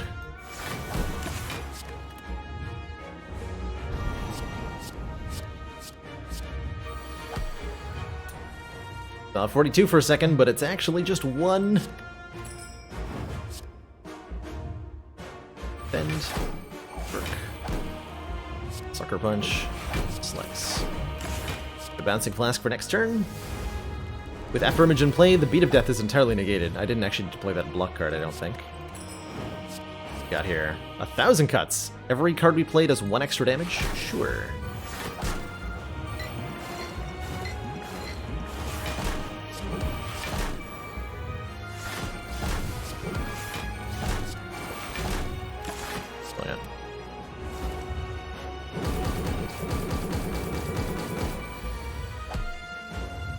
Tools of the Trade. So if you draw and discard Void, when you're choosing to discard a card, it'll show you at all of your energy. But when you then, if you choose to discard the Void will go into your discard pile, and then you'll lose the 1 energy from drawing it. It's a little bit tricky like that, but you cannot escape. I think I hold on to this Bouncing Flask to chew through the artifact this thing's about to give itself. Maybe? No, I don't. Never mind. I have definitely just changed my mind.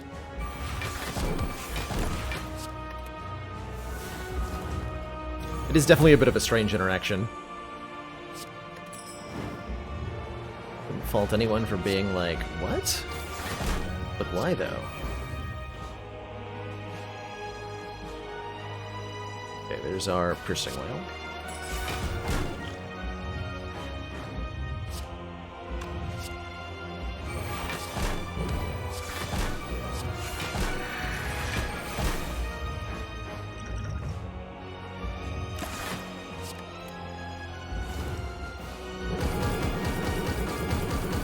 This is going pretty well. All things considered.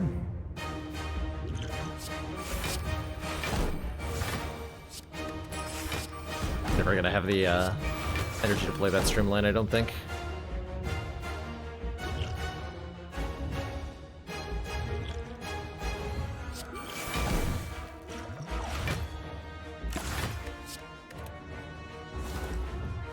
I win the fight with that Smoke Bomb. Alright, so this turn the Heart is going to buff its Beat of Death to 2 instead of 1, which is going to complicate our lives just a little bit here.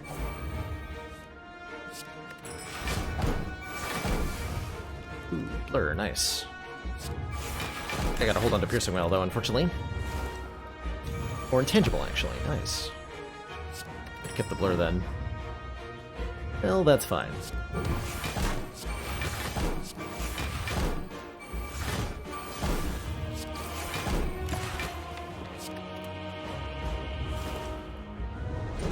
Commander, we've just received the support of another council member. Serby100, thank you so much for that Twitch Prime sub. Welcome to the council. Enjoy the new emotes, the community, and, of course, that newfound smug sense of superiority. Welcome aboard, and thank you so much.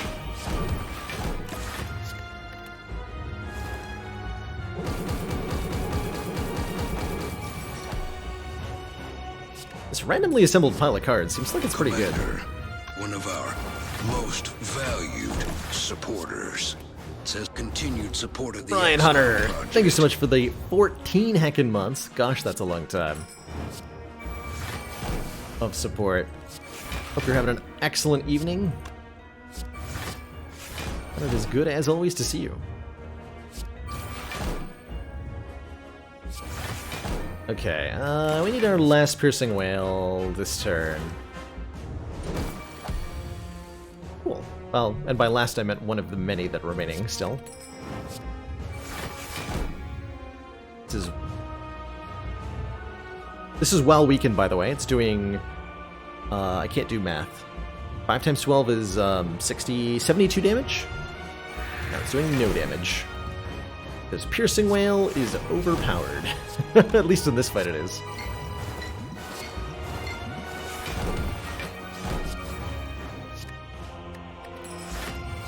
Alright, well, GG, Mr. Hart. Put up a good fight. Hour and 5. Well, that wasn't that slow. Wasn't that slow. GG. GG.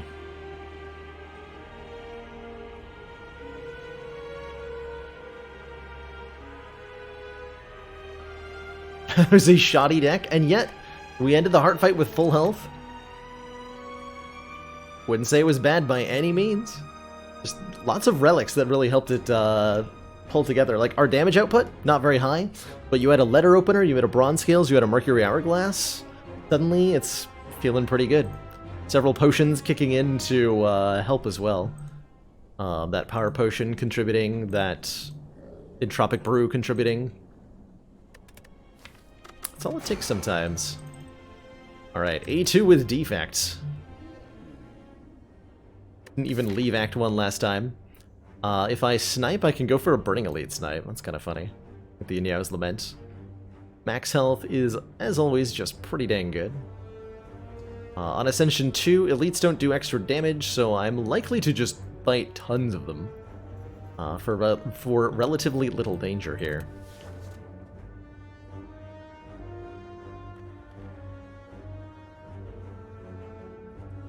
Max health. I'd like to fight maybe this path. We need some good damage cards in our early floors if we want to make that happen. It's my opinion on physicists. Physicists they're pretty cool people. There's some great jokes about, like, in the chemistry field about physicists and engineers. But at their core, they're cool people.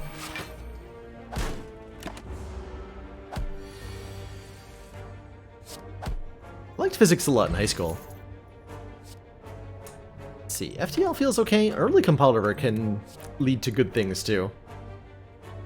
Grab an early FTL. I think that's going to be the 3 additional damage that we're going to want if we want to beat some elites here. Just a lowly electrical engineer. Well, I hope that goes well for you. What about mathematicians? Mathematicians are the ones making jokes about literally everybody else. In my limited experience. If I play FTL, I can play 2 defends. It's a bit of dual cast hits. 1 of each, of course. That's that. Taking a surprising amount of damage in these early fights. Don't know if I've been playing them wrong or the draw just didn't line up. Oh, that was also partially because of an event. Mathematicians know that they're the joke. Leap is nice. We're fighting Guardian? I'll take a leap. Front-loaded block is something that can help you a lot in a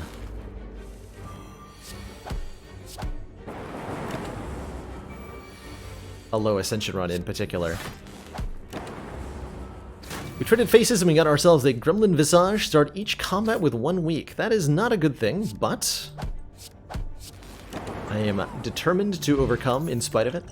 An early fire potion and either a darkness or a defragment. Both are very, very good in terms of beating this elite. I think especially a dark orb will help tons here. Let's grab a darkness so that we have a damage card strong enough to beat these fools.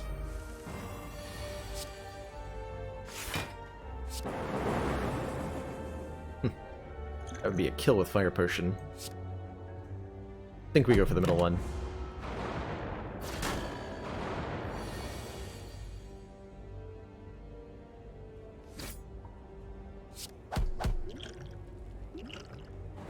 One out here. Life is a lot simpler that way. Finally, darkness shows up. Probably we'll cast that soonish. Start putting damage into you because of that.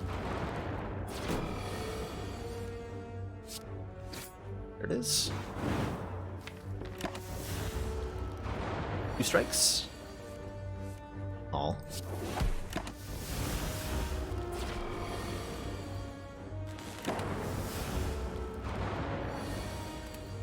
That face. Captain's Wheel on turn 3, give us 18 block. And you know what? On a low Ascension run, I'm super going to take a Hyper Beam. Deal 26 damage to all enemies, lose 3 focus. If we upgrade that, we should be completely safe to just collect relics for a little while. Won't be part of our deck necessarily in boss fights, but it is absolutely a very, very powerful card early on. Put a Dark Orb down. It's early, that's probably true. I'm gonna actually deliberately wake you up.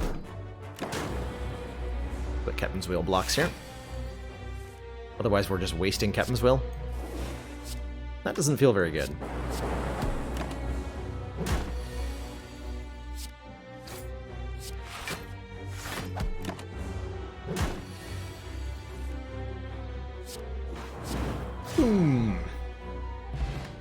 Prayer Wheel says normal enemies drop an extra card reward. Second copy of Darkness is really interesting.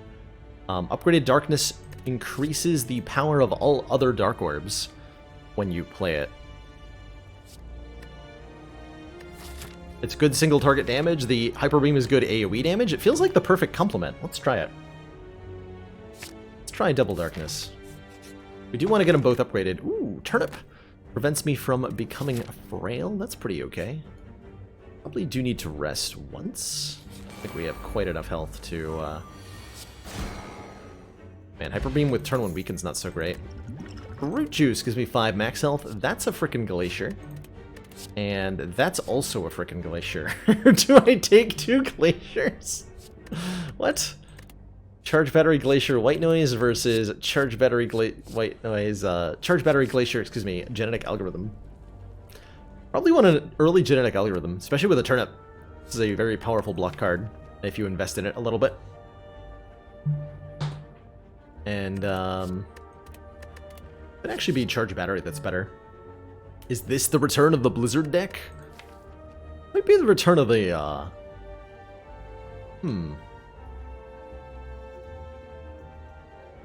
Maybe I don't want Glacier at all.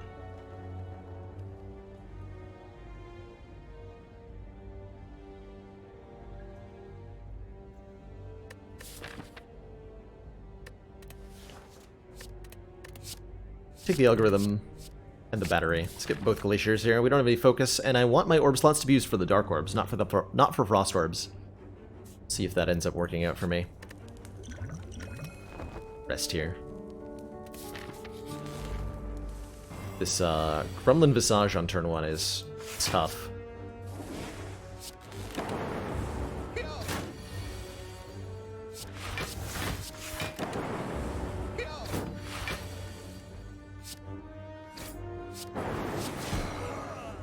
Ow. There's our focus in defragment. The third darkness. So far behind on upgrades. I think we stop taking cards here. I will take that defragment. I think we start to stop taking cards so that we can find upgraded cards with the prayer wheel next act. Or maybe we get like a singing bowl would be perfect.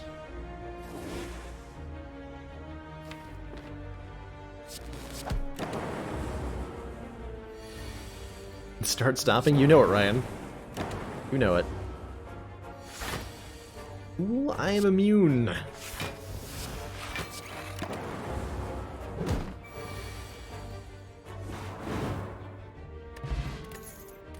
Good bronze. Or mediocrity in cards. Our second relic is the Gremlin Visage. We just received the support of another council Gremlin member. Visage inflicts 1 weak upon us at the start of each combat.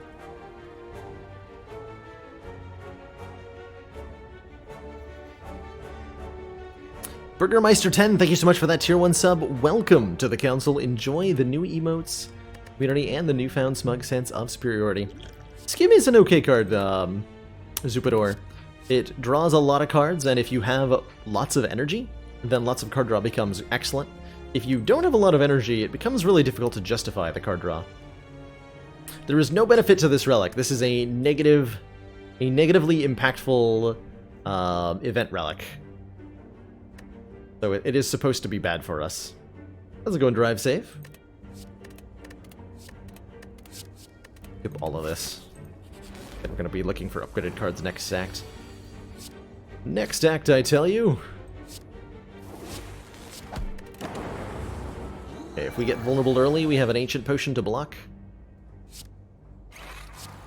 If not, we'll just block the old-fashioned way with cards and relics.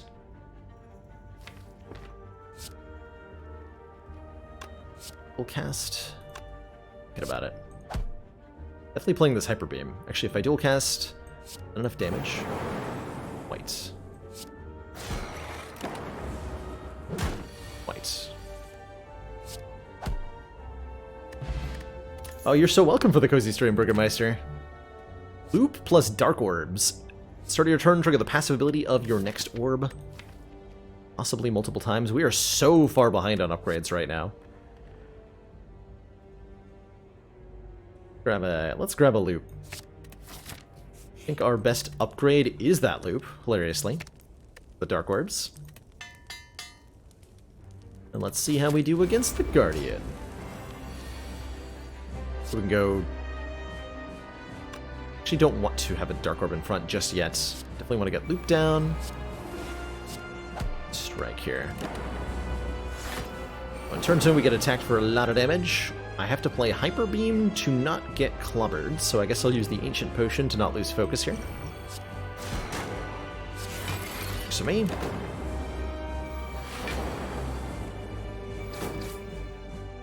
That works just fine.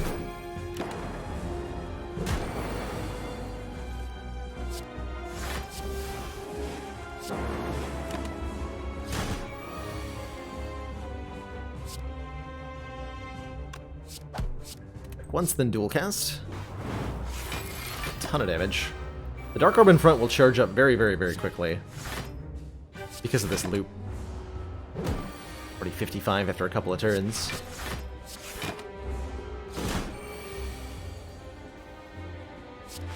Actually, we didn't draw the ability to evoke it. Get a little bit punished here, but here we go. 97 damage times 2. Kapow!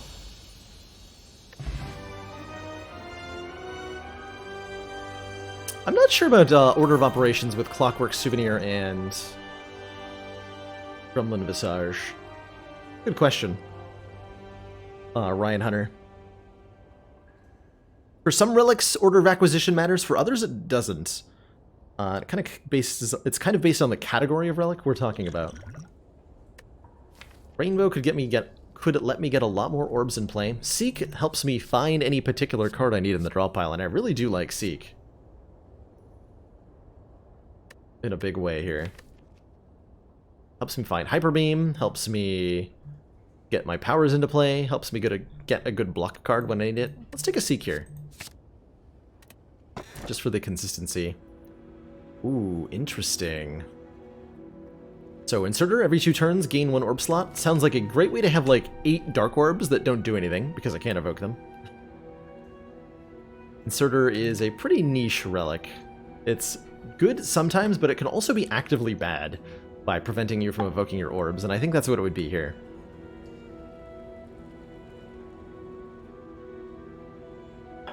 Nuclear Battery starts us with a Plasma Orb. So we're getting an extra energy every turn that we have that, and then when we evoke it, we get 2 additional energy immediately. Or we can take a Pandora's Box, transform all Strike and Defend cards into something entirely different, and I think that's the option I'm going to take, is Pandora's Box. Getting rid of the entire starter deck on defect, and replacing it with random cards often does wonders.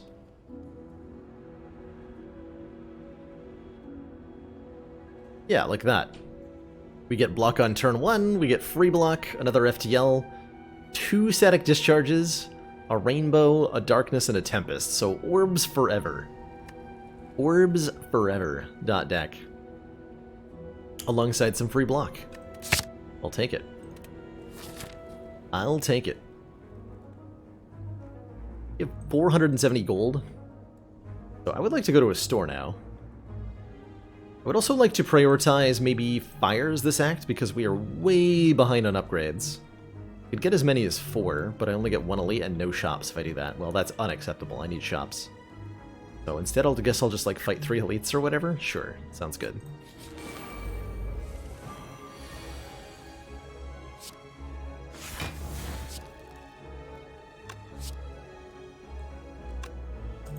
$5 to both, and then my orbs are useless. Doing it anyway. Additional lightning orbs that don't do anything.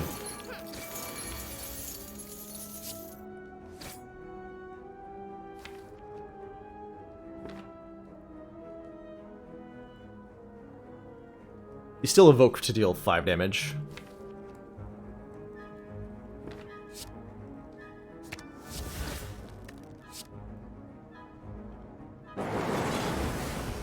Good.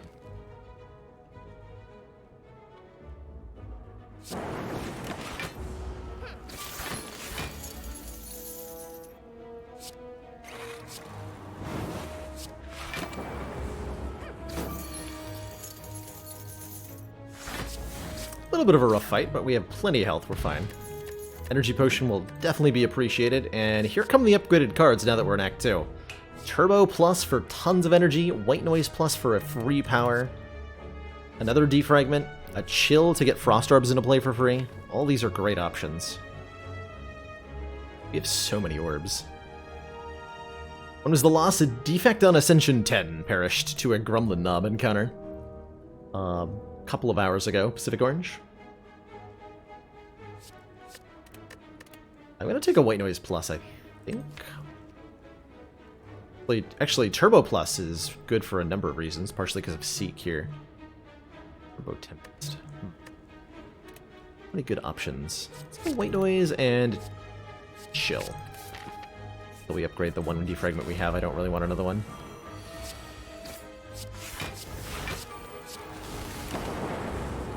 Fear my lightning, fool.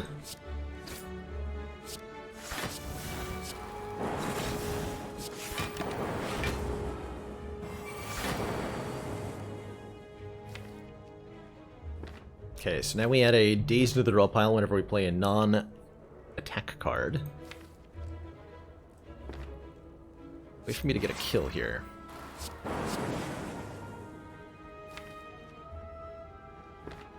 Seek for Rainbow.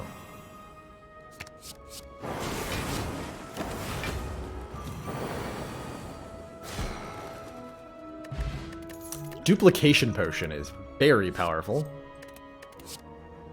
Tempest Plus is kind of interesting. We have so much lightning generation. Suddenly.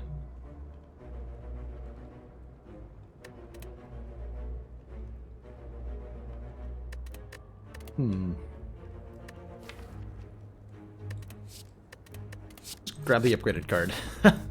One way to just win. A membership card. It gives us a 50% discount on all products. And here we can start to do some amazing, powerful scaling things.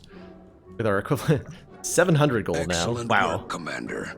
This council Speaking is of ways to pleased win. see our continued support of this project has been worthwhile. Dex, thank you so much for that Twitch Prime sub. Greatly appreciate that continued council funding. Thanks for the Prime, and thanks for being here. So, Apotheosis and Seek go very well together. It's the minimum amount of claws needed for it to be worth having. Rob the Hungry, I have killed the champ with 1 claw. 4 months Out of support. desperation We before. are extremely impressed. Ideally, like 2 to 3 is the ideal. I think 4 is the perfect number. There's such a thing as too many claws, but 3 to 4 is ideal. 1 can be okay if you have a way to play it a whole bunch of times. Storm1211, thank you so much for the Twitch Prime sub. Welcome, Scory. Thank you for the continued council support. In return, enjoy the continued smug sense of superiority. Just give me all the ways to scale in this shop, please, and thank you. Do I remove darknesses now and we go full lightning orb deck? What is the worst card in this deck? Zap, probably.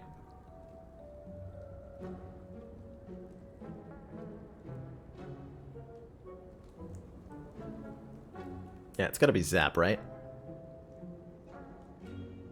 Yeah, it's Zap.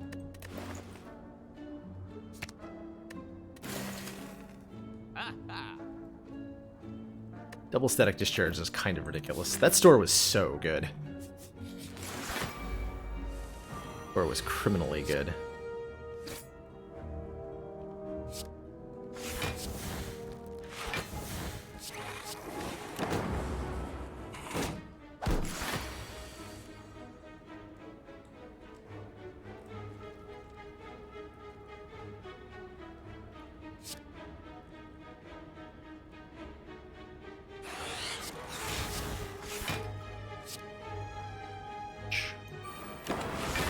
Guess I could have used a potion. I would have had to use the duplication potion. Don't want to use that here. I think I go into the Burning Elite, maybe. Go like 4 elites. It's an option.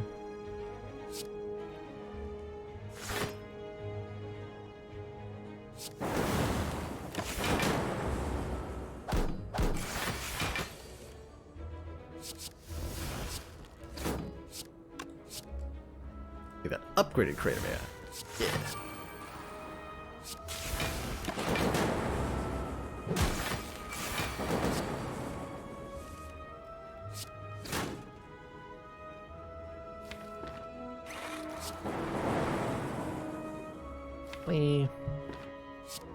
Seek for Rainbow. I believe we kill it.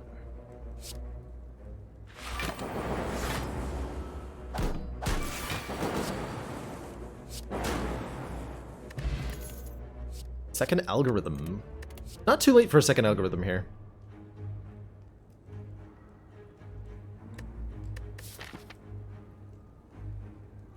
But if I take a second algorithm, I'm not going to take the Burning Elite. We're going to upgrade Seek instead. Let's do that. Or genetic algorithm, go here. Snake plant. You are not welcome. We're not welcome here. We have an ornithopter. So helpful.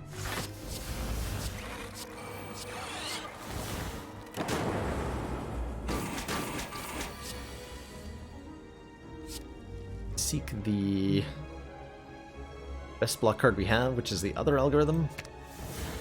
Despair. At how much damage this snake plant is doing to me? Maybe I rested the fire instead. How unfortunate. I wanted to upgrade Seek.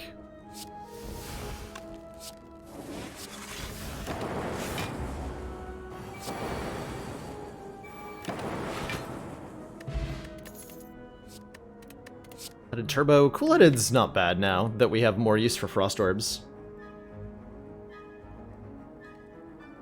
More desire to incorporate more orbs. Don't have that much focus yet. But with double cards off of regular combats, we're going to find it for sure. Get cool-headed here. I'm gonna rest. Off our 58 max health.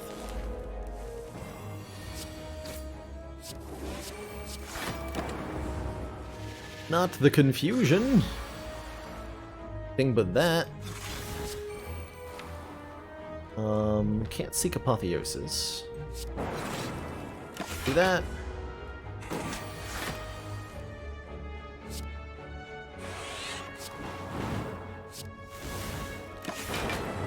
Really wanted to play Algorithm, huh?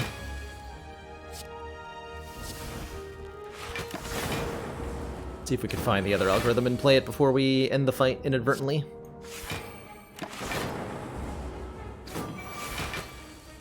Good.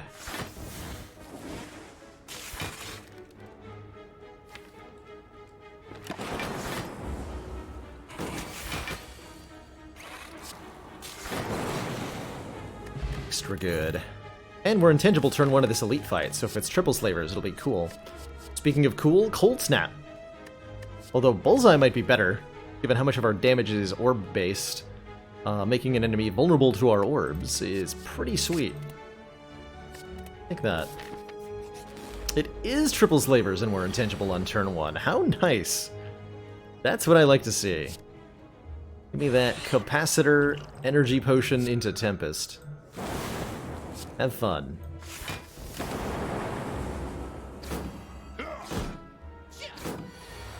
Could have even duplication potioned that Tempest if I was feeling spicy.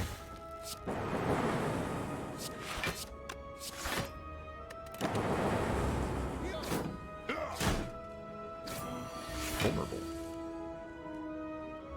Fortunately, our damage is kind of randomly targeted, so it's a little bit difficult to KO the ones that we need to KO. Except we play Hyper Beam and our problems go away.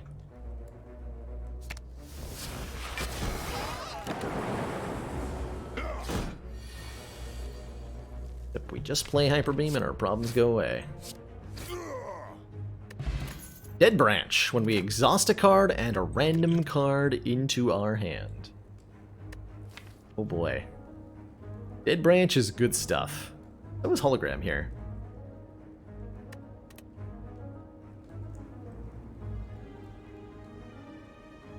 I think there was a mod relic we found at one time that let you skip floors, and I was so confused as to why you would want to. The number of floors you get to climb as you ascend the Spire is limited, and you need to gain resources in as many of those floors as possible to become strong enough. Really don't have the luxury of skipping them. I'm gonna be attacked next turn, and it's gonna be ugly. Dang. Unless...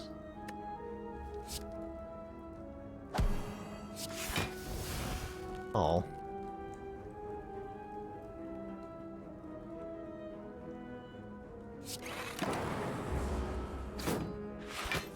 Did Branch save me?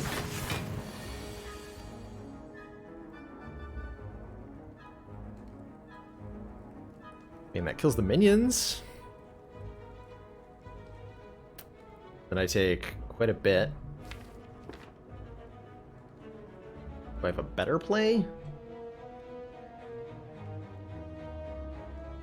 Not really.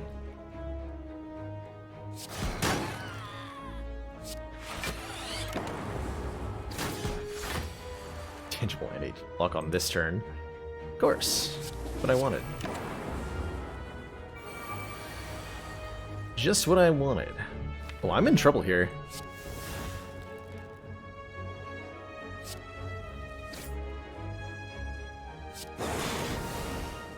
Oh, I think we fixed the problem where I'm in trouble.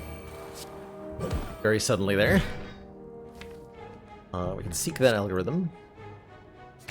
Dead Branch is going to continue to generate cards. All for One gets back FTL and Steam Barrier here.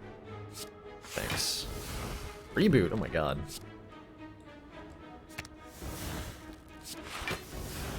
Thanks, Dead Branch. Good job.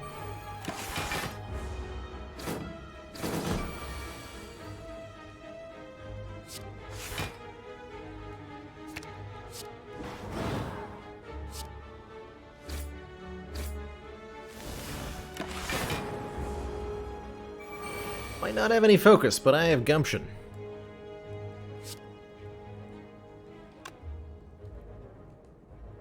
But I also don't have any block. 26 damage Dark Orb. Sunder. Can I kill you with Barrage? Apotheosis Barrage is 30 plus 50. Yeah, that'll kill. Okay. And I can guarantee that Dark Orb's hit by doing Sunder. Apotheosis. Barrage. Dual cast. Hey, Bronze Scales. Those were chipping in last run, and they'll help here too. And an upgraded defragment. Sign me up. Sign me the heck up. I have enough health courtesy of Toy Ornithopter that I think I can get a defragment upgrade down. Although maybe a Seek or Apotheosis upgrade would be better. Let's upgrade Apotheosis so it's cheaper. Take an event. Heck no. Fighting you nerds. You can't kill me.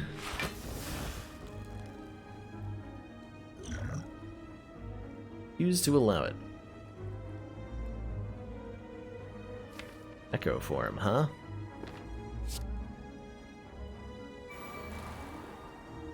Echo form will double the first card we cast next turn. If that's a Hyper Beam, we immediately win.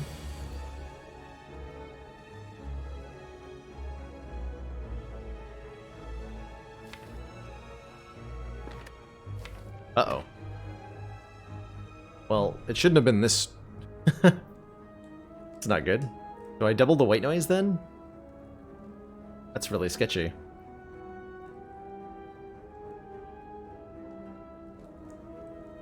Well, the good news is we can't die on this turn. Alright, I'm gonna double white noise. Not help. Does not help. Damn. None of these go to the discard pile either, so I can't even make stack block for anything. Yikes.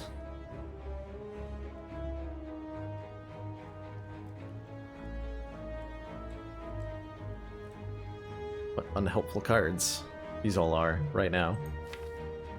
How unfortunate. I just taken the full damage? If I dual cast and hit Pointy twice, actually, we need to make this 11, so if I have 3 focus, dual cast could kill Pointy with the explosive pot, save me an additional 12 health.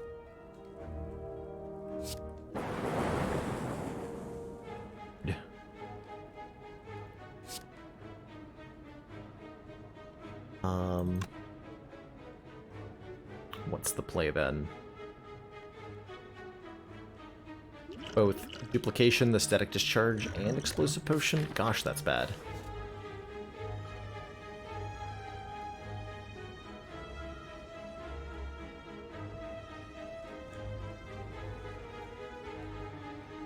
That might kill Bear, though. Okay. Don't play the capacitor. The hope is that, yeah, Bear dies before he hits us. Like so. Echo form in play. Let's get our algorithms doubled up here. Romeo's going to die right now? Okay. Straightforward then.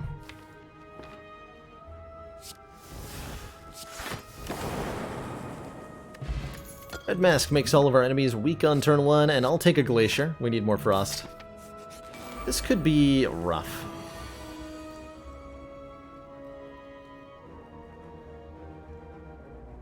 Spire is a pretty excellent user interface compared to most other games I've seen or played. I like it quite a lot. Everyone is now weak on turn 1. Easy peasy. I think the Book of Stepping is not going to be too bad. Get an extra energy next turn.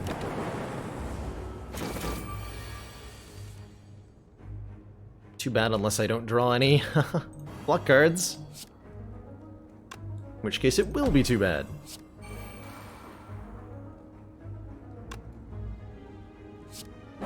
Frost Orb in front so we take the least amount of damage possible here.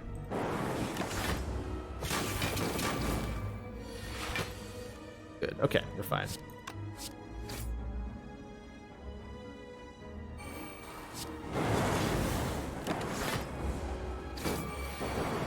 That bullseye did a ton of damage for us.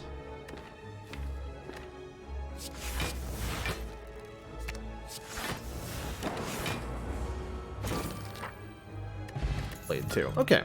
We survived. I will just take a boot sequence because we have Dead Branch. So more a free block card on turn 1 that just gives us another random card. Seems like a great addition, truthfully. Most of the time.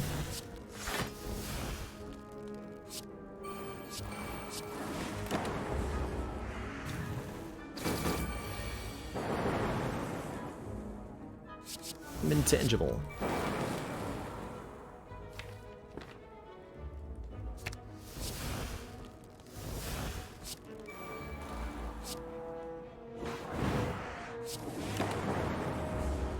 Five stacks of loot. Zoop zap.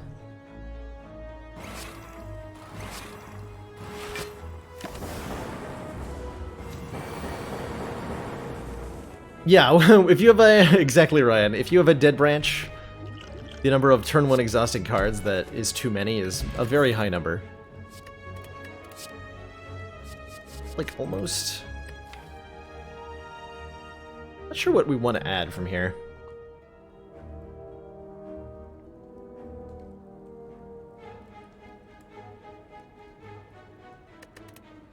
The Spire's codebase is pretty fascinating, I think, if you dive deep into it. Got some very strange things incorporated. Play at least one of these. Storm? Sure. Let's do Meteor Strike. Amazing. Meteor Strike, you say?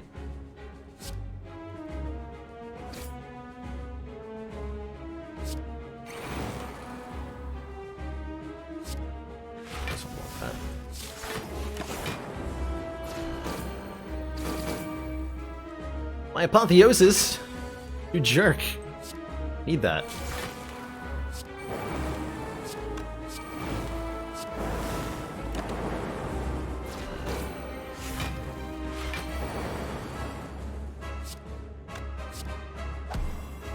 Storm was a lot of additional lightning orbs getting channeled.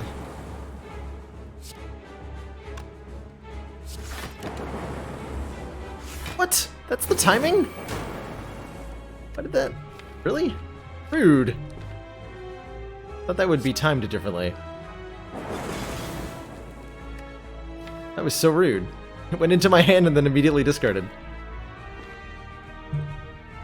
Alright, we want a Frost Orb in front because Hyper Beam's coming next turn.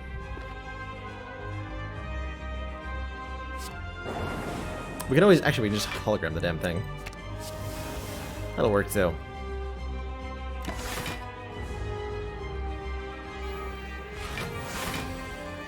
Hologram. Hologram into fully blocking.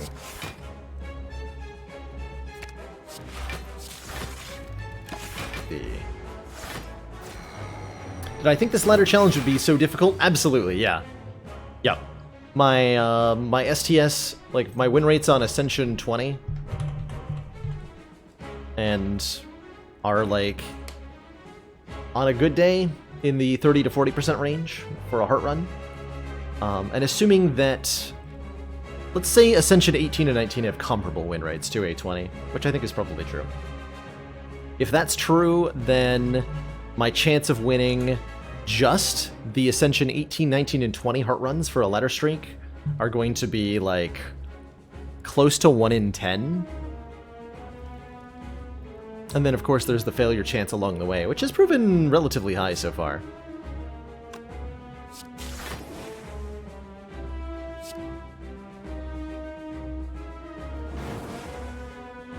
Yeah, I definitely expected that it was going to be really, really difficult.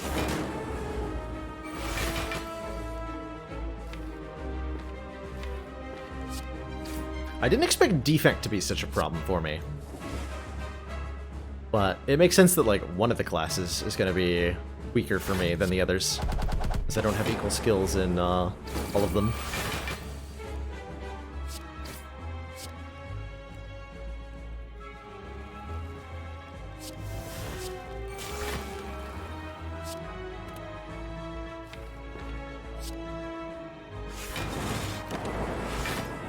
Want to find my algorithm now. There it is. The only one? Yes, they're both gone.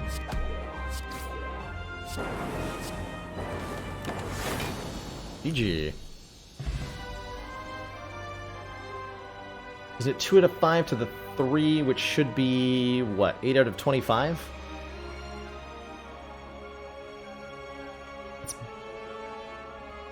Wait, what is that? I can't math. Vision? That generates a lot of orbs. Vision could be nice. Move all your orbs, gain an energy, draw a card for each orb removed, and then draw another card because of Dead Branch. Don't have a lot of energy to work with on this deck, so anything that helps us get more seems excellent right now. Let's take a Vision. I think Buffer and Creative AI could be good as well, but without a Mummified hand, they're expensive to play. Or without a Snecko Eye, of course. None of these say Snecko Eye. I think Coffee Dripper's probably totally reasonable. We're blocking a little bit better now. The algorithms have been leveled up to good amounts. We've got 18 and like 30? Yeah, 29. We have the 2 boot sequences, so we're never taking damage on turn 1. Runic Dome is tough. We could skip a chest to get Cursed Key benefit, but I think especially with the Toy Ornithopter and 87 max health, we can take the Coffee Dripper, not rest its sights, and be totally fine with that. The Ritual just a weak demon form? Basically, yes. The timing is very, very slightly different for when it gives you strength, but I can't think of any instances where that matters at all. Okay, wow, we got so many elites. I could fight 5 elites? Oh my god, let's do it. Coffee Dripper 5 elites, let's go.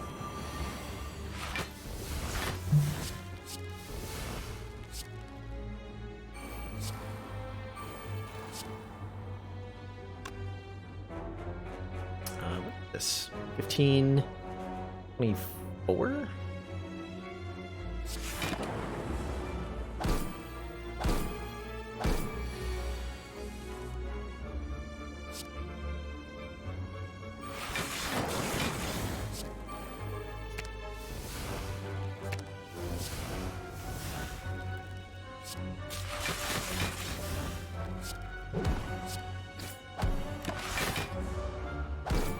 No, we want to double cast both upgraded algorithms and give them +6 block. Pretty good.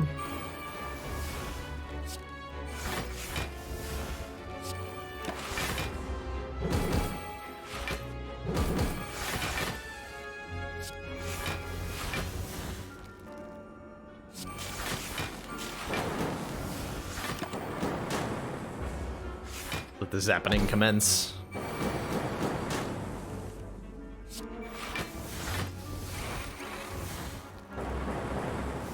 And they're dead. Stack plus 3rd boot sequence? Is this the too manyth boot sequence? Are we fighting a Time Eater? Actually, better question. No. Does anything attack us for more than... We're already getting, what, 23 free block on turn 1? Do we need more than that? We don't need more than that, right?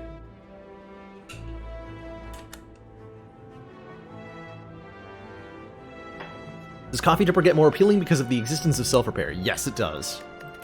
And Self-Repair on defect can really make a Coffee Dripper especially not painful. Doubly so if you have an Echo form. Like, literally, doubly so.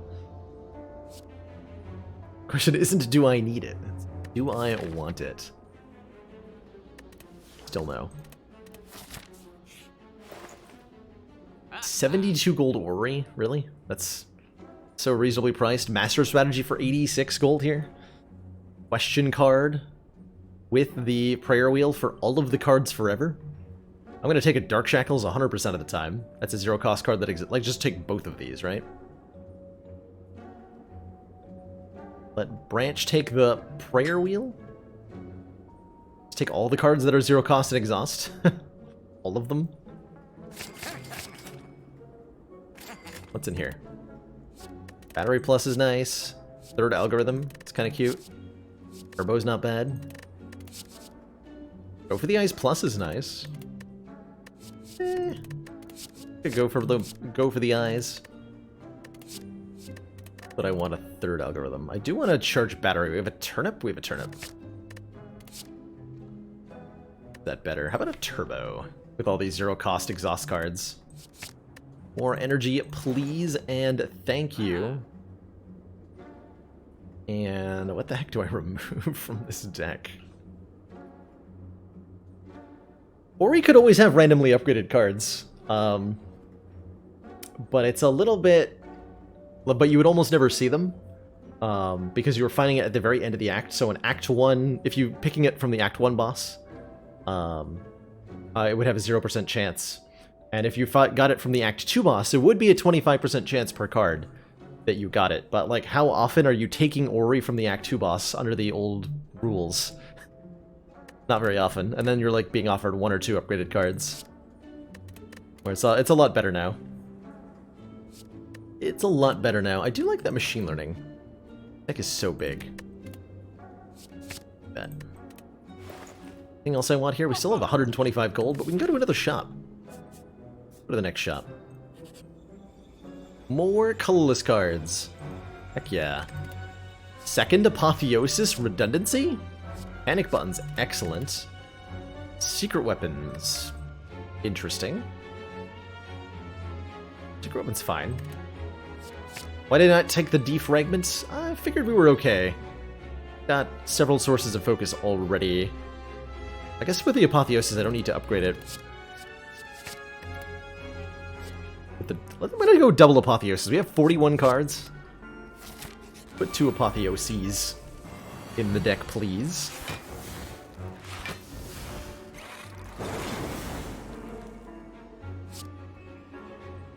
Boop.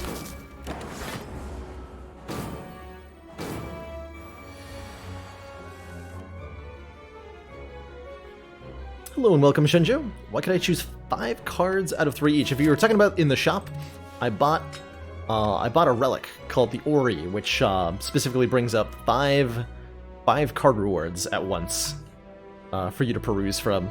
So you're adding a whole bunch of cards at the same time. Oh, one Apotheosis will upgrade the other one too. Isn't that nice? That's so nice.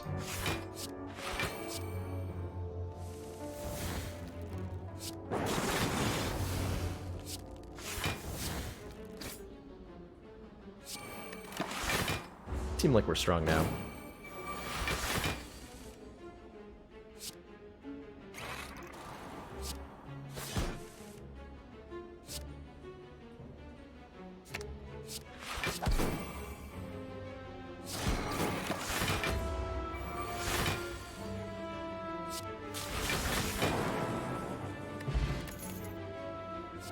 Could take the self-repair.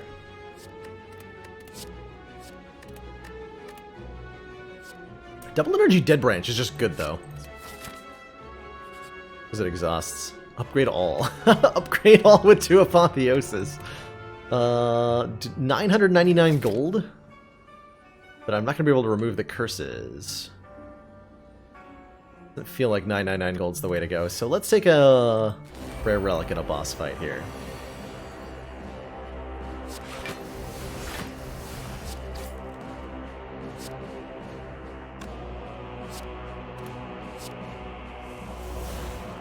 Oh, Apotheosis, are you there?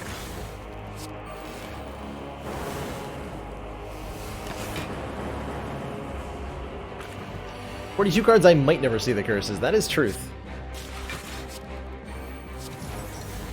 Super truth. Lime Crush, the intangible guy.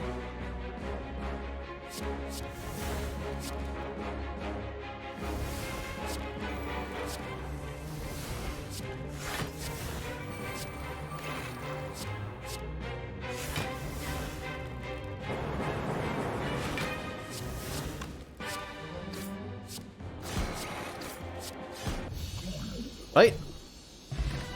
Stone Calendar! End of turn 7, we deal 52 damage. Pretty good stuff. Pretty good stuff. Give me some relics. Yeah, want to buy Mummy Hand, please. Would be very good.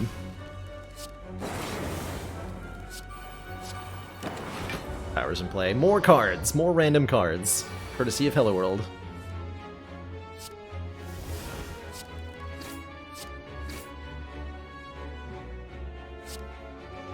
Okay, this is a reasonably safe play. We have Panic Button, preventing all of this attack. Play a Meteor Strike. Now we'll play a Buffer, so if we get attacked by the big hit next turn, we're safe from that too. In addition to the Captain's Wheel coming in, which I didn't think about. Why would I ever?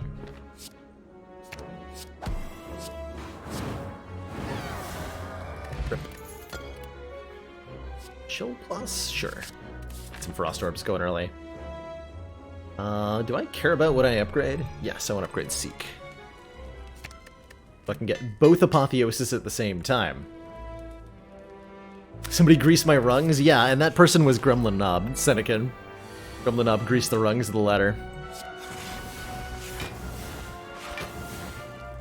Was a terror to behold.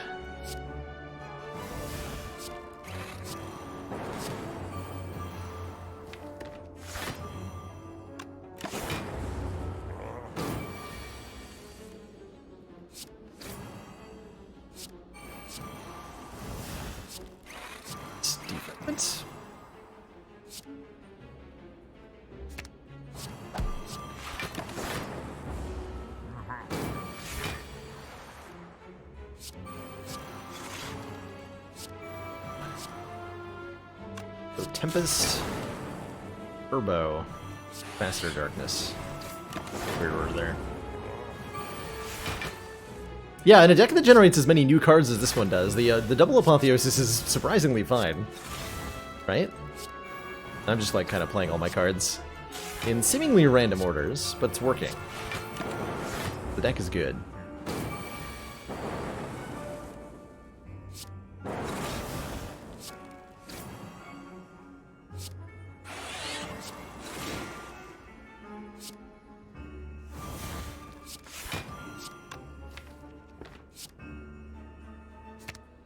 Oh dear.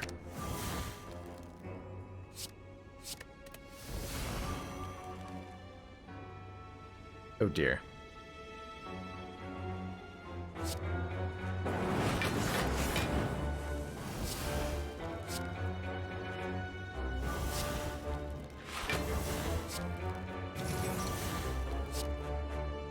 Colada's 6 instead of 3.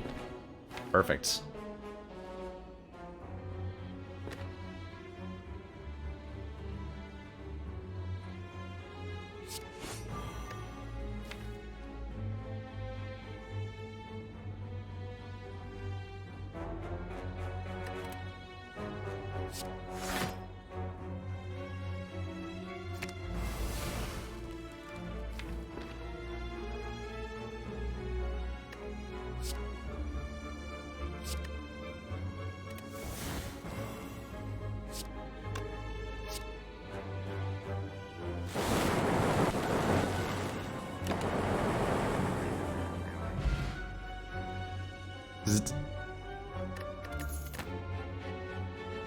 Disc gives us 1 focus.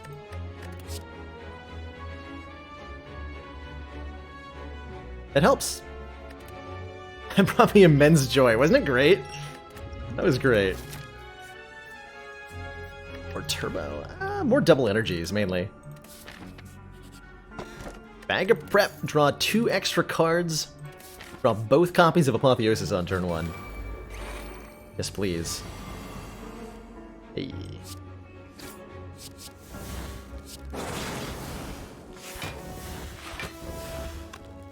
Double Bias Cog on turn 1. I'm in for that. Sounds great.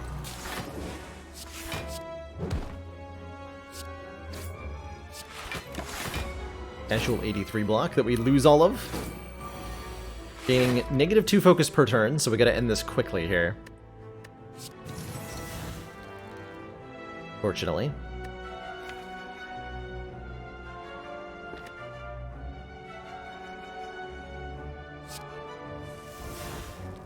Apotheosis.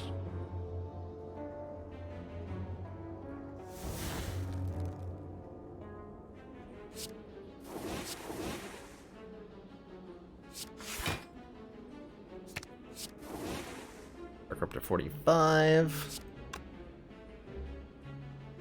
Die. Blade. Okay, blocking next turn could be a little awkward. Maybe, hopefully we don't have to. Good, we don't have to. Excellent. In fact, we'll take this damage because I have no way to kill the dagger. Play that just so it... Oh, hey. I will not take damage. Well then. That's mighty convenient.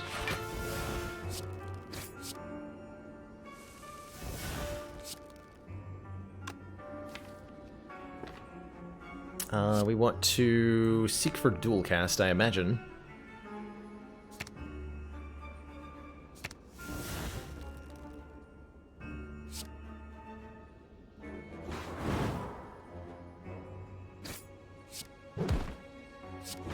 That again. Molten Egg. If we add any attacks, they're upgraded. There's a Heat Sinks Plus, there's a Fusion Plus. Both are pretty good, especially with all the orb slots we get. Yeah, this deck would definitely like an ice cream, for so many reasons. Such a hot mess of a deck. This is gonna be one of the biggest... Can we make this a 50-card win? Let's try it. More money, please, and thank you. So the new goal is to get 2 and win with 50 cards.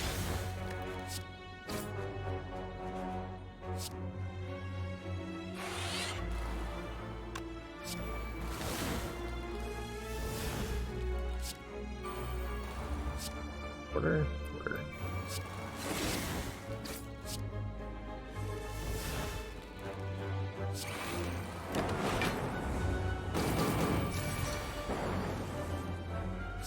Convenient. Also convenient. Alright, we have 2 buffer stacks and 48 block. Good times. Good times.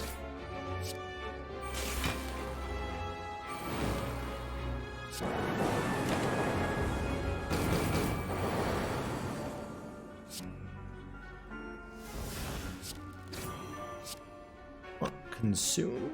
Sure. Seek for... What I don't want to play.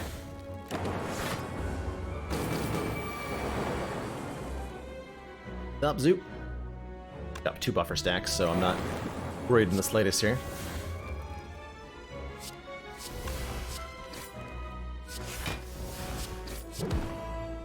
See, get rid of both algorithms. We did. Good. Frickin' dead. Double cultist potion. And an Art of War. If we don't play any attacks on our turn, gain an additional energy on the next turn.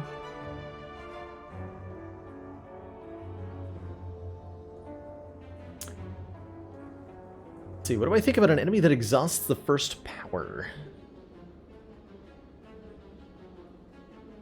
Nemesis used to be able to remove buffs from the player.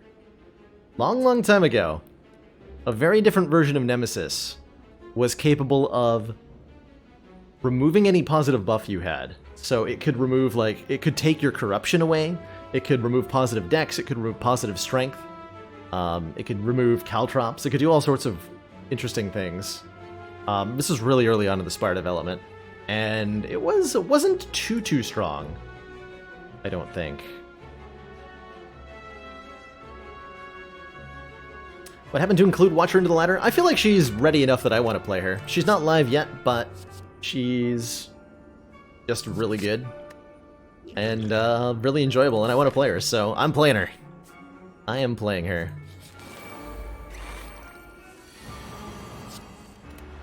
The long and short of it.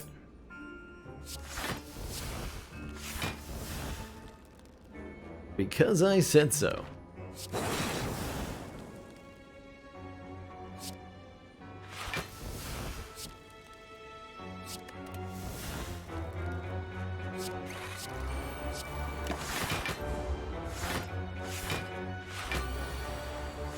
I'm not sure why that aspect of Nemesis was removed, the debuff removal.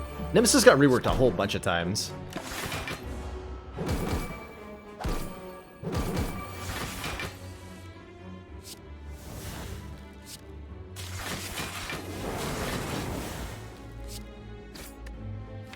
Double rainbow.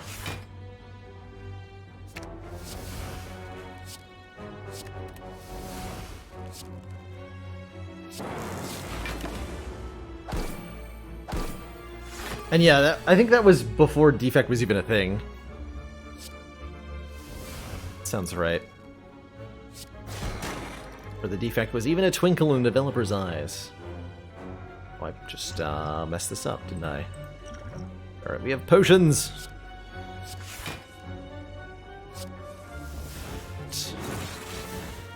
Perfect.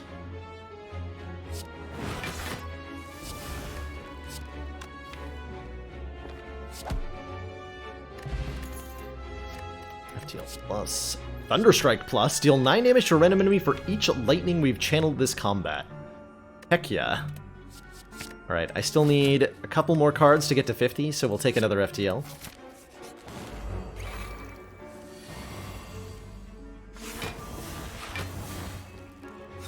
Casually playable Meteor Strike.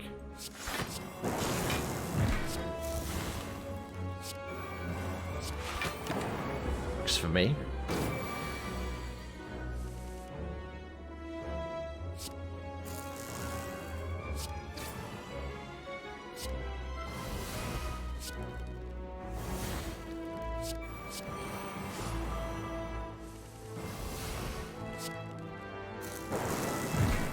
How long can it keep going?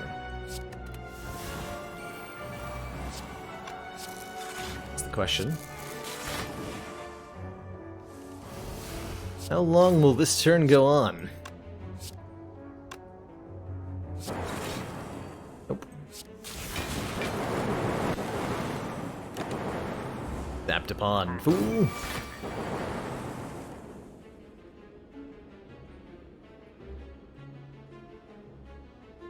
Yeah, there was a time when... let's see. There was, I remember two different patterns for Nemesis Intangible. I remember original Nemesis having permanent intangibility and only 30 hit points. So you just had to do 30 instances of damage. And then I remember a version of a Nemesis that was only vulnerable every third turn. Which was horrifying. That version of Nemesis was really tough. And the current version of Nemesis feels a lot easier than that one.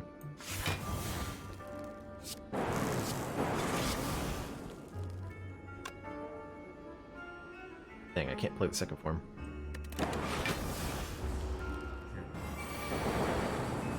This was before the existence of the boot, so boot didn't counter Nemesis because boot didn't exist. Tragically. Well, 14 lightning. I mean, okay. You say so, game.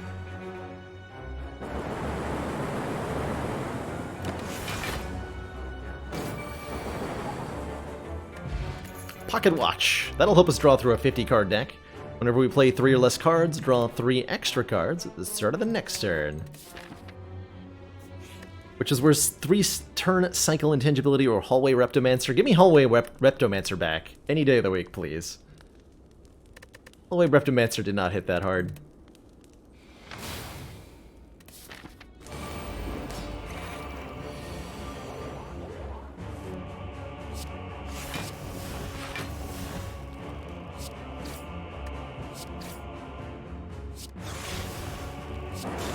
More orbs, please. I want to get up here. They go for the eyes. Up your artifact. Double my energy, double my fun.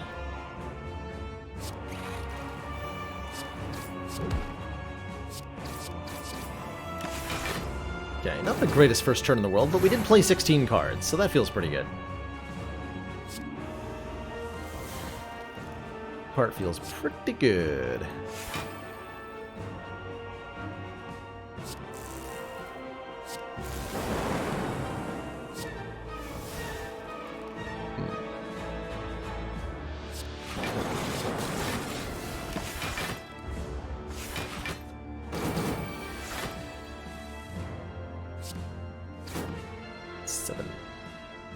Hold on to that for next turn. Why do I have 6 energy this turn? No?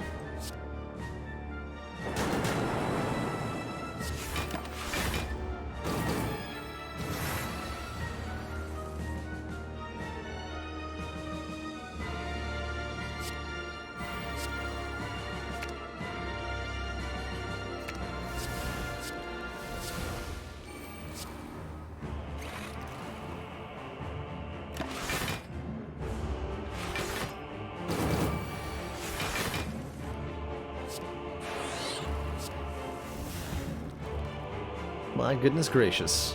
Let's upgrade that upgrade the consume and the machine learning. Sure, whatever.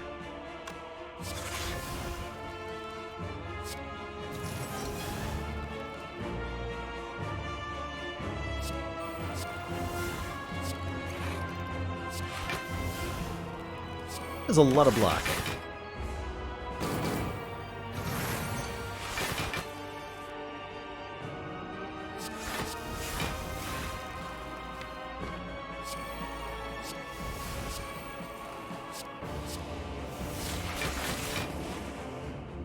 Ooh, ooh! File driver? Aggregate takes me from 1 energy to 6 energy. Take that, aggregate haters. It's a good card sometimes.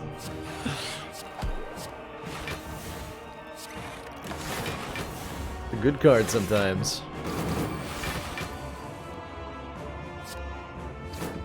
Aggregators, yes, that. that.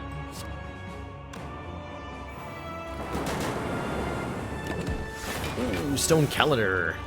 Showing him who's the boss is. Stone Calendar. All you need is a 50 card deck, and aggregate's great. Yeah, we can even hologram it for more aggregate value. Amazing. Incredible. Astounding.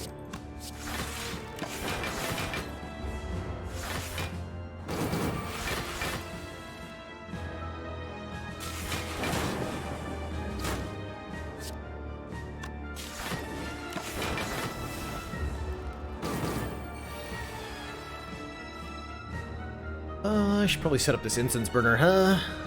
Can I? Is that even possible? Try.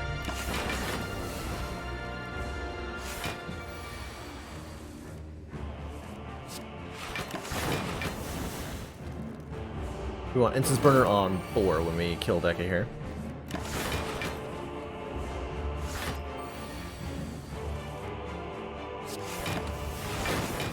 Yep, can do that.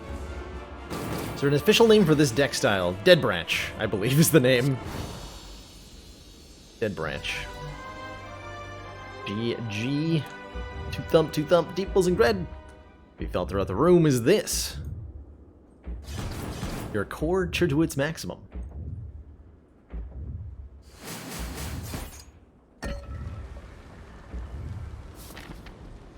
This is a gigantic deck. Sure it.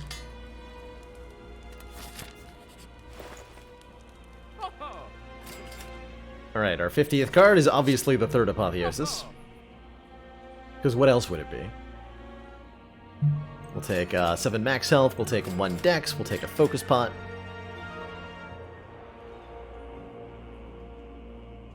Do I...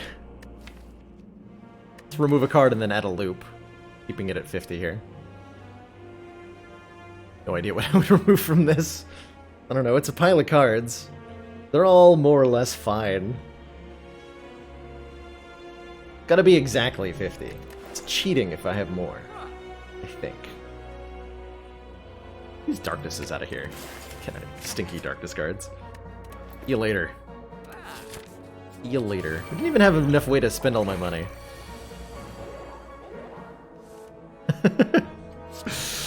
Because I slapped 2 decks together, it doesn't count as 2 rungs? I was really hoping it would. Feels like it should, you know?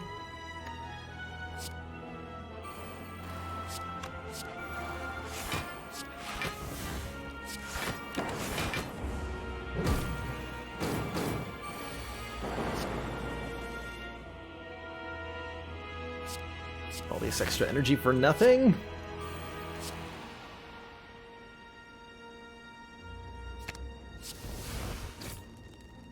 Get the stinky darkness cards anyway. Rude.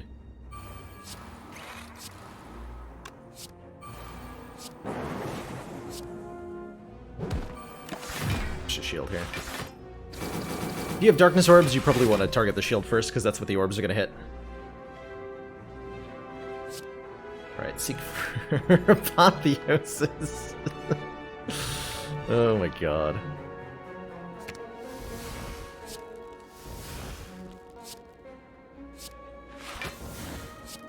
Thank you for all the reboots. I appreciate it.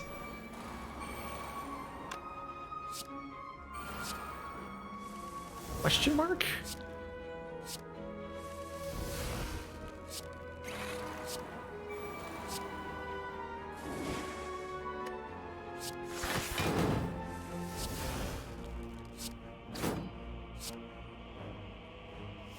Am I even doing?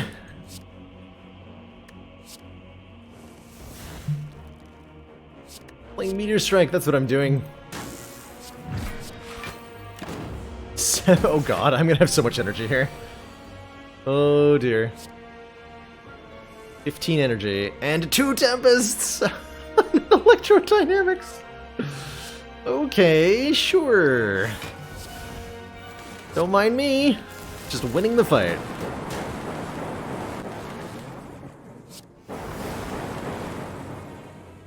Okay, bye. Instance burner on 2 is bad, right? Eh, that's fine. Not allowed to take a card. We have to have exactly 50. Illegal otherwise. Absolutely illegal.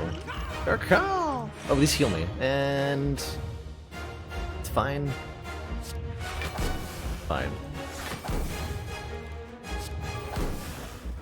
Algorithm, you're not supposed to be in my hand on turn 1. That is also illegal.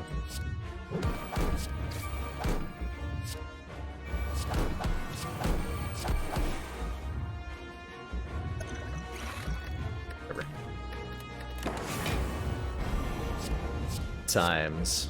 Alright, so we're gonna draw Go for the Eyes, which will help a fair bit here. And Fission, which will also help a fair bit here. Have like a Centennial Plus or anything, right? No, okay. Let's just draw a crap load of cards.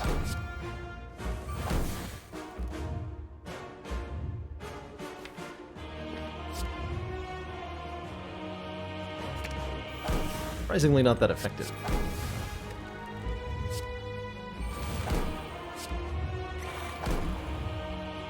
Can I get rid of all my blocks so that I can get auto shields value? I don't think I can. Ooh, if that works though.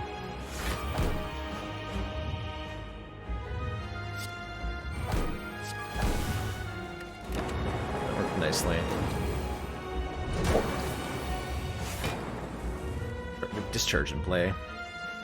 Apotheosis. How did we get so many relics? We just fought a lot of elites. I think we fought 5 elites in Act 3.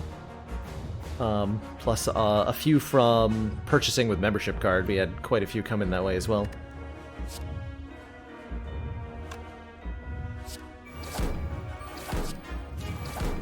Good Dark Shackles. Who did it?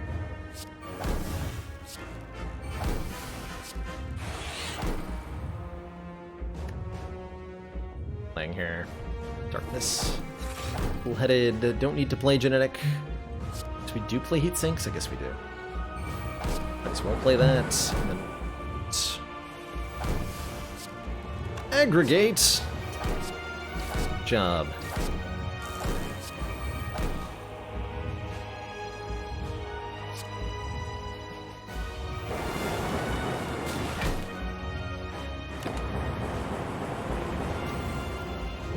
Oh, we're still retaining too. Oh my god. Aha! What a turn to be intangible on. A perfect turn.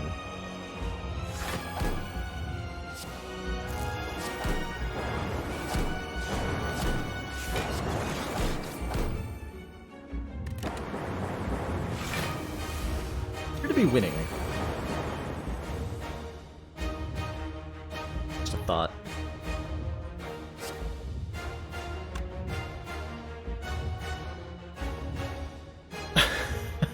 Thunderstrike, if it wasn't for the damage cap, Thunderstrike would kill it here. We just rotate it and play it next turn.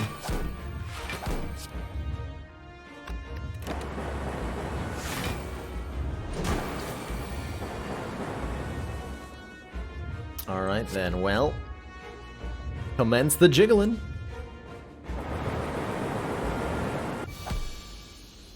GG. G freaking G. That was a silly run. It all started with a gremlin visage. Of all things.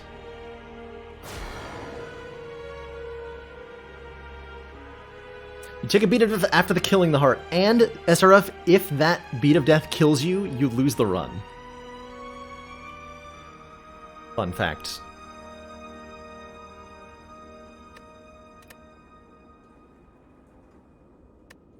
Oh, that's a really good score for a normal run.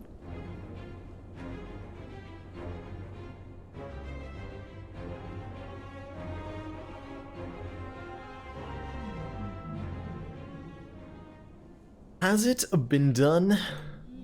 Spire sleeps, and so shall I.